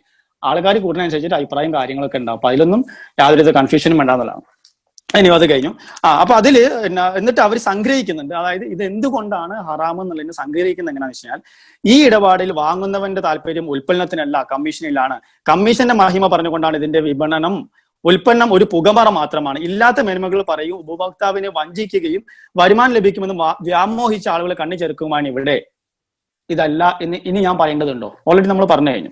രണ്ടാമത്തത്, പിന്നെ ഉപഭോക്തൃ ശൃംഖലയിൽ ആദ്യത്തെ കണ്ണികൾക്ക് മാത്രമാണ് ഇരകളെ നിഷ്പ്രയാസം കിട്ടുന്നത്. കണ്ണികൾ വികസിക്കുന്ന ഒരാളെ കിട്ടാൻ പ്രയാസം കൂടുകയും പ്രലോഭനങ്ങൾ അങ്ങനെ അങ്ങനെ അങ്ങനെ പോകുന്നു. അതും ഞാൻ പറയേണ്ട കാര്യമില്ല, നമ്മൾ ഓൾറെഡി പറഞ്ഞു. കാരണം വെച്ചാൽ കണ്ണികളെ കിട്ടുക എന്നുള്ളതല്ല പ്രധാനം, അതിലൂടെ ഉണ്ടാകുന്ന ബിസിനസ്സാണ്. കിട്ടില്ലെങ്കിൽ ഒരു കുഴപ്പമില്ല, നമ്മളെ കയ്യിൽ നിന്ന് യാതൊരു പൈസ പോകുന്നില്ല. ചില ആളുകൾക്ക് ആളെ കിട്ടും, ചില ആളുകൾക്ക് ആളെ കിട്ടൂല. ചെയ്യുന്നവര് ചെയ്താൽ മതി, ചെയ്യാത്തവര് ചെയ്യണം. കിട്ടാത്തവർക്ക് ഒരു കുഴപ്പമില്ല, അതിലൊരു ടെൻഷനും വേണ്ട. പിന്നെ ഇതിൽ പറയണത്, പിന്നെ അവസാനം ചേർന്ന ആളുകൾ ശ്രേണിയിൽ പെടുകയും ചതിയിൽ പെടുകയും അങ്ങനെ അത് ജനങ്ങളുടെ നിഷിദ്ധമായ മാർഗത്തിൽ തിന്നുക. അൽബക്കറ സൂറത്തിൽ പറഞ്ഞ ജനങ്ങളുടെ ധനം നിഷിദ്ധമായ മാർഗത്തിൽ തിന്നുക എന്ന ഇതിലെത്തും. ശരിയാണ്, ജനങ്ങളുടെ ധനം നിഷിദ്ധമായ മാർഗത്തിൽ തിന്നുക എന്ന രീതിയിലെത്തും. ഇതുപോലെയാണെങ്കിൽ ആർസിം അതുപോലെയല്ല. അതായത് അതിൽ പറഞ്ഞ രണ്ടാമത്തെ പോയിന്റ് പോലെയല്ല. ഇനി മൂന്നാമത്തത്, കുറഞ്ഞ പണം കൊടുത്ത് കൂടുതൽ പണം നേടുക എന്നതാണ് ഇവിടെ നടക്കുന്നത്. ഉൽപ്പന്നം ഒരു മാധ്യമം മാത്രം. ആലോചിക്കണം, ഉൽപ്പന്നം ഒരു മാധ്യമം മാത്രം. പിന്നെ സമയം കൂടുതൽ ലഭിക്കുന്നതോറും സംഖ്യകൾ കൂടി വരും. മറ്റുള്ളവരുടെ അധ്വാനത്തിന്റെ ഫലം ആദ്യം കണ്ണു ചേർത്തന്നെ വാരിക്കൂട്ടുകയാണ് ചെയ്യുന്നത്. ഇത് പലിശയ്ക്ക് സമീപമാണ്. ഏറ്റവും ആദ്യം കുറഞ്ഞ പണം കൊടുത്ത്, ഇവിടെ ആരാ പണം കൊടുക്കുന്നത്? പണം കൊടുക്കുന്നില്ലല്ലോ. ഉൽപ്പന്നം ഒരു പുകമറ മാത്രം. ഉൽപ്പന്നം ഒരു പുകമറ മാത്രമാണെന്നുണ്ടെങ്കിൽ നമ്മൾ കൊടുക്കുന്ന ഉൽപ്പന്നത്തിന്റെ പ്രൈസ് ഒരുപാട് കൂടുതലായിരിക്കണം. അതായത് 100 രൂപയുടെ സാധനത്തിന് 300 രൂപയ്ക്കാണ് ഇടുന്നതെന്നുണ്ടെങ്കിൽ അത് ആ പറഞ്ഞതിൽ ന്യായമുണ്ട്, തെറ്റൊന്നും പറയില്ല. പക്ഷെ നമ്മുടെ പ്രൈസ് കുറവാണ്. പിന്നെ സമയം കൂടുതൽ ലഭിക്കുന്നവരും സംഖ്യകൾ കൂടും. സമയം കൂടുന്നതനുസരിച്ച് സംഖ്യകൾ കൂടില്ല. ബിസിനസ് കൂടുന്നതനുസരിച്ചിട്ട് സംഖ്യ കൂടുള്ളൂ. അങ്ങനെയാണെന്നുണ്ടെങ്കിൽ 10 കൊല്ലം ജോയിൻ ചെയ്തിട്ട് ഒരു പൈസ വരുമാനം കിട്ടാത്ത എത്ര ആൾക്കാർ നിങ്ങൾക്ക് ഞാൻ കാണിച്ചാൽ ആർസിംഗ് എത്ര ആൾക്കാരുണ്ട്. അപ്പം സമയത്തിലൊരു കാര്യമില്ല കേട്ടോ, അധ്വാനത്തിന് മാത്രമേ കാര്യമുള്ളൂ. അപ്പം നമ്മൾ അവനവൻ അധ്വാനിച്ചതിന്റെ ഫലം അവനവന് കിട്ടും. ഒപ്പം നമുക്ക് ഈ മാർഗം പിന്നെ ലിങ്ക് ചെയ്തുന്ന ഒരാളുണ്ടാവല്ലോ, അവർക്കും അതിന്റെ ഒരു കമ്മീഷൻ കിട്ടും. പിന്നെ ഒരാൾ കണ്ണു ചേരുന്നതോടുകൂടി ആ ഇടപാട് അവസാനിക്കുന്നില്ല, അയാൾ ഒരു നിശ്ചിത എണ്ണത്തെ കൂടി ചേർക്കുന്നതോട് പൂർത്തിയാവുന്നത്. അപ്പോൾ ചിലപ്പോൾ കിട്ടിയെന്നില്ലെന്നും വരാം. ഇതിലും ഒരു കാര്യമില്ല. ഒരാൾ കണ്ണു ചേരുന്നതോടുകൂടി അവിടെ ഇടപാട് നടക്കുന്നില്ലല്ലോ. ഒരാൾ ജോയിൻ ചെയ്യുന്നു, അത് ആർസിമിൽ ഒരാൾ ജോയിൻ ചെയ്യുന്നു, അവരുടെ ആധാർ കാർഡും കാര്യങ്ങളൊക്കെ കൊടുത്തിട്ട് അവിടെ എന്ത് ഇടപാട് നടക്കണം? പൈസയും കാര്യങ്ങളും കൊടുത്താലേ ഇടപാടുള്ളൂ. പർച്ചേസ് ചെയ്യുന്നില്ല, അതുമില്ല. നെറ്റ്വർക്ക് ചെയ്യണമെങ്കിൽ മാത്രം 1000 രൂപ പർച്ചേസ് ചെയ്യണം. അതിനാ പർച്ചേസ് ചെയ്യുമ്പോൾ ആ പർച്ചേസ് ചെയ്യുമ്പോൾ നമ്മൾ പൈസ കൊടുക്കുന്നു, സാധനം വാങ്ങുന്നു, ഇടപാട് കംപ്ലീറ്റ് ആയി, വേറെ അർത്ഥമൊന്നുമില്ല. ആ കംപ്ലീറ്റ് ആ ഇടപാടിന്റെ പേരിൽ നമുക്ക് എന്ത് ചെയ്യുന്നത് വെച്ച് കഴിഞ്ഞാൽ അതിന്റെ പൈസ അപ്പം തന്നെ അവിടെ കിട്ടുന്നു എന്നുള്ളതാണ്. അത് കഴിഞ്ഞ് പിന്നെ നാലാമത്തത് എന്താ? ഒരാൾ കണ്ണി ചേരുന്നതോടുകൂടി അത് കഴിഞ്ഞാൽ അഞ്ചാമത്തത്, ഈ ഇടപാടിൽ കണ്ണി ചേരുന്നവൻ കമ്മീഷൻ ഏജന്റ് പോലെയാണ് എന്ന് പറയാറുണ്ട്. എന്നാൽ അവർക്കിടയിൽ വലിയ അന്തരമുണ്ട്. കമ്മീഷൻ ഏജന്റ് ഉൽപ്പന്നം പരിചയപ്പെടുത്തുകയാണ് ചെയ്യുന്നത്. അയാൾ അതിൽ പണം മുടക്കുകയോ വാങ്ങുകയോ ചെയ്യുന്നില്ല. അയാളുടെ അധ്വാനത്തിനനുസരിച്ച് കൂടുതൽ ആവശ്യരെ കണ്ടെത്തുമ്പോൾ അയാൾ പ്രതിഫലം ലഭിക്കുന്നു. നെറ്റ്വർക്ക് മാർക്കറ്റിംഗിൽ ചരക്കുകൾ വിൽക്കുക എന്ന വ്യാജേന കമ്മീഷൻ വിൽപ്പനയാണ് നടക്കുന്നത്, കമ്മോഡിറ്റി അല്ല. അതായത് നമ്മളെ ഈ റിയൽ എസ്റ്റേറ്റുകാരൊക്കെ ഉണ്ടല്ലോ, റിയൽ എസ്റ്റേറ്റുകാരൊക്കെ സാധനം വെക്കുമ്പോൾ അവരത് വാങ്ങണില്ലല്ലോ. അതാണ് ഇത് ഉദ്ദേശിച്ചത്. അവർ സ്ഥലം കാണിച്ചു കൊടുക്കുക മാത്രമേ ചെയ്യുന്നത്. അപ്പൊ അതിന്റെ പേരിലാണ് അവർ കമ്മീഷൻ വാങ്ങുന്നത്. പക്ഷെ ഇവിടെ നമ്മൾ എന്താ ചെയ്യുന്നതെന്ന് വെച്ച് കഴിഞ്ഞാൽ ഈ സാധനം എന്ത് ചെയ്യുന്നുണ്ട്, നമ്മളത് വാങ്ങേണ്ടി വരുന്നുണ്ട്, എന്നിട്ട് നമ്മൾ വിൽക്കേണ്ടി വരുന്നുണ്ടെന്ന് പറഞ്ഞാൽ അങ്ങനെ ഒരു സംഗതി ഉണ്ടോ ആർസിമിൽ? നമ്മളെ ഡൗൺലൈൻസിന് ഉൽപ്പന്നങ്ങൾ പരിചയപ്പെടുത്തുക മാത്രമല്ലേ ചെയ്യുന്നത്. അതായത് ഇപ്പൊ നേരത്തെ ക്ലാസ് തുടങ്ങുമ്പോൾ മൂർത്തി സാർ പറഞ്ഞു, ഞാൻ തുളസി പെൻസിനെ കുറിച്ച് ക്ലാസ് എടുത്തു, ഞാൻ ഗാമ ഒറിജിനലെ കുറിച്ച് ക്ലാസ് എടുത്തു. ഞാൻ ആ പണി എന്താ ചെയ്തത്? ഞാൻ പ്രൊഡക്റ്റ് പരിചയപ്പെടുത്തുക മാത്രമാണ് ചെയ്തത്. ഈ പ്രൊഡക്റ്റ് പരിചയപ്പെടുത്തുമ്പോൾ എന്റെ താഴെയുള്ള ആളുകൾ എന്റെ കൂടെ ജോയിൻ ചെയ്തിട്ട് ആ പ്രൊഡക്റ്റ് വാങ്ങുന്നു. അത് പരിചയപ്പെടുത്തിയാരാ? ഞാനാ. അപ്പൊ സ്വാഭാവികമായിട്ട് അവർ എന്റെ കൂടെ വന്നിട്ടാണ് പർച്ചേസ് ചെയ്യുന്നത്. സ്വാഭാവികമായിട്ട് അതിന്റെ കമ്മീഷൻ എനിക്ക് കിട്ടും. അവര് പ്രൊഡക്റ്റ് വാങ്ങുന്നില്ല. അങ്ങനെയാണെങ്കിൽ മൂർത്തി സാർ പിന്നെ സ്റ്റാർ റൂബി പൊസിഷനിൽ ഇരിക്കുന്ന മനുഷ്യനാ, ഒരു 4 ലക്ഷം രൂപത്തിന്റെ വരുമാനം കിട്ടുന്ന റേഞ്ച്, ഏകദേശം എത്രയോ കോടിക്കണക്കിന് ബിസിനസ് മൂപ്പര് താഴെ നടക്കുന്നുണ്ട്. ഈ കോടിക്കണക്കിന് സാധനം മൂപ്പര് സ്വന്തം പൈസ കൊടുത്ത് വാങ്ങിയിട്ട് വിൽക്കാൻ നിങ്ങളെ വിചാരം? മൂപ്പര് വീട്ടിലേക്കുള്ള സാധനം മാത്രമല്ലേ വാങ്ങുന്നുള്ളൂ. ബാക്കി അതായത് ഡൗൺലൈൻസ് വാങ്ങുന്നു, അതിനെ ലിങ്ക് ചെയ്തത് ഇദ്ദേഹം ആയതുകൊണ്ട് വിൽക്കുന്നു. അതായത് ഇവര് പറഞ്ഞതിനെ കൗണ്ടർ ചെയ്യാണ്. അതായത് കമോഡിറ്റി അല്ല, പിന്നെ കമ്മീഷൻ വിൽപ്പനയാണ് നടക്കുന്നത്. അല്ല, കമ്മീഷൻ വിൽപ്പനയല്ല, കമ്മോഡിറ്റിയാണ് നടക്കുന്നത് എന്നുള്ളതാണ്. പോട്ടെ. സാമ്പത്തികവും സാമൂഹികവും ധാർമ്മികവുമായ വേറെയും നിരവധി അപകടങ്ങൾ ഇതിൽ അടങ്ങിയിരിക്കുന്നു. എന്തൊക്കെയാണെന്ന് പറയാം. ഒന്ന്, ക്രിയാത്മകമായ ജോലിയിൽ ഏർപ്പെടുന്നത് ചുളിവിൽ വമ്പിച്ച് സാമ്പത്തികം കൊയ്യാനുള്ള ചൂതാട്ട മനസ്ഥിതി ചെറുപ്പക്കാരിൽ വളർത്തുന്നു. അത് അവരുടെ കർമ്മശേഷി നശിപ്പിക്കുന്നു. സാമ്പത്തിക രംഗത്ത് ഇത് സൃഷ്ടിക്കുന്ന അപകടം ചെറുതല്ല. അങ്ങനെ ഉണ്ടോ? നിങ്ങൾ ചെയ്യുന്ന പണിന്റെ കൂടെ തന്നെ പാർട്ട് ടൈം ആയിട്ടാണ് പല ആളുകളും ചെയ്യുക. ആർസിഎം ചെയ്യാൻ പുതുതായിട്ട് ഒന്നും ചെയ്യേണ്ട കാര്യമില്ല. ഡെയിലി രാവിലെ എണീക്കുക, കുളിക്കുക, പല്ലേക്കുക, സഹായങ്ങളൊക്കെ ചെയ്യുക. അതുവരെ ഉപയോഗിച്ചതിൽ ചെറിയൊരു മാറ്റം. അതുവരെ ലെക്സ് സോപ്പ് ആണെങ്കിൽ ഇന്ന് ആർസിഎം സോപ്പ്, അതുവരെ കണ്ണന്താവൻ ടീ ആണെങ്കിൽ ഇന്ന് ആർസിഎം ടീ, അതുപോലെ കോൾഗേറ്റിന്റെ പേസ്റ്റ് ആണെങ്കിൽ ഇന്ന് ആർസിഎമ്മിന്റെ പേസ്റ്റ്. ഇത്രയേ ഉള്ളൂ. ഇത് നല്ല രീതിയിൽ നമ്മളെ കൊണ്ട് പറ്റുന്ന രീതിയിൽ മാർക്കറ്റിംഗ് കൂടി ചെയ്ത് കഴിഞ്ഞാൽ നമുക്ക് അതിന് ബെനിഫിറ്റ് കിട്ടും. അല്ലാതെ പെട്ടെന്ന് പൈസക്കാരനാവുന്ന സിസ്റ്റാണെന്ന് ആർസിഎമ്മിലൂടെ ആരും പറഞ്ഞായിട്ട് ഞാൻ കേട്ടിട്ടില്ല. അടുത്ത പോയിന്റ് ആയിട്ട് പറഞ്ഞത് സ്വദേശി ഉൽപ്പന്നങ്ങൾ വർജിക്കുകയും ലാഭമോഹത്താൽ വിദേശ കുത്തകങ്ങൾ ഉൽപ്പന്നങ്ങൾക്ക് പ്രചാരം നൽകുകയും ചെയ്യുന്നു. ഇത് ആഭ്യന്തര മാന്ദ്യം സൃഷ്ടിക്കുകയും സാമ്പത്തിക മേഖലയിൽ വിദേശ മേൽക്കോയ്മ സ്ഥാപിക്കുകയും ചെയ്യുന്നു. വളരെ വാലിഡ് ആയിട്ടുള്ള ഒരു പോയിന്റാണ്. ആർസിഎം എന്താണ് സംഗതി? ആർസിമാരെ പ്രധാനമായിട്ട് എന്താ പറയുന്നത്? 100% ഇന്ത്യൻ പ്രൊഡക്റ്റ്. അതാണ് ആർസിഎമ്മിന്റെ പ്രത്യേകത. കംപ്ലീറ്റ് സ്വദേശി പ്രൊഡക്റ്റുകൾ മാത്രം, സ്വദേശി വൽക്കരണമാണ് ആർസിഎം ചെയ്യുന്നത്. ഇന്ത്യയിൽ ഇല്ലാത്ത ഒരു പ്രൊഡക്റ്റും ഇല്ല. അപ്പൊ നമ്മളൊരു ആർസിഎമ്മിൽ ഒരു സാധനം വാങ്ങുമ്പോൾ നമ്മൾ ശരിക്കും ചെയ്യുന്നത് ഇന്ത്യന്റെ സമ്പദ് വ്യവസ്ഥനെ ശക്തിപ്പെടുത്താണ്. ഇന്ത്യൻ സമ്പത്തിനെ ശക്തിപ്പെടുത്തുന്ന എന്തിനാണെന്ന് വെച്ചാൽ ഇമ്പോർട്ട് കുറയ്ക്കണം. മനസ്സിലായോ? നമ്മൾ എന്ത് സാധനം വാങ്ങരുത്, എക്സ്പോർട്ട് കൂട്ടണം. എക്സ്പോർട്ട് കൂട്ടാൻ നമ്മളെ കൊണ്ട് പറ്റുമോ നമുക്കറിയില്ല. ഇമ്പോർട്ട് കുറയ്ക്കണമെന്നുണ്ടെങ്കിൽ ഇന്ത്യയിൽ ഉണ്ടാക്കുന്ന സാധനം തന്നെ വാങ്ങുകയാണെങ്കിൽ നമുക്ക് ഇമ്പോർട്ട് കുറയ്ക്കാം. അതിന് ഇന്ത്യയിൽ ഉണ്ടാക്കുന്ന സാധനം ഇവിടെ നമ്മൾ മാർക്കറ്റിൽ എവിടെ പോയി വാങ്ങിക്കഴിഞ്ഞാൽ അത് പല വിദേശ കുത്തക സാധനങ്ങളല്ലേ. ഇന്ത്യയിൽ ഉണ്ടാക്കുന്ന സാധനം അന്വേഷിക്കുമ്പോൾ കഷ്ടപ്പെട്ടാൽ ആർസിഎമ്മിൽ വന്നാൽ മതി. സകലമാണ് സാധനം ഇന്ത്യയിലുള്ളതാണ്. അതുകൊണ്ട് തന്നെ ഇത് ഇവർ പറഞ്ഞതിന്റെ ജസ്റ്റ് ഓപ്പോസിറ്റ് ആണ് സംഭവിക്കുന്നത്. എന്താണ്? ആഭ്യന്തര മാന്ദ്യം സൃഷ്ടിക്കുന്നതിന് പകരം ആഭ്യന്തര വളർച്ചയാണ് സംഭവിക്കുന്നത് എന്നുള്ളതാണ്. വിദേശ മേൽക്കോയ്മനെ നമ്മൾ എതിർക്കാണ് ചെയ്യുന്നത്. അപ്പം അതൊന്നായി. പിന്നെ ഒരു പിടി കുത്തക കമ്പനികളുടെ കയ്യിൽ സമ്പത്ത് കുടിഞ്ഞുകൂടാനും ചെറുകിട വ്യവസായങ്ങൾ തകരാനും കാരണമാകുന്നു. ആർസിഎമ്മിന്റെ ഹെഡ് ഓഫീസിൽ പോയ ഒരുപാട് ആളുകളുണ്ട്, ഞാൻ പോയിട്ടില്ല, ഒരുപാട് ആൾക്കാർ പോയിട്ടുണ്ട്. അവിടെ നിങ്ങൾക്ക് കണ്ടാൽ കാണാം ഒരുപാട് ചെറിയ എന്താ പറയാ ചെറുകിട വ്യവസായങ്ങൾ കാണാം. കമ്പനി ഡയറക്റ്റ് ആയിട്ട് ചെയ്യുന്നതും കമ്പനി അണ്ടറിലുള്ള ആളുകൾ ചെയ്യുന്നതും ഒരുപാട് പാവങ്ങളാണ് അവിടെ പണിയെടുക്കുന്നത്. ഒരുപാട് സാധാരണക്കാരുടെ കമ്പനി, ചെറിയ വ്യവസായങ്ങളാണ്. ആർസിഎമ്മിലേക്ക് വെളിച്ചെണ്ണ പോകുന്നത് തൃശ്ശൂരിൽ നിന്നാണ്. മനസ്സിലാക്കണം. അതിന്റെ ലേഡീസിന്റെ പീരീഡിന്റെ പാഡ് പോകുന്നത് ചെന്നൈയിൽ നിന്നാണ്. ഇങ്ങനെ ഇന്ത്യയിലെ പല പല സ്ഥലങ്ങളിൽ നിന്നുള്ള സ്ഥലത്തു നിന്നാണ് ഇത് പോകുന്നത്. നിങ്ങൾ ആർസിഎമ്മിൽ സാധനങ്ങൾ വാങ്ങുമ്പോൾ നിങ്ങൾ സപ്പോർട്ട് ചെയ്യുന്നത് ഒരുപാട് സാധാരണക്കാരായിട്ടുള്ള കുടിൽ വ്യവസായങ്ങളെയാണ്, അല്ലാതെ കോർപ്പറേറ്റ് കമ്പനികളെയല്ല. ഓക്കെ. നിയമപരമോ സാമ്പത്തികവുമായ പരിരക്ഷ ഇത്തരം ഇടപാടുകൾക്ക് ലഭിക്കുന്നില്ല. അതിനാൽ സ്വന്തം അവകാശങ്ങൾ നേടിയെടുക്കാൻ ഉപഭോക്താവിന് നിയമ നടപടികൾ സ്വീകരിക്കാൻ സാധ്യമല്ല. അറിവില്ലായ്മ മാത്രമാണ്. കാരണം ഇത് കൺസ്യൂമർ ആക്ട് പ്രകാരം, കൺസ്യൂമർ പ്രൊട്ടക്ഷൻ ആക്ട് പ്രകാരം ഇപ്പൊ ഇത് കൂടുതൽ നിയമമുണ്ട്. സാധാരണ നോർമൽ നിയമത്തിനേക്കാൾ കൂടുതൽ സ്ട്രിക്റ്റാണ് നെറ്റ്വർക്ക് മാർക്കറ്റിംഗ്. കാരണം ഇങ്ങനെ വഞ്ചിക്കപ്പെടാൻ സാധ്യത ഉള്ളതിനെ കൊണ്ട് ശരിക്കും നെറ്റ്വർക്ക് മാർക്കറ്റിംഗിന് ഭയങ്കര ബുദ്ധിമുട്ടാണ്. അതുകൊണ്ടാണ് നിങ്ങൾ ശ്രദ്ധിച്ചോന്നറിയില്ല, നിങ്ങൾക്ക് ജനുവരി മാസത്തെ ഇൻസെന്റീവ് ഫെബ്രുവരി മാസത്തിൽ കിട്ടൂല, മാർച്ച് മാസത്തിൽ കിട്ടുള്ളൂ. എന്തുകൊണ്ടാ? ഈ ഒരു മാസം അവർ ടൈം കൊടുക്കാണ്. ആർക്കെങ്കിലും അഭിപ്രായക്കാർ ഉണ്ടെങ്കിൽ പ്രൊഡക്റ്റ് തിരിച്ചു തന്നാൽ അത് തിരിച്ചു വാങ്ങണം. അതിനു വേണ്ടിയിട്ട് ഇത്രയും സേഫ്റ്റി കൊടുക്കുന്നുണ്ട്. അപ്പൊ അതിലും കാര്യമില്ലെന്ന് മനസ്സിലായില്ല. പിന്നെ കേവലം ലാഭേച്ഛ എന്നതിനപ്പുറം കച്ചവടത്തിൽ ദീക്ഷിക്കപ്പെടേണ്ട പരസഹായ വികാരം, മാനുഷിക പരിണാമങ്ങൾ എന്നിവയ്ക്ക് ഇതിൽ സ്ഥാനമില്ല. ഏതെങ്കിലും ആർസിഎമാർ ഇത് സമ്മതിച്ചു തരുമോ? എന്താണ് ആർസിഎമാരുടെ പ്രത്യേകത? കൃത്യമായി പരസ്പര സ്നേഹവും സഹകരണവും ഉള്ളത്. ഇന്ന് ഈ ക്ലാസ് നടത്തുന്നതിൽ സത്യം പറഞ്ഞാൽ എന്റെ ടീമിൽ ആർക്കും ഈ വിഷയത്തിൽ വലിയ പ്രശ്നമോ കാര്യങ്ങളോ ഇല്ല. എന്റെ യാതൊരു ബന്ധമില്ലാത്ത വേറെ പല ടീമിലെ ആളുകൾക്കും ഇതിൽ പ്രശ്നം ഉണ്ടെന്നുള്ളതിനെ കൊണ്ട് അവർക്കൊരു ഗൈഡൻസ് എന്ന രീതിയിൽ എനിക്കറിയുന്ന കാര്യങ്ങൾ പറയാന്നുള്ളതാണ്. ഇത് പരസ്പര സഹായമാണ്. ആർസിഎമ്മിന്റെ ഏറ്റവും പ്രധാനം എന്താ? ആർസിഎമ്മിന്റെ എംഡിന് എന്താ പറയാ? നമ്മൾ എന്താ ചെയ്യുക? നമ്മളെ താഴെയുള്ളവരെ എങ്ങനെയെങ്കിലും സഹായിച്ച് അവരൊരു വരുമാനത്തിൽ എത്തുമ്പോഴാണ് നമുക്ക് സന്തോഷം. ഓട്ടോമാറ്റിക്കലി നമുക്കൊരു വരുമാനത്തിലെത്തും. ശരിക്കും ആർസിഎം ചെയ്യുന്നത് പരസ്പര സഹായം തന്നെ അല്ലേ?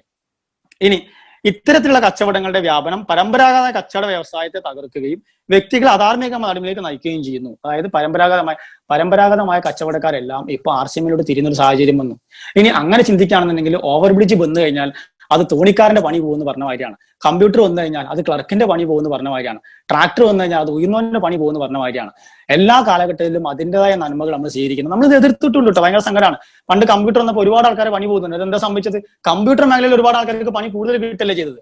ട്രാക്ടർ നമ്മൾ അതിനെ എതിർത്തു. എ.ടി.എം വന്നപ്പോൾ നമ്മൾ അതിനെ എതിർത്തു. ഇപ്പൊ അതൊന്നും ഇല്ലാതെ നടക്കൂല. അതാണ് കഥ. അപ്പൊ അതിൽ ഒരു ലോജിക്കിലാന്ന് മനസ്സിലായി. ഇതിന്റെ ദൂഷ്യഫലങ്ങൾ മനസ്സിലാക്കി പല രാഷ്ട്രങ്ങളും ഇത്തരം ബിസിനസ്സിനെ നിരോധിച്ചിട്ടുണ്ട്. അത് ഏതൊക്കെ രാഷ്ട്രങ്ങൾ അദ്ദേഹം പറഞ്ഞിട്ടില്ല, പക്ഷെ പല രാഷ്ട്രങ്ങളും ഇത് നിയമപരമാക്കിയിട്ടുണ്ട്. ഞാൻ ജീവിക്കുന്നത് ഇന്ത്യ മഹാരാജ്യത്താണ്. ഇന്ത്യ മഹാരാജ്യത്തിന് ഇതിന് റൂൾസ് ആൻഡ് റെഗുലേഷൻസ് ഉണ്ട്, കേരളത്തിന് ഇതിന് റൂൾസ് ആൻഡ് റെഗുലേഷൻസ് ഉണ്ട്. അപ്പൊ അതുകൊണ്ട് ആ ഒരു പ്രശ്നം വരുന്നില്ല. ഇതുപോലുള്ള ദൂഷ്യ ഫലങ്ങളുടെ ശരിയായിട്ട് അതിന് പേര് നൽകിയാലും എന്ത് പേര് നൽകിയാൽ നെറ്റ്വർക്കിന് എന്ത് പേര് നൽകിയാലും അത് നിഷിദ്ധമാണെന്ന് പണ്ഡിതർ അഭിപ്രായപ്പെട്ടിരിക്കുന്നു എന്നാണ് ഇവരുടെ അഭിപ്രായം. വളരെ സന്തോഷം. ഇത് സത്യത്തിൽ എന്റെ ഭാര്യ പറഞ്ഞത് ഈ പ്രബോധനത്തിന്റെ ഈ പ്രിന്റ് ഔട്ട് ഒരു 5-6 ഫോട്ടോസ്റ്റാറ്റ് എടുത്തിട്ട് എല്ലാവർക്കും കൊണ്ട് കൊടുക്കാം. അപ്പോ ഇതെല്ലാം ആർസിഎം ഏത് ആൾക്കും ഏത് സാധാരണക്കാരനും സിമ്പിൾ ആയിട്ട് മനസ്സിലാവും. ഇതൊക്കെയാണല്ലോ ഇവർ പറയുന്നത്. ഈ പറയപ്പെടുന്ന സാധനങ്ങളൊന്നും ആർസിഎമ്മിന് ഇല്ല എന്നുള്ളത് സിമ്പിൾ അല്ലേ? അതുകൊണ്ട് ശരിക്കും നിങ്ങൾക്ക് സുഖമായിട്ട് ആർസിഎമ്മിന്റെ വളർച്ച വലുതാക്കിക്കൂടെന്ന് ആളുകൾ ചോദിക്കാറുണ്ട്. ഇതോടുകൂടി നമ്മളെ ആ ഒരു ഇപ്പൊ ഞാൻ ചെയ്തിരിക്കുന്നത് അത്തരം വന്ന ലേഖനത്തിലും അതിൽ വന്ന പ്രസംഗത്തിലൊക്കെ ഉള്ള കമ്പാരിസൺ ആണ്. ഹസനുൽ ബന്ന സാഹിബിന്റെ ഒരു യൂട്യൂബ് വീഡിയോ ഉണ്ടായിരുന്നു, കണ്ണൂര് ചെയ്തു വെച്ചിട്ട് വീഡിയോ. അതിൽ അദ്ദേഹം കൺക്ലൂഷനിൽ അദ്ദേഹം പറയുന്നുണ്ട്, നിങ്ങളെ പഠിച്ച് ഇത്രയും നല്ല സാധനമാണെന്നുണ്ടെങ്കിൽ നിങ്ങൾ പിന്നെ പരസ്യം ചെയ്യാൻ നടക്കണം. നിങ്ങൾ നാട്ടോട് തന്നെ പറയുന്നത് ഇത്രയും നല്ല സാധനമാണെങ്കിൽ ആൾക്കാർ നിങ്ങളടുത്ത് വന്ന് ജോയിൻ ചെയ്യട്ടെ, അല്ലെങ്കിൽ നിങ്ങളടുത്ത് ഒന്ന് വാങ്ങട്ടെ. എന്താ ചെയ്യലേ? അതായത് അവർക്ക് ഇങ്ങനെ ഒരു ക്ലാസ് വെക്കാനും ഇങ്ങനെ ഒരു സിസ്റ്റം ഉണ്ടെന്ന് മനസ്സിലായതെന്നുള്ള നമ്മളിങ്ങനെ പറഞ്ഞതുകൊണ്ടാണ്. നല്ല സാധനങ്ങൾക്ക് പരസ്യമില്ല, അതുകൊണ്ടാണ് നമ്മൾ പറയേണ്ടി വരുന്നത്. നല്ല സാധനങ്ങൾ നമ്മൾ പറയുന്നത് വേണം. ആ പോയിന്റ് ഓഫ് വ്യൂ നിങ്ങൾ ചിന്തിക്കുകയാണെങ്കിൽ നമുക്ക് എല്ലാവർക്കും നിങ്ങളോടൊക്കെ ഞാൻ ചോദിക്കാണ്. അപ്പൊ ഇത് കേൾക്കുന്ന മുസ്ലിങ്ങളോട് ഞാൻ ചോദിക്കട്ടെ, ഏതാ ഏറ്റവും നല്ല മതം എന്ന് വെച്ചാൽ മുസ്ലിങ്ങൾ എന്താ പറയാ? ഇസ്ലാമാണെന്ന് പറയും. ക്രിസ്ത്യൻസിനോട് വെച്ചാൽ ക്രിസ്ത്യൻസ് എന്താ പറയാ? ക്രിസ്ത്യാനിറ്റി ആണ്. ഹിന്ദുസിനോട് വെച്ചാൽ ഹിന്ദുസ് എന്താ പറയാ? ഹിന്ദുസ് ആണെന്ന് പറയും. അപ്പം നമ്മൾ വിശ്വസിക്കുന്ന ഞാൻ മുസ്ലിം എന്താ പറയാം, കാരണം ദൈവ ആളുകളെല്ലാം മുസ്ലിം നാമധാരികളായതുകൊണ്ട് ആ പേര് തന്നെ പറയാം. അപ്പൊ അങ്ങനെ നല്ല മതമാണെങ്കിൽ നിങ്ങൾ എന്തിനാ പ്രബോധനം നടത്തുന്നത്? നല്ല മതമാണെങ്കിൽ ആൾക്കാർ ഇങ്ങനെ ഇങ്ങോട്ട് ഒന്ന് ജോയിൻ ചെയ്യട്ടെ, ഷഹാദത്തുൽ കലിമ കണ്ട് നല്ല സംഗതി പറയണം. എന്നാൽ ആൾക്കാർക്ക് അത് മനസ്സിലാവും, എന്നാൽ ആൾക്കാരെ അത് സ്വീകരിക്കുള്ളൂ. അദ്ദേഹത്തിന്റെ ഒരു പ്രസംഗത്തിൽ പറഞ്ഞത് അതൊക്കെയാണ് ഒരു വിഷമം വരുന്നത്. എന്ത് തന്നെ ആയാലും ഇതോടുകൂടി നമ്മൾ ഈ വിഷയത്തിൽ ഇത് ഞാൻ ഉദ്ദേശിച്ചത് നിങ്ങൾ പറഞ്ഞതിനെ കൗണ്ടർ ചെയ്യാമെന്നോ അല്ലെങ്കിൽ അതിനെ തർക്കിക്കാമെന്നോ അല്ല. നിങ്ങൾ ഈ വിഷയം പറഞ്ഞ സംഗതികളെല്ലാം RCMന്റെ കാര്യത്തിൽ അത് എങ്ങനെയാണെന്ന് എന്റെ അറിവ് പ്രകാരം പറഞ്ഞുതരാൻ ഉദ്ദേശം മാത്രമേ ഉള്ളൂ. ഇത് ചിലപ്പോൾ നിങ്ങൾ സ്വീകരിച്ചേക്കാം, ചിലപ്പോൾ നിങ്ങൾ അത് നിരാകരിച്ചേക്കാം. എനിക്ക് അതിൽ എതിരഭിപ്രായമൊന്നുമില്ല. കാരണം ഇത് എതിർക്കുന്ന ആളുകൾ നാളെ തന്നെ RCMൽ ഒരു എൻട്രി എടുക്കണമെന്ന് ഞാൻ ആഗ്രഹിക്കുന്നില്ല. ആഗ്രഹമുണ്ട്, പക്ഷെ നടക്കുന്ന എനിക്ക് പ്രതീക്ഷയൊന്നുമില്ല, നടക്കണ്ട. പക്ഷെ നന്നേ ചുരുക്കം പേര് ജോയിൻ ചെയ്ത ഒരുപാട് ഗുണകാംക്ഷികളും സഹൃദയരും ഉണ്ട്. അയ്യോ ഞങ്ങൾ ചെയ്യുന്നത് ഹറാമാണോ? കാരണം ഭയങ്കര പ്രശ്നം. പള്ളിയിലൊക്കെ പോകുമ്പോൾ അല്ലെങ്കിൽ സംഘടനാ നേതാക്കളൊക്കെ കാണുമ്പോൾ വരുന്നുണ്ട് ഹറാമ് ചെയ്യുന്ന ആള് എന്ന് പറഞ്ഞാൽ അവർക്കത് ഭയങ്കര വിഷമം. അവർക്കറിയാം ഹറാമല്ലാന്ന്, പക്ഷെ സംഘടനയും മറ്റൊക്കെ പറയുമ്പോൾ എന്താ ചെയ്യാ? മറ്റേ ലവ് സ്റ്റോറി എന്നുള്ള സിനിമയിൽ പറഞ്ഞ ഡയലോഗുണ്ട്, പടച്ചോനെ വേണമെങ്കിൽ പറഞ്ഞ് മനസ്സിലാക്കാം, സംഘടനാ നേതൃത്വത്തെ പറഞ്ഞ് മനസ്സിലാക്കാനാണ് പാടെന്ന് അതിൽ പറയുന്നുണ്ട്. പക്ഷെ നിങ്ങൾ എപ്പോൾ ആലോചിക്കേണ്ടത്, എന്തൊരു വിഷയത്തിൽ കൺഫ്യൂഷൻ ഉണ്ടെങ്കിലും ഖുറാനും ഹദീസും വെച്ചിട്ട് നിങ്ങളെ മനസാക്ഷി വെച്ച് നിങ്ങളൊരു തീരുമാനത്തിലെത്താം. അങ്ങനെ ഒരു തീരുമാനത്തിൽ നിങ്ങൾ എത്തിക്കഴിഞ്ഞാൽ നിങ്ങൾക്ക് തിരുത്തേണ്ടി വരില്ല. സംഘടനാ തലത്തിലോ അല്ലെങ്കിൽ മൗലവിമാരോ ഒക്കെ പറഞ്ഞ തീരുമാനങ്ങൾ ചിലപ്പോ നിങ്ങൾക്ക് തിരുത്തേണ്ടി വന്നേക്കാം. അതിന് ഉദാഹരണങ്ങളാണ് പണ്ട് നമ്മൾ പറഞ്ഞു ഇംഗ്ലീഷ് പഠിക്കാൻ പാടില്ല, അല്ലെ? ഇംഗ്ലീഷ് ശൈത്താന്റെ ഭാഷയാണ്. അത് പറഞ്ഞ പല ആളുകളുടെയും മക്കൾ ഇന്ന് ഇംഗ്ലീഷ് മീഡിയത്തിലാണ്. ഖുറാൻ മലയാളമാക്കാൻ പാടില്ല, ട്രാൻസ്ലേറ്റ് ചെയ്ത് പിന്നെ ചാനങ്ങനെ പഠിക്കുക, മനസ്സിലാവേണ്ടത്. അതൊരു സംഗതി. പിന്നെ നമ്മൾ എന്താ പറയുന്നത്, ഒരു കാരണവശാലും പെൺകുട്ടികൾ പുറത്തു പോകാൻ പാടില്ല, അവര് വിദ്യാഭ്യാസം നേടരുത്, വീട്ടിനകത്ത് അടങ്ങി ഒതുങ്ങിയിരിക്കണം, അതാണ് പെൺകുട്ടിക്ക് ഹയർ എന്നാ പറയുന്നത്. കുറെ കാലം ഞാൻ അടുത്ത 10 പേരാണ് നിങ്ങൾ ഗൈനക്കോളജിസ്റ്റിനെ കാണുന്നുണ്ടെങ്കിൽ അത് ലേഡി ഗൈനക്കോളജിസ്റ്റ് ആയിരിക്കണം. ഈ പെൺകുട്ടികളെ പഠിക്കാൻ വിടാതെ കഴിഞ്ഞാൽ പിന്നെ എങ്ങനെ ലേഡി ഗൈനക്കോളജിസ്റ്റ് ഉണ്ടാവാം? പക്ഷെ കാലങ്ങൾ മാറിട്ടോ. ഇത് ആരൊക്കെ എന്തൊക്കെ ഫത്വ പറഞ്ഞു കഴിഞ്ഞാൽ ആൾക്കാർക്ക് സാമാന്യ ബുദ്ധി എന്നുള്ളൊരു സാധനം ഉണ്ടല്ലോ. ഇപ്പൊ ഒരുപാട് വ്യത്യാസമുണ്ട്. ഇസ്ലാമിക വിദ്യാർത്ഥികൾ വിദ്യാഭ്യാസം, ഇന്നലത്തെ നീറ്റ് എക്സാമിന് റിസൾട്ട് ഒക്കെ എത്ര മുസ്ലിം പേരുകളുണ്ട്. ആളുകൾ ഏറ്റവും പിന്നോക്കം, വിദ്യാഭ്യാസം ഏറ്റവും പിന്നോക്കം നിൽക്കുന്ന ഒരു മതം എന്ന ചീത്തപ്പേര് മാറി മുന്നോട്ട് വളർന്നുകൊണ്ടിരിക്കുന്നുണ്ട്. അത് ചെയ്തിട്ടുണ്ടെങ്കിൽ നമ്മളിത് മാറ്റണം, നമ്മൾ ആ ചിന്തയിൽ മാറ്റണം. അത് ഒരുപാട് ആൾക്കാർ അങ്ങനെ പറഞ്ഞിട്ടുണ്ടാവും. പിന്നെ ഈ പറഞ്ഞ കേസാണെങ്കിൽ പണ്ട് സംഘടനയുടെ കേസിനെ പറയുകയാണെന്നുണ്ടെങ്കിൽ പണ്ട് ഈ ഗവൺമെന്റ് ജോലി പാടില്ല എന്ന് പറഞ്ഞൊരു കാലം ഉണ്ടായിരുന്നു. അതായത് ഗവൺമെന്റ് ജോലി ചെയ്യാൻ പാടില്ല. ഒരുപാട് പാവങ്ങൾ അവരുടെ ജോലി രാജിവെച്ചു. കാരണം സംഘടന പറഞ്ഞത് അനുസരിക്കണം. ചില ആളുകൾ രാജിവെച്ചില്ല. ആ രാജിവെക്കാത്ത ആളുകൾ പള്ളിയിൽ വരുമ്പോൾ ഇപ്പൊ നിങ്ങൾ അനുഭവിക്കുന്ന മാനസിക സംഘർഷം അവർ അനുഭവിച്ചിട്ടുണ്ടായിരുന്നു. രാജിവെച്ചാൽ ഇപ്പോഴത്തെ കാര്യം എന്താ? പാവങ്ങൾ പെൻഷനൊന്നും കിട്ടാതെ ഇറങ്ങാറായി നടക്കും. എന്നിട്ട് ഇപ്പൊ സംഘടന നിലപാടെന്താ? ഇപ്പം ഗവൺമെന്റ് ജോലിയിൽ കയറാൻ വേണ്ടിയിട്ട് PSC കോച്ചിങ് നടത്തുന്നു. ഞാനതിന് കുറ്റം പറയല്ല, തെറ്റുകളുണ്ട്, തിരുത്തണം. ചോദിച്ചാൽ എന്താ പറയാ? വളർന്നുകൊണ്ടിരിക്കുന്ന സംഘടനകൾക്ക് സ്വാഭാവികമായിട്ടും തെറ്റുകൾ പറ്റും, അത് തിരുത്തും. വളരെ സന്തോഷം, തിരുത്തന്നെ വേണം. അപ്പൊ ഈ വിഷയങ്ങൾ തിരുത്തും, ഭാവിയിൽ തിരുത്താൻ വൈകരുത് കേട്ടോ. കാരണം എന്ന് വെച്ചാൽ വൈകുന്നതിനനുസരിച്ചിട്ട് ഇത് ഒരുപാട് ആളുകളുടെ അവസരം കളഞ്ഞുകൊണ്ടിരിക്കുകയാണ്. ഒരുപാട് ആളുകളുടെ നേരായ മാർഗത്തിലൊരു സമ്പാദന രീതിയല്ലേ. അപ്പൊ അത് നമ്മൾ പ്രത്യേകം ശ്രദ്ധിക്കണം. അതേമാതിരി വോട്ട് ചെയ്യാൻ പാടില്ല എന്ന് പറഞ്ഞൊരു കാലം ഉണ്ടായിരുന്നു. ഇപ്പൊ സ്വന്തമായിട്ട് രാഷ്ട്രീയ പാർട്ടി ഉണ്ട്. അതേപോലെ തന്നെ ചാനലുകൾക്കെതിരെ കൃത്യമായിട്ട് എന്താ പറയാ, ചാനൽ ഭയങ്കര പ്രശ്നമാണ്, മ്ലേച്ഛത, നമ്മളെ വീട്ടിൽ വരാൻ പാടില്ല അങ്ങനെ എന്നൊക്കെ പറയുന്നത്. അതിനെതിരെ ഒരുപാട് ഒരു എന്താ പറയാ ഒരു പ്രോഗ്രാം തന്നെ നടത്തിയിട്ടാണ് ലോങ് ആയിട്ട്. ഇന്ന് സ്വന്തമായിട്ട് ചാനലുണ്ട്. ഇതിലൊന്നും തെറ്റില്ല, ചാനൽ വേണം, തീർച്ചയായിട്ടും ചാനൽ. അതാത് കാലഘട്ടങ്ങളിൽ ഏതാണോ മീഡിയ, ആ മീഡിയ ഉപയോഗിച്ചാൽ മാത്രമേ നമ്മളെ ശബ്ദം മറ്റുള്ളവർക്ക് പറഞ്ഞു കൊടുക്കാൻ പറ്റുള്ളൂ. അത് ഏത് മീഡിയ ആണെങ്കിലും ശരി, അത് സിനിമാ മീഡിയ ആണെങ്കിലും ശരി, അതല്ല ചാനൽ ആണെങ്കിലും ശരി, നെറ്റ്വർക്ക് മാർക്കറ്റിംഗ് ആണെങ്കിലും ശരി, അതാത് മീഡിയ ഉൾക്കൊണ്ട് നമ്മളത് തിരുത്തി മുന്നോട്ട് പോകണം എന്നുള്ളതാണ് ഇതിന്റെ കഥ. അപ്പൊ ഇത്രേ എനിക്ക് പറയാനുള്ളൂ. എന്റെ വിഷയം ഏകദേശം കൺക്ലൂഡ് ആയിട്ടുണ്ട്. ഞാൻ എന്തെങ്കിലും പറയാൻ വന്നിട്ടുണ്ടോന്ന് എനിക്കറിയില്ല. അപ്പോ ഇനി ഇത് RCM ചെയ്തുകൊണ്ടിരിക്കുന്ന ആളുകളോട് എനിക്ക് പറയാനുള്ളത്, അതിന് RCMനെ എതിർക്കുന്ന ആളോട് എനിക്ക് പറയാനുള്ളത്, നിങ്ങൾ ഇതൊന്ന് പഠിക്കാൻ ശ്രമിക്കുക. സാധിക്കുമെങ്കിൽ നിങ്ങൾ അത് തിരുത്തിയില്ലെങ്കിലും പരാതിയൊന്നുമില്ല. കാരണം എല്ലാ കാര്യങ്ങളും എല്ലാവർക്കും ഒരുപോലെ മനസ്സിലാവണമെന്നോ എടുക്കണമെന്നോ നിർബന്ധമൊന്നുമില്ല. അങ്ങനെയാണെങ്കിൽ ഒറ്റ സംഘടനയല്ലേ ഉണ്ടാവാൻ പാടുള്ളൂ, ഒറ്റ ഇതിൽ ഒരുപാട് ആൾക്കാരുണ്ടല്ലോ. അപ്പൊ അതിലൊന്നും വിഷമം വേണ്ട. ഇനി ഇത് ചെയ്യുന്ന ആളുകളോട് നിങ്ങളെ മനസാക്ഷിയോട് ചോദിക്കുക എന്തെങ്കിലും തെറ്റുണ്ടോ എന്നുള്ളത്. ഇനി നിങ്ങൾക്ക് 2 ഓപ്ഷൻ ഉണ്ട്. ഒന്നെങ്കിൽ എന്ത് ചെയ്യാന്ന് വെച്ചാൽ ഇത് നിർത്തി പോവാ, എന്നിട്ട് എന്നാണോ സംഘടന അത് അനുവദിക്കുന്നത് അന്ന് വരാം. അന്നത്തേക്ക് വണ്ടി ഒരുപാട് പോയിട്ടുണ്ടാവും. അതല്ല, നിങ്ങൾക്ക് നിങ്ങളെ മനസാക്ഷിക്ക് ഉറപ്പുണ്ടെങ്കിൽ നിങ്ങൾക്ക് അത് കണ്ടിന്യൂ ചെയ്യാം. പ്രത്യേകം ഓർക്കുക, ഒരു സംഗതി ഹറാമാണെന്ന് പറയുന്നതും ഹലാലാണെന്ന് പറയുന്നതും ഒരുപോലെ ഗൗരവമുണ്ട്. എപ്പോഴും നമ്മൾ ശരിക്കേണ്ടത് ഒരു എന്തെങ്കിലും വേഗം അന്ന് അതങ്ങട്ട് ഹറാമാ, വേഗം കണ്ട ഹറാമാക്കുക, അല്ലെങ്കിൽ അതങ്ങട്ട് ഹലാല, വേഗം കണ്ട ഹലാല. ഇതല്ല, ഇതിന്റെ രണ്ടിന്റെ ഇടയിൽ ഒരു സിസ്റ്റം ഉണ്ട്, ഒരു മിതത്വത്തിന്റെ ഒരു സിസ്റ്റം ഉണ്ട്. അതാണ് ശരിക്കും നമ്മൾ സ്വീകരിക്കേണ്ടത്. അപ്പോൾ ഇത്രയും പറഞ്ഞുകൊണ്ട് ഞാൻ എന്റെ പ്രസന്റേഷൻ അവസാനിപ്പിക്കുകയാണ്. കാരണം ഇതിന്റെ ഹറാമോ ഹലാലും അല്ലെങ്കിൽ അതിന്റെ വശങ്ങളെല്ലാം ഏറ്റവും നന്നായിട്ട് അറിയാം, തീർച്ചയായിട്ടും പടച്ചോന് തന്നെയാണ്. നമ്മുടെ ഉദ്ദേശം ശരിയാവാന്നാണ് ഏറ്റവും പ്രധാനം. ഇന്നമൽ അമാലു ബിന്നിയാത്ത് ഇന്നമാലിക്കുൽ ഇംരിഇ മാ നവ എന്നുള്ളതാണ്. തീർച്ചയായിട്ടും എല്ലാ പ്രവൃത്തിയും ഉദ്ദേശം അനുസരിച്ച് തന്നെയാണ്. നമ്മുടെ ഉദ്ദേശം നന്മയാണെന്നുണ്ടെങ്കിൽ, നമ്മുടെ അറിവിൽപ്പെട്ട സംഗതിയാണെന്നുണ്ടെങ്കിൽ അതായിട്ട് ധൈര്യമായിട്ട് മുന്നോട്ട് പോവുക. പടച്ച തമ്പുരാൻ നമ്മുടെ എല്ലാ നല്ല കാര്യങ്ങളും നല്ല ഉദ്ദേശങ്ങളും സ്വീകരിക്കുകയും നമ്മളെ മരണശേഷം നമ്മളെല്ലാവരെയും നമ്മുടെ ജന്നാത്തിൽ ഫിർദൗസിൽ ഒരുമിച്ച് കൂട്ടുകയും ചെയ്യുമാറാവട്ടെ. നമ്മുടെ എല്ലാ സമ്പാദ്യ രീതികളും തീർച്ചയായിട്ടും അനുവദനീയമായ രീതിയിലും നമ്മൾ കൊടുക്കുന്ന, നമ്മളെ മക്കൾക്ക് കൊടുക്കുന്ന ഭക്ഷണം അതിൽ ഒരാളുടെയും കണ്ണിന് വരാൻ പാടില്ല. ഷെയർ മാർക്കറ്റ് ശരിക്കും അനുവദനീയമാണ്. പക്ഷേ ഷെയർ മാർക്കറ്റിലൂടെ ബാങ്കിന്റെ ഷെയർ മാർക്കറ്റ് നന്നായിട്ട് വർക്ക് ചെയ്താൽ പോലും ഞാൻ ബാങ്കിന്റെ ഷെയർ മാർക്കറ്റ് വാങ്ങാറില്ല. കാരണം എന്താണെന്ന് വെച്ചാൽ ആ ഷെയർ മാർക്കറ്റ്, ബാങ്കിന്റെ ഷെയർ മാർക്കറ്റ് വാങ്ങിയാൽ അതിലൂടെ ആരുടെയെങ്കിലൊക്കെ പലിശപ്പണോ അല്ലെങ്കിൽ ആരുടെയെങ്കിലൊക്കെ ലോണിന്റെ കണ്ണുനീര് ഉണ്ടാകുമോ എന്നുള്ള ഭയം കൊണ്ടാണ് ഞാൻ അത് വാങ്ങാത്തത്. ഞാൻ ചോദിക്കട്ടെ, RCMൽ ജോയിൻ ചെയ്താൽ RCMലൂടെ നിങ്ങൾക്ക് കിട്ടുന്ന വരുമാനത്തിൽ ഏതെങ്കിലും ഒരാളുടെ കണ്ണീര് നിങ്ങൾക്ക് കാണിച്ചു തരാൻ കഴിയും? ഒരാളുടെയും കണ്ണീര് നിങ്ങൾക്ക് കാണിച്ചു തരാൻ കഴിയില്ല. സിസ്റ്റത്തിനെ തെറ്റായി തെറ്റിദ്ധരിച്ചുകൊണ്ട് ഏതെങ്കിലും റോങ് എൻട്രി ചെയ്തിട്ട് ഏതെങ്കിലും പ്രത്യേക ലീഡർമാർ, അതെല്ലാ വിഷയത്തിലും ഉണ്ടല്ലോ എക്സെപ്ഷണൽ കേസ്, അങ്ങനെ ഉണ്ട് എന്നല്ലാതെ വേറെ അതിൽ യാതൊന്നും കാണിച്ചു തരാൻ ഒരാളുടെയും കണ്ണീരില്ലാത്ത, എല്ലാവരുടെയും സന്തോഷം മാത്രമല്ല ഈ ഒരു നെറ്റ്വർക്ക് സിസ്റ്റത്തിന് ഞാൻ ഹൃദയം കൊണ്ട് സ്വീകരിക്കുന്നു. അത് ഇനിയും പറ്റുന്ന പോലെ ചെയ്യുകയും ചെയ്യും. ഇങ്ങനെ ഒരു പ്രസന്റേഷൻ നടത്തിയത് ഇത് പറയാനും ആരെങ്കിലുമൊക്കെ വേണ്ടേ? ഹറാമാക്കാൻ മാത്രം ആൾക്കാരുണ്ടായാൽ പോരല്ലോ. ആ ഒരു ജോലി എന്നെ കൊണ്ട് പറ്റുന്ന രീതിയിൽ ചെയ്തെന്ന് വിചാരിക്കുന്നു. ഞാൻ പറയണമെന്ന് വിചാരിച്ച 3 പോയിന്റ് പറയാൻ വിട്ടുപോയിട്ടുണ്ട്. അതിലൊന്ന്, പ്രസന്റേഷന്റെ ഇടയിൽ റഫറൽ ഇൻകം എന്നൊരു സംഗതി ഉണ്ടെന്നും പ്രബോധന വാരികയിൽ റഫറൽ ഇൻകം എന്നുള്ള സംഗതി ഉണ്ട്. അപ്പം അതുകൊണ്ട് ഇത് അപ്ലിക്കബിൾ അല്ല എന്ന് പറയുമ്പോൾ ഞാൻ അതിൽ ജസ്റ്റ് റഫറൽ ഇൻകം ഇല്ല എന്ന് മാത്രം പറഞ്ഞു വെക്കുക ചെയ്യുന്നത്. റഫറൽ ഇൻകം എന്താണെന്ന് അറിയാത്ത ആളുകൾക്ക് വേണ്ടി അതൊന്ന് പറയാൻ ആഗ്രഹിക്കുകയാണ്. നമ്മൾ ആളുകളെ ഇതിൽ ജോയിൻ ചെയ്യിപ്പിക്കുന്നതിലൂടെ, അതായത് ഒരാളുകളെ ഈ ഒരു നെറ്റ്വർക്ക് സിസ്റ്റം ഉണ്ട്, ആ നെറ്റ്വർക്ക് സിസ്റ്റത്തിൽ നമ്മൾ ഒരാളുടെ ജോയിൻ ചെയ്യാൻ പറയുന്നു.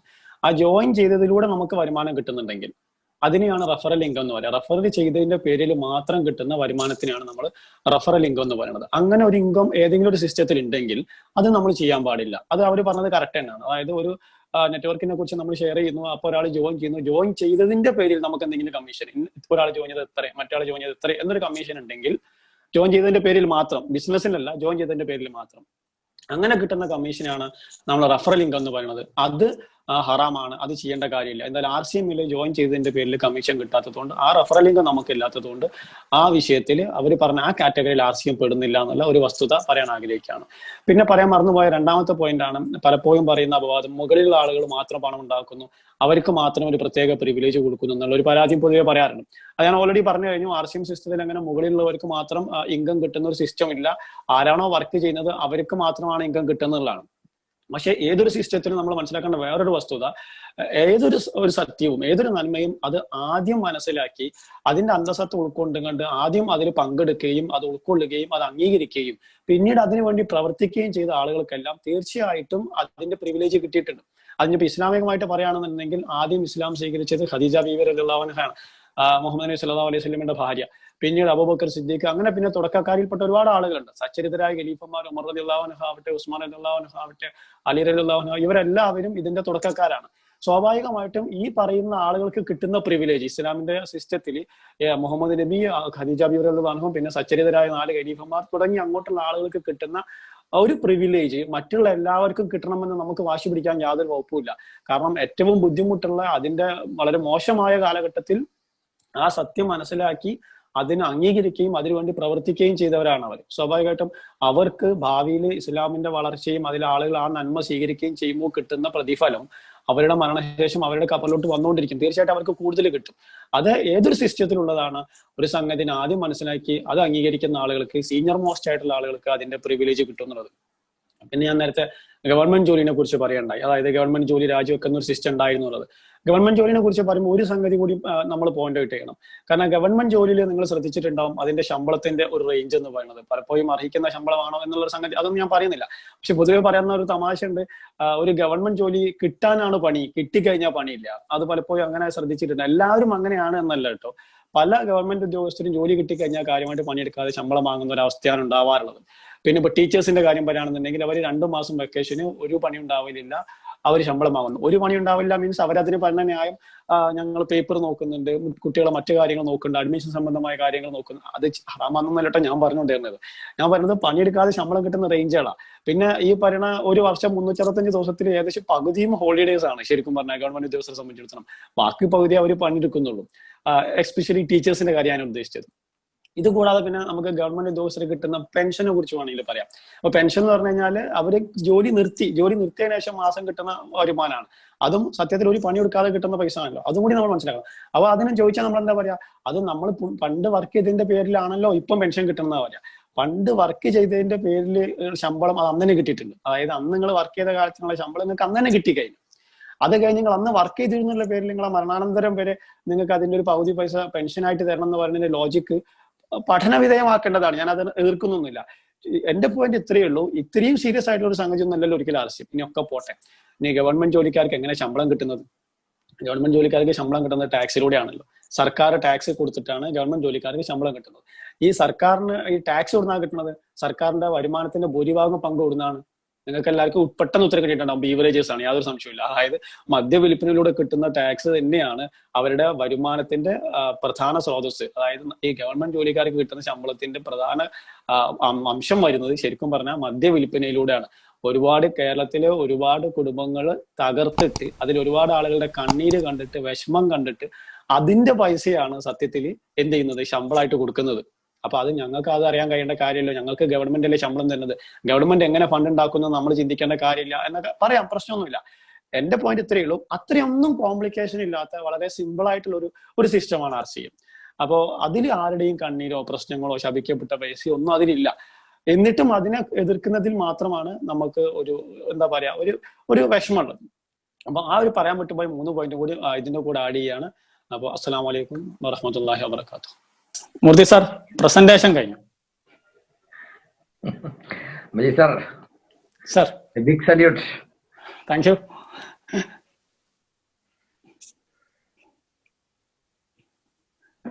സത്യത്തിൽ ഈ പ്രസന്റേഷൻ കേട്ടപ്പോഴാണ് മുസ്ലിങ്ങളുടെ ചിന്താഗതിക്ക് അനുസരിച്ചാണ് RCM ഡിസൈൻ ചെയ്തിരിക്കുന്നത് എനിക്ക് മനസ്സിലായത്.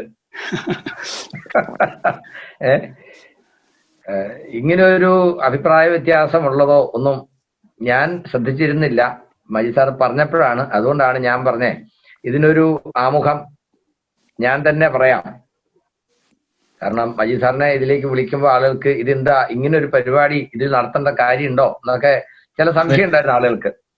തീർച്ചയായിട്ടും എന്റെ അനുഭവത്തിൽ ഇത്തരത്തിൽ തെറ്റിദ്ധാരണ ജനിപ്പിച്ചത് കൊണ്ട് RCM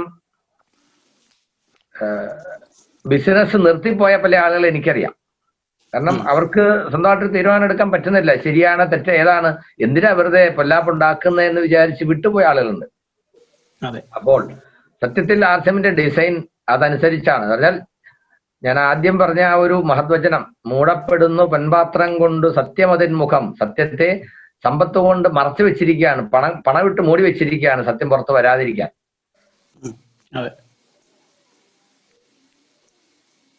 ഇതില് ഇന്നിപ്പം നോബൽ സാർ ആവശ്യപ്പെട്ടിരിക്കുന്നു ഇത് ഇംഗ്ലീഷിലും ഹിന്ദിയിലും ഒക്കെ ട്രാൻസ്ലേറ്റ് ചെയ്തിട്ട് യൂട്യൂബിലൂടെ കൊടുക്കണ ഇന്ത്യയിലുള്ള മുഴുവൻ ആളുകൾ അറിയട്ടെ. കാരണം ഇത് ഇവിടുത്തെ ഒരു മാത്രം പ്രശ്നമല്ല. ഈ ഒരു സങ്കോചം കാരണം, ആശങ്ക കാരണം, ആശയക്കുഴപ്പം കാരണം RCM ചെയ്യാത്തവരും അതിന്റെ നന്മ അനുഭവിക്കാൻ പറ്റാത്തവരായിട്ട് ധാരാളം കോടിക്കണക്കിന് ആളുകൾ നമ്മുടെ ഇന്ത്യയിലുണ്ട്. അവരിലേക്കൂടെ ഈ ഒരു വിശദീകരണം കൊടുക്കേണ്ടത് ആവശ്യമാണെന്നാണ് പലരും ആവശ്യപ്പെട്ടിരിക്കുന്നത്. ഒത്തിരി ആളുകൾ ഇതിനകത്ത് അഭിപ്രായം, യെസ് വളരെ നന്നായിരുന്നു, ഇത് ഞങ്ങൾ കാത്തിരുന്നതാണ്, ഇത് ഞങ്ങളുടെ ആശങ്ക മാറ്റി എന്ന തരത്തിൽ പല തരത്തിലും ഇതിനെക്കുറിച്ച് അഭിപ്രായം പറഞ്ഞിട്ടുണ്ട്. ഗ്രേറ്റ്, നല്ല ഒരു തയ്യാറെടുപ്പാണ് സാർ നടത്തിയിട്ടുള്ളത്. ഇപ്പറഞ്ഞ ഇങ്ങനെ ഒരു പ്രബോധനം എന്ന് പറയുന്ന ഒരു വാരികയോ മാസികയോ വാട്ടവർ ഇറ്റ് ഈസ് അതുണ്ടെന്ന് പോലും അറിയത്തില്ലാത്ത ആളുകൾ ധാരാളം പേരുണ്ട്. പക്ഷേ RCMനെ കുറിച്ചല്ല അതിനകത്ത് പറഞ്ഞിരിക്കുന്നത്, പൊതുവെ നെറ്റ്വർക്ക് മാർക്കറ്റിങ്ങിനെ കുറിച്ചാണ്. പണ്ട് മജീദ് സാർ പറഞ്ഞ 2011 ഗവൺമെന്റിന് ഒരു നടപടി എടുക്കേണ്ടി വന്നത് അത്തരത്തിലുള്ള നെറ്റ്വർക്ക് മാർക്കറ്റിംഗ് നടന്നിരുന്നത് കൊണ്ടാണ്. പക്ഷെ ഇന്ന് ഗവൺമെന്റ് തന്നെ അതിനെയൊക്കെ മുക്കുകയറിടാൻ വേണ്ടിയുള്ള നിയമങ്ങൾ കൊണ്ടുവന്നിരിക്കുന്നു. അതിൽ ഏറ്റവും മുൻപന്തിൽ നിൽക്കുന്ന കേരളം തന്നെയാണ്. ഈ മേഖലയിൽ ഉണ്ടായിട്ടുള്ള പ്രോഗ്രസ് കൊണ്ട് നമുക്ക് അറിയാൻ കഴിയും. എന്നാലും ഇതൊന്നും മനസ്സിലാക്കാൻ പറ്റാത്ത, അതായത് ഇതിന്റെ അങ്ങേറ്റം വരെ പോകുന്ന ആളുകൾക്ക് മാത്രമേ ഇതൊക്കെ അറിയാൻ പറ്റുള്ളൂ. ഇതൊന്നും അറിയത്തില്ലാത്ത ആളുകൾ ഇതൊക്കെ ഒരു പറഞ്ഞ പോലെ എന്താ പറയാ ഹറാമാണല്ലോ ദൈവമേ എന്ന് വിചാരിച്ച് 10 രൂപയ്ക്ക് വാങ്ങിക്കേണ്ട സാധനം 20 രൂപ കൊടുത്ത് വാങ്ങിച്ച് കഷ്ടപ്പെടുന്ന ആളുകളുണ്ട്. തീർച്ചയായിട്ടും അവർക്ക് വേണ്ടിയിട്ട് ചെയ്ത ഏറ്റവും വലിയൊരു എന്താ പറയാ, സർവീസാണ്, സഹായമാണ് ഈ പ്രോഗ്രാം. തീർച്ചയായിട്ടും. അപ്പൊ ഏതായാലും ഈ പ്രോഗ്രാം യൂട്യൂബിൽ ഇടണം എന്നുള്ള ശക്തമായ ആവശ്യം വരുന്നുണ്ട്. എനിക്ക് അവരോട് ഒരു സജഷൻ കൂടിയുണ്ട്. നല്ലൊരു ക്യാപ്ഷൻ, ഇപ്പോ മജീദ് സാർ ഇട്ടുന്ന ക്യാപ്ഷൻ മോശമെന്നല്ല, നല്ലൊരു ക്യാപ്ഷൻ നിങ്ങൾക്ക് സജസ്റ്റ് ചെയ്യാം. മജീദ് സാറിന്റെ മൊബൈൽ നമ്പർ തന്നെയാണ് ഇതിനകത്ത് കൊടുത്തിരിക്കുന്നത്, നമ്മുടെ കേരള സൂമിന്റെ ID നമ്പറായിട്ട് കൊടുത്തിരിക്കുന്നത്. ഇതിന് യൂട്യൂബിൽ വരുമ്പോൾ ഏത് യൂട്യൂബിൽ ഇടണം? ഇനി എനിക്ക് തോന്നുന്നു ഇതൊരു യൂട്യൂബ് ചാനൽ ഉണ്ടാക്കി ഇട്ട് കഴിഞ്ഞാൽ തന്നെ ഏറ്റവും കൂടുതൽ ആളുകൾ കാണുന്ന ഒരു ചാനലായിട്ട് അത് മാറും. മജീദ് സാറിന്റെ പേരിൽ തുടങ്ങിയാലും തിരക്കേടില്ലെന്ന് എനിക്ക് തോന്നുന്നത്. അത്രയ്ക്കും ഗംഭീരം. അതിനപ്പുറം എനിക്ക് പറയാനൊന്നുമില്ല. ഞാൻ ഈ പ്രോഗ്രാം അറ്റൻഡ് ചെയ്ത ഒരു വലിയ ശതമാനം ആളുകളും അതിനെക്കുറിച്ച് വളരെ പോസിറ്റീവായിട്ട് വളരെ സന്തോഷത്തോടെ പ്രതികരിച്ചിട്ടുണ്ട്.